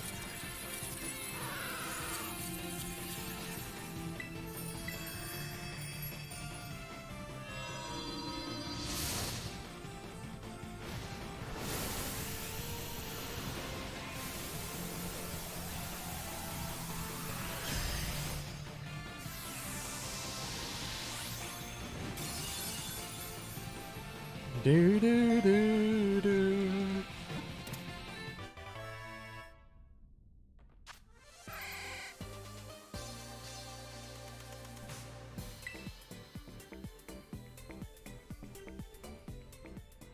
It said encoding overloaded for a little bit there.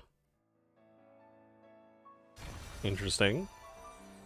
I don't know which. I wish it said which encoder was overloaded. Because we have the software encoder and we have a hardware encoder with the GPU and stuff like that. But I don't know which one it is, so I don't know which one to actually which one to actually pursue in terms of fixes. Yo, what's up, Maguhita? Change Pokemon? What was it again? It was Bug, right? I think it's better to have Weirdness on the team, maybe. There we go.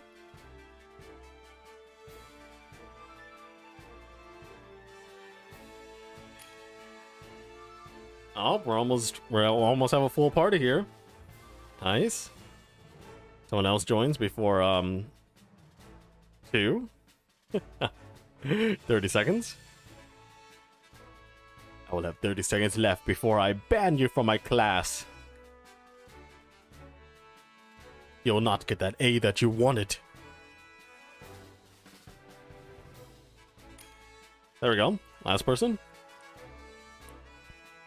Started.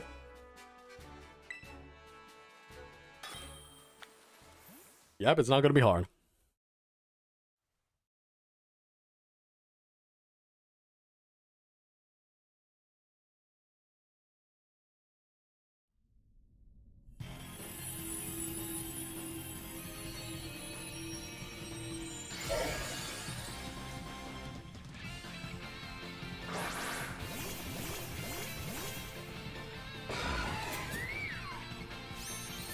Oh, that's shiny? Oh, it's already dead, isn't it?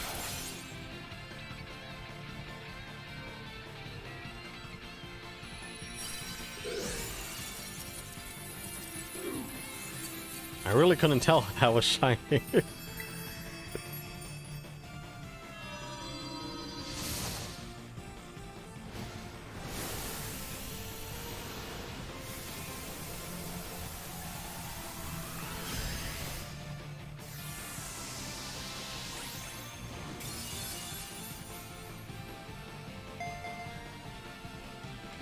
Yeah, I think it's my hardware encoder overloading. Although it doesn't say dropped frames. Huh. Guess drop frames would only be internet.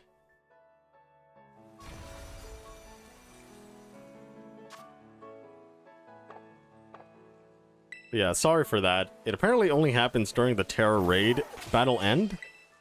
So that's interesting, but like sorry about that. Okay, there must be some stakes around here, right? Maybe there's a stake over here. Maybe there's a stake in a cave. That's kind of, I think it's kind of weird if we do check the cave.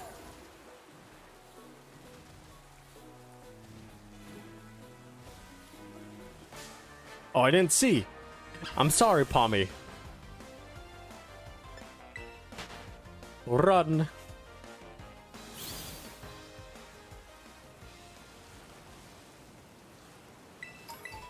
I don't know if it would be over here.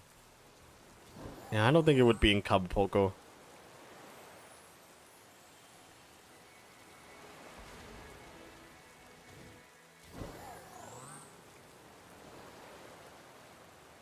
Yeah, I think all the stakes would probably be in South Province.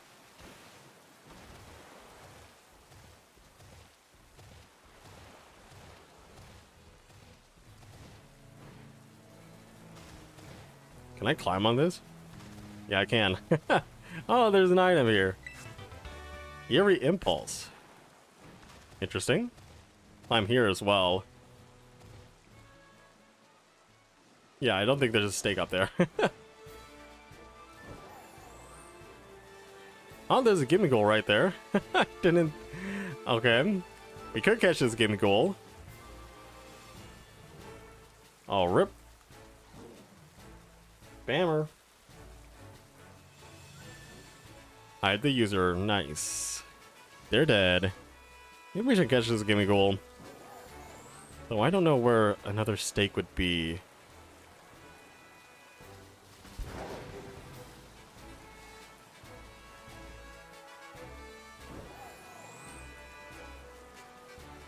Also, am I sure there's only like one Steak, maybe there's like 2 steaks left. Because there were like 4 things, right?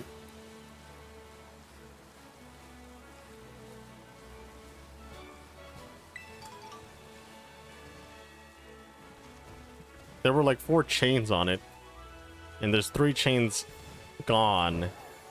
I don't know if that means that I've done 6 or 7 pulls up from the ground.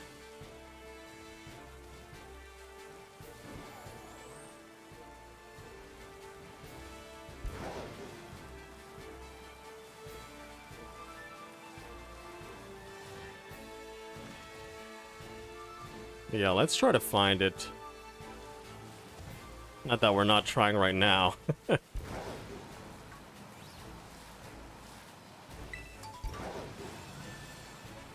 was not a stake here, right? Or if there was, I pulled it already.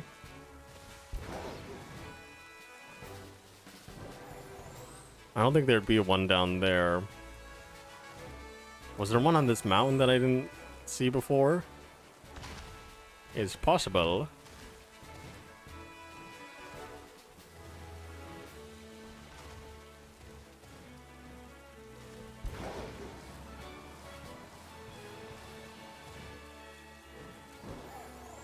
There's an item.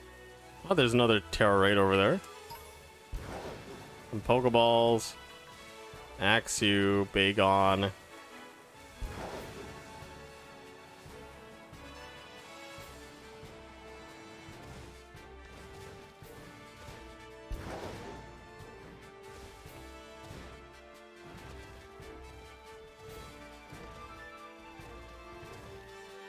Yeah, I don't think there's gonna be one up here, because I think we've been up here before. Yeah, Gimmighoul has respawned.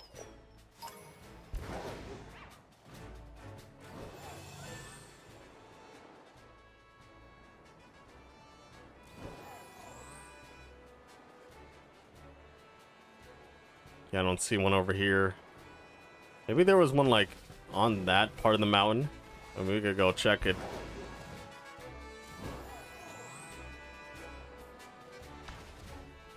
Though I kind of wish, like, it gave you better guides to find these things. Oh no, it's just the way up. Because it could be over there, maybe. I don't knows.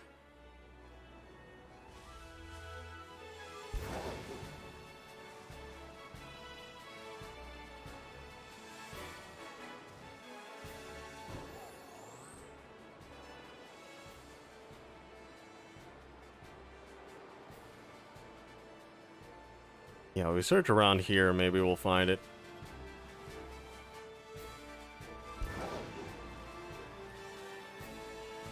Oh.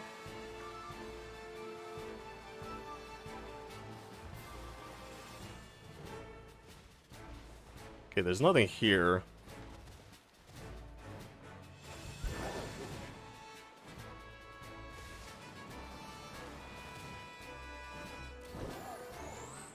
Nothing in the middle of the water there.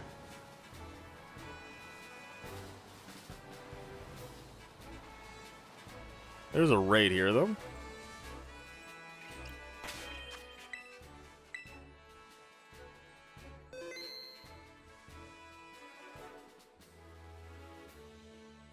Encoding overloaded again. Okay. I think we'll do this one raid. We'll do this one raid. Oh, it's a Tatsugiri. And then we'll do something else. Tatsugiri with steel type. Water dragon and steel.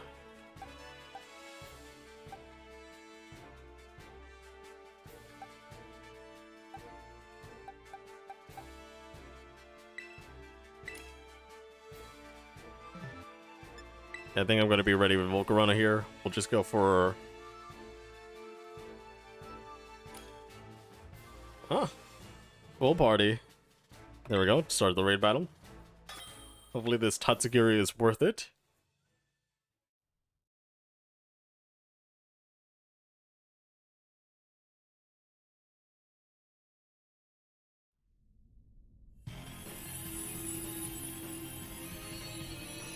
Let's go. Do do do do do do do. Do do do do do do do do do. Its eyes. What the heck? It used a booster energy.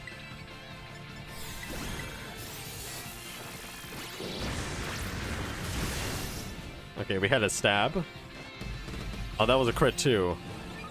Oh, it got burned. Nice. Rip. That's what I thought.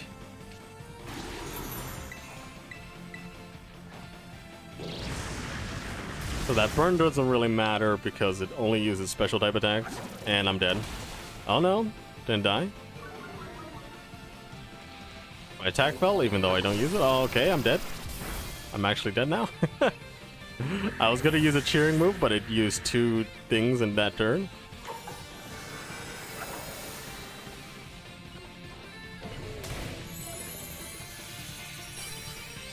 Who just did that?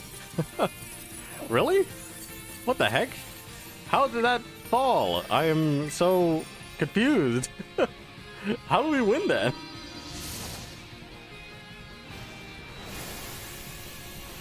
I wish you could like see a log like after the thing ends, like how the moves went.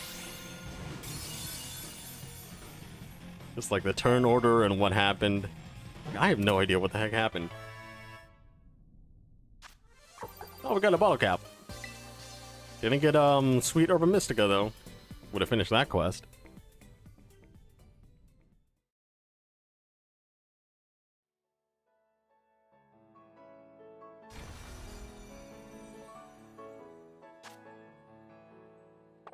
The stretchy form. I love it when my Tatsugiri stretches. Okay, there must be a stake somewhere, right? What's going on, Gimme Ghoul?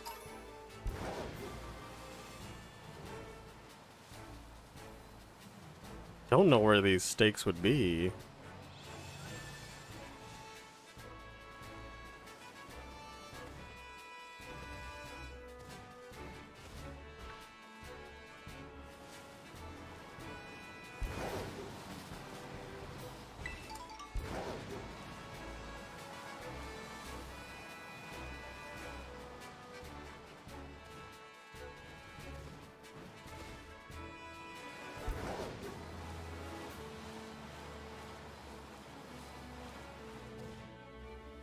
Yeah, I really don't see any stakes.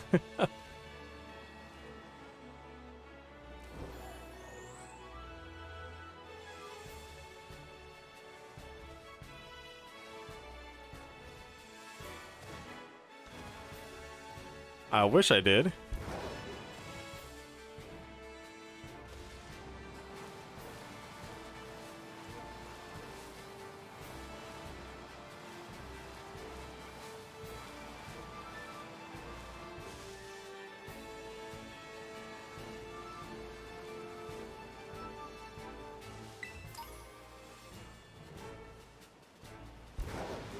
I feel like the encoding is overloaded like this. When the encoding is overloaded like this, I just have to restart the computer before I ever stream, which is annoying. Ah.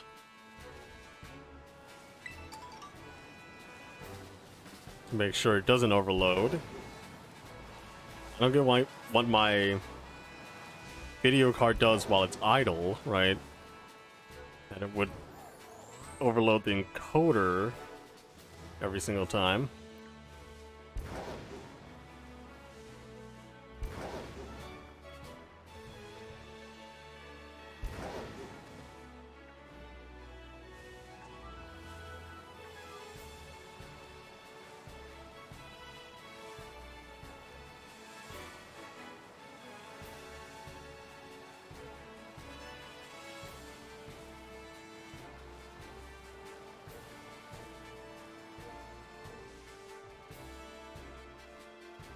Nothing down there.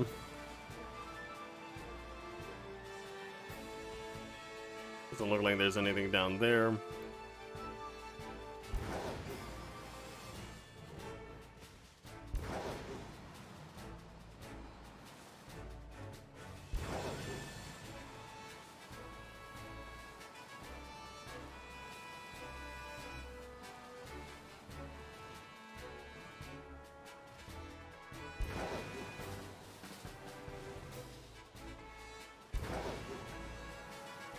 Honestly, it might be on the other side of the Poco Plains, or whatever they're called.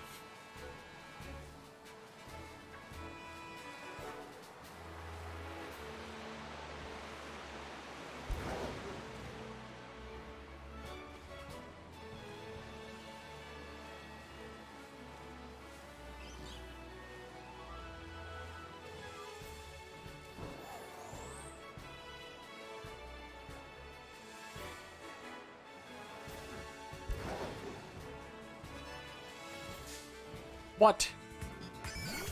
Are you serious? Out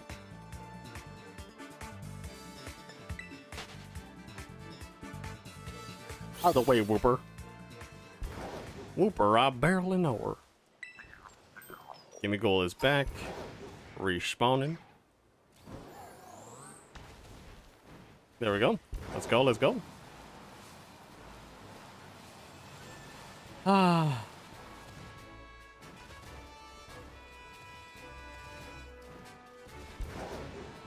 I think I will go up here and then we'll fall back down.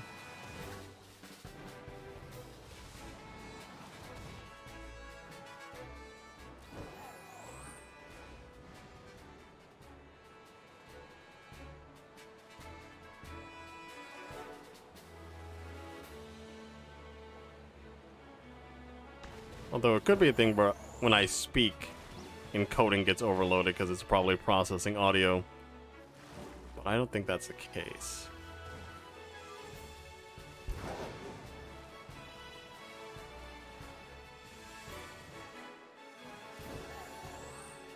I don't see anything else around here.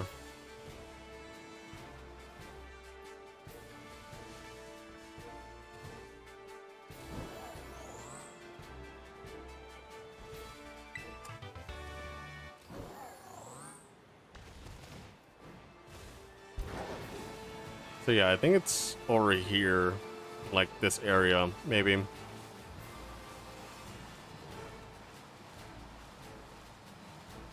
I really didn't see much of anything.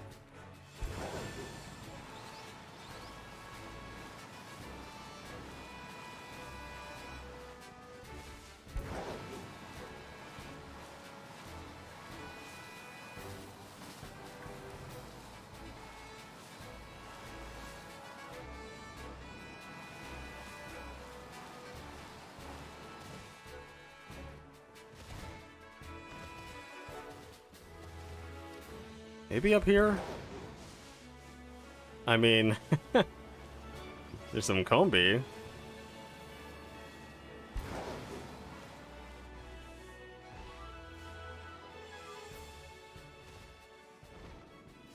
Anything down in the Inlet Grotto?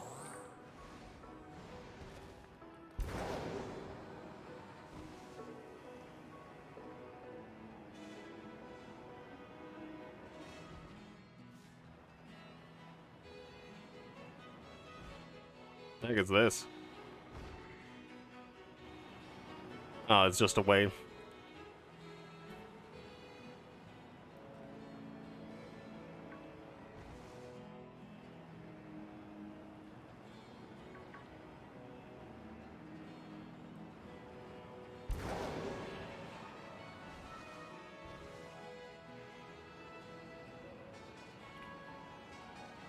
I was gonna say, wasn't Hondor up here? Oh. Interesting. Ah, so that's where it came down from before.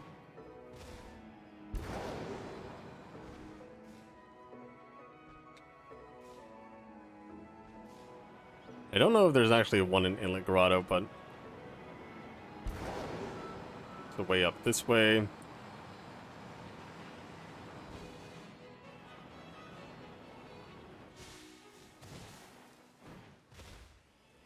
different area.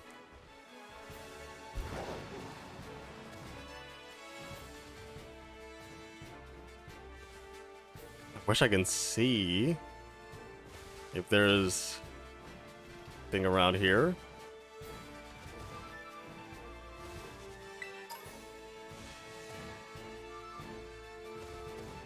Ah.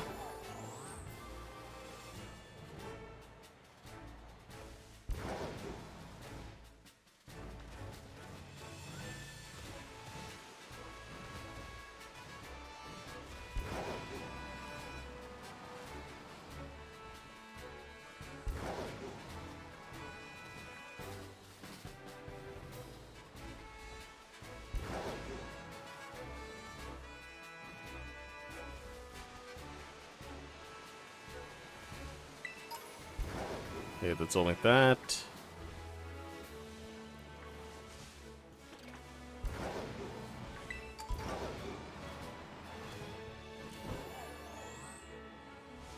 Yeah, I don't see anything.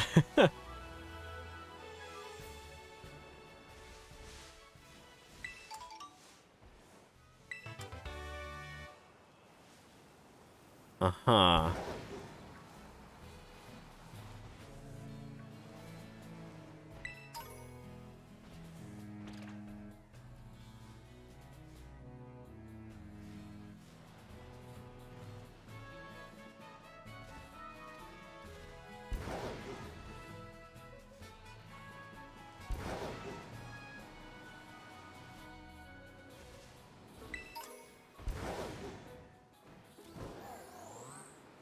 Maybe there's something here?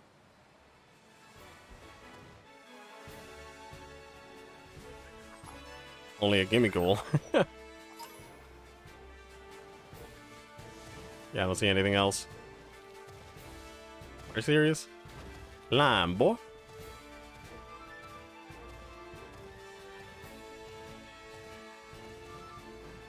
Maybe I will have to look up the locations online.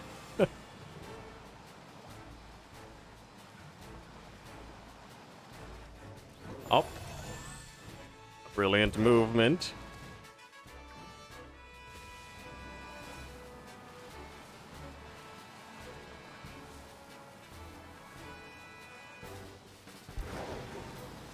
I think we could literally, like, spend days. Just so much time just trying to find this, like, one steak or something.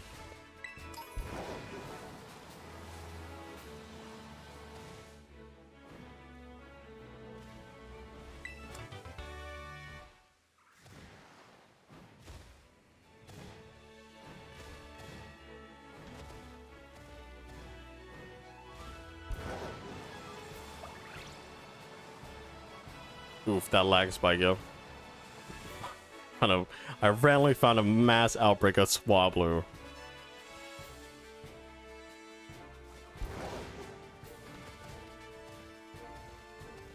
Jeez, man.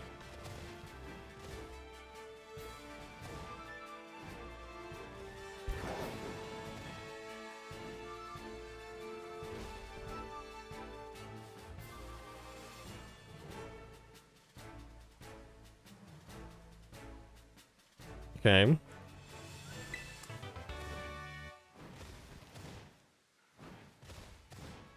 Imagine if there was like a stake up here.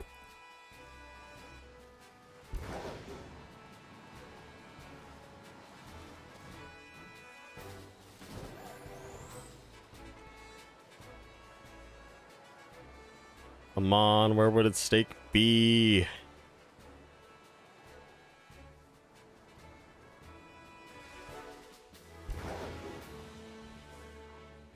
Oh, there's a gimme goal right there.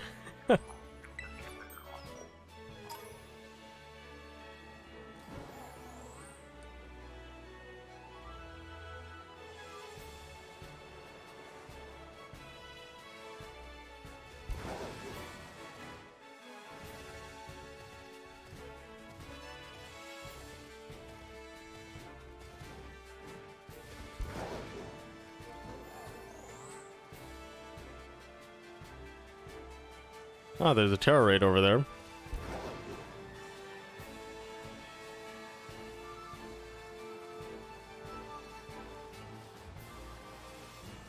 There's a couple terror raids around here.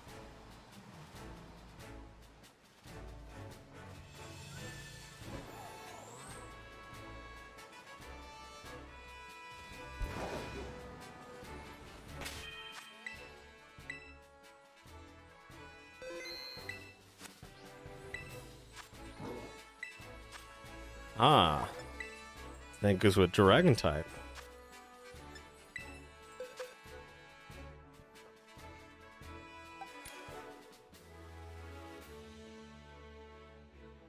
Yeah, I think it's fine with Tinkaton. Let's go.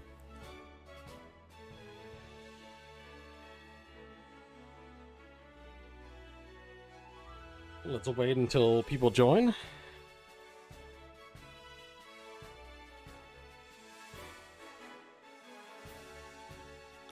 Thinking 2:15 maybe. Not sure how many people want a Zangoose with dragon type.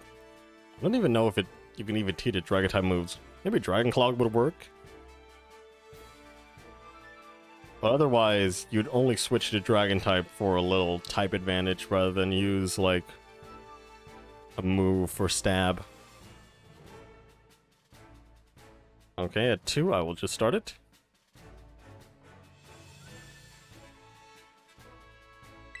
There you go.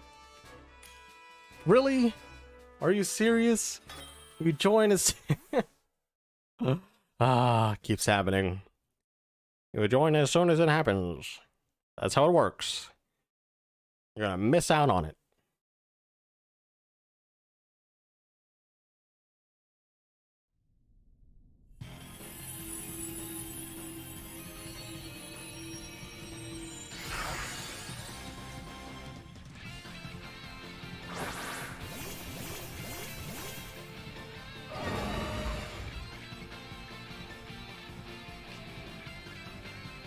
Let's go.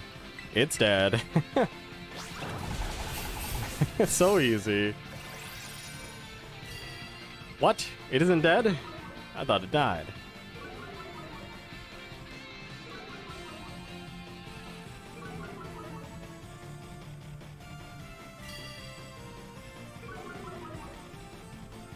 It really leered twice, huh? I think it's still dead. Yeah. Okay.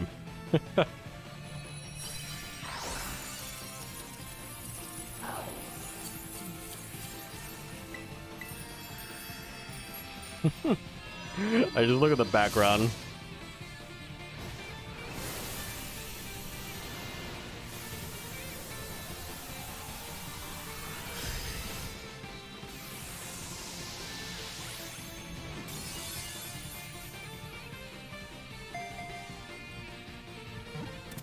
Yeah, I don't know if it's coincidence or whatever, but it keeps saying encoding overloaded when the effects for the thing starts.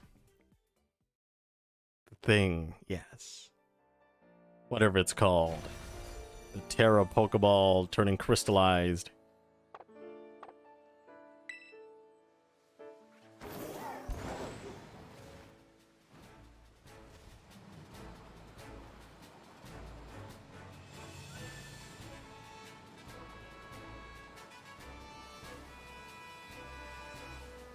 Okay, we're gonna do these last 2 raids here.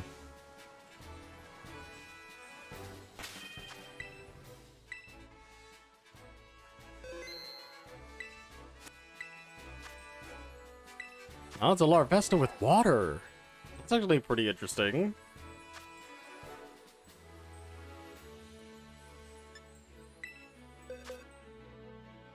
Water.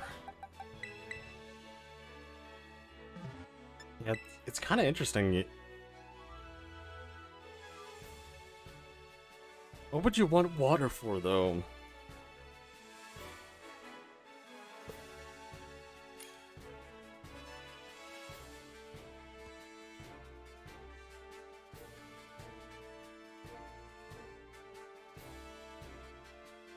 Maybe...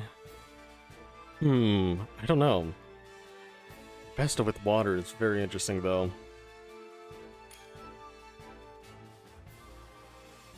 Resist ground? Resist rock type? That could be interesting. Like if you know something will try to hit you with a rock type move, you can just switch into Terra type water. Okay, if no one else joins by 1:30, I will just start it. 1:30. There we go. Someone else joined. It's gonna start real soon.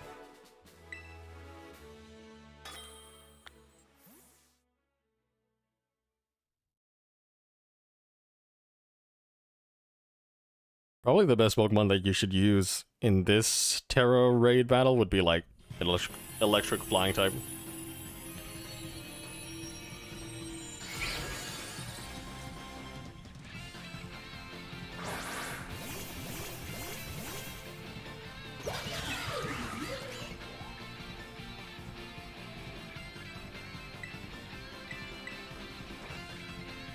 Well, I guess it's dead. Nice.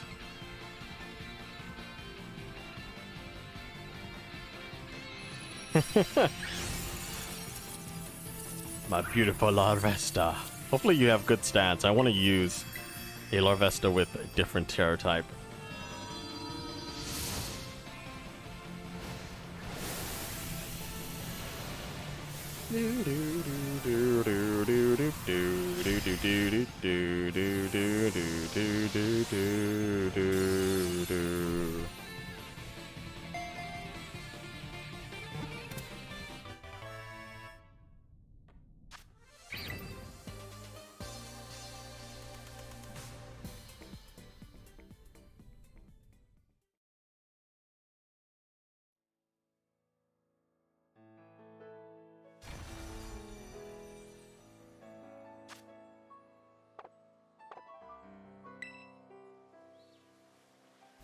Okay, now let's do the final one. Ah, that one despawned, huh? So small.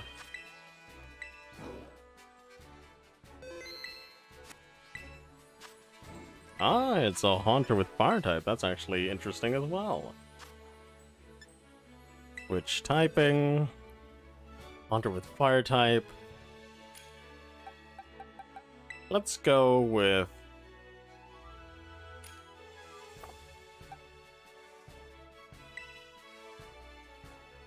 fire typing, fire typing. Do I have a water type? I think someone just left, by the way.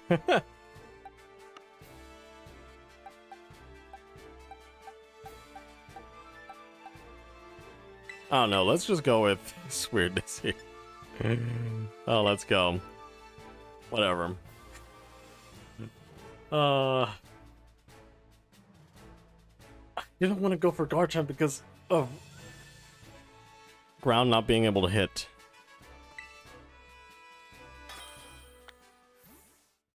If it has levitate still. Right. So I wanted to use... Maybe I could have gone with a rock type. Could have sent in Lycanroc or something. Lycanroc would still have crunch. Would still have crunch, I think.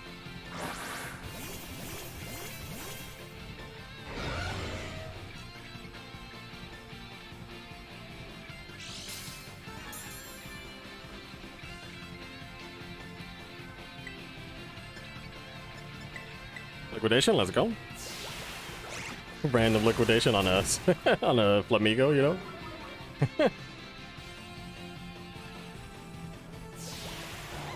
Oh, that Garchomp used liquidation. Really? I thought you were dead. Come on.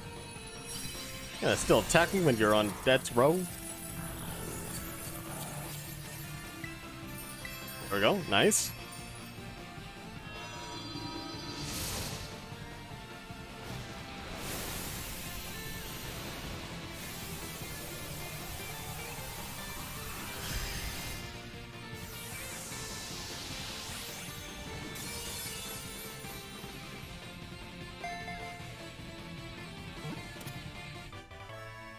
Okay.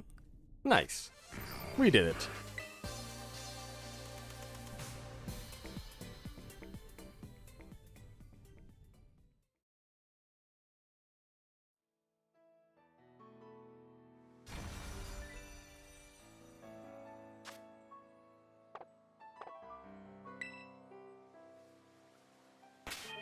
Okay.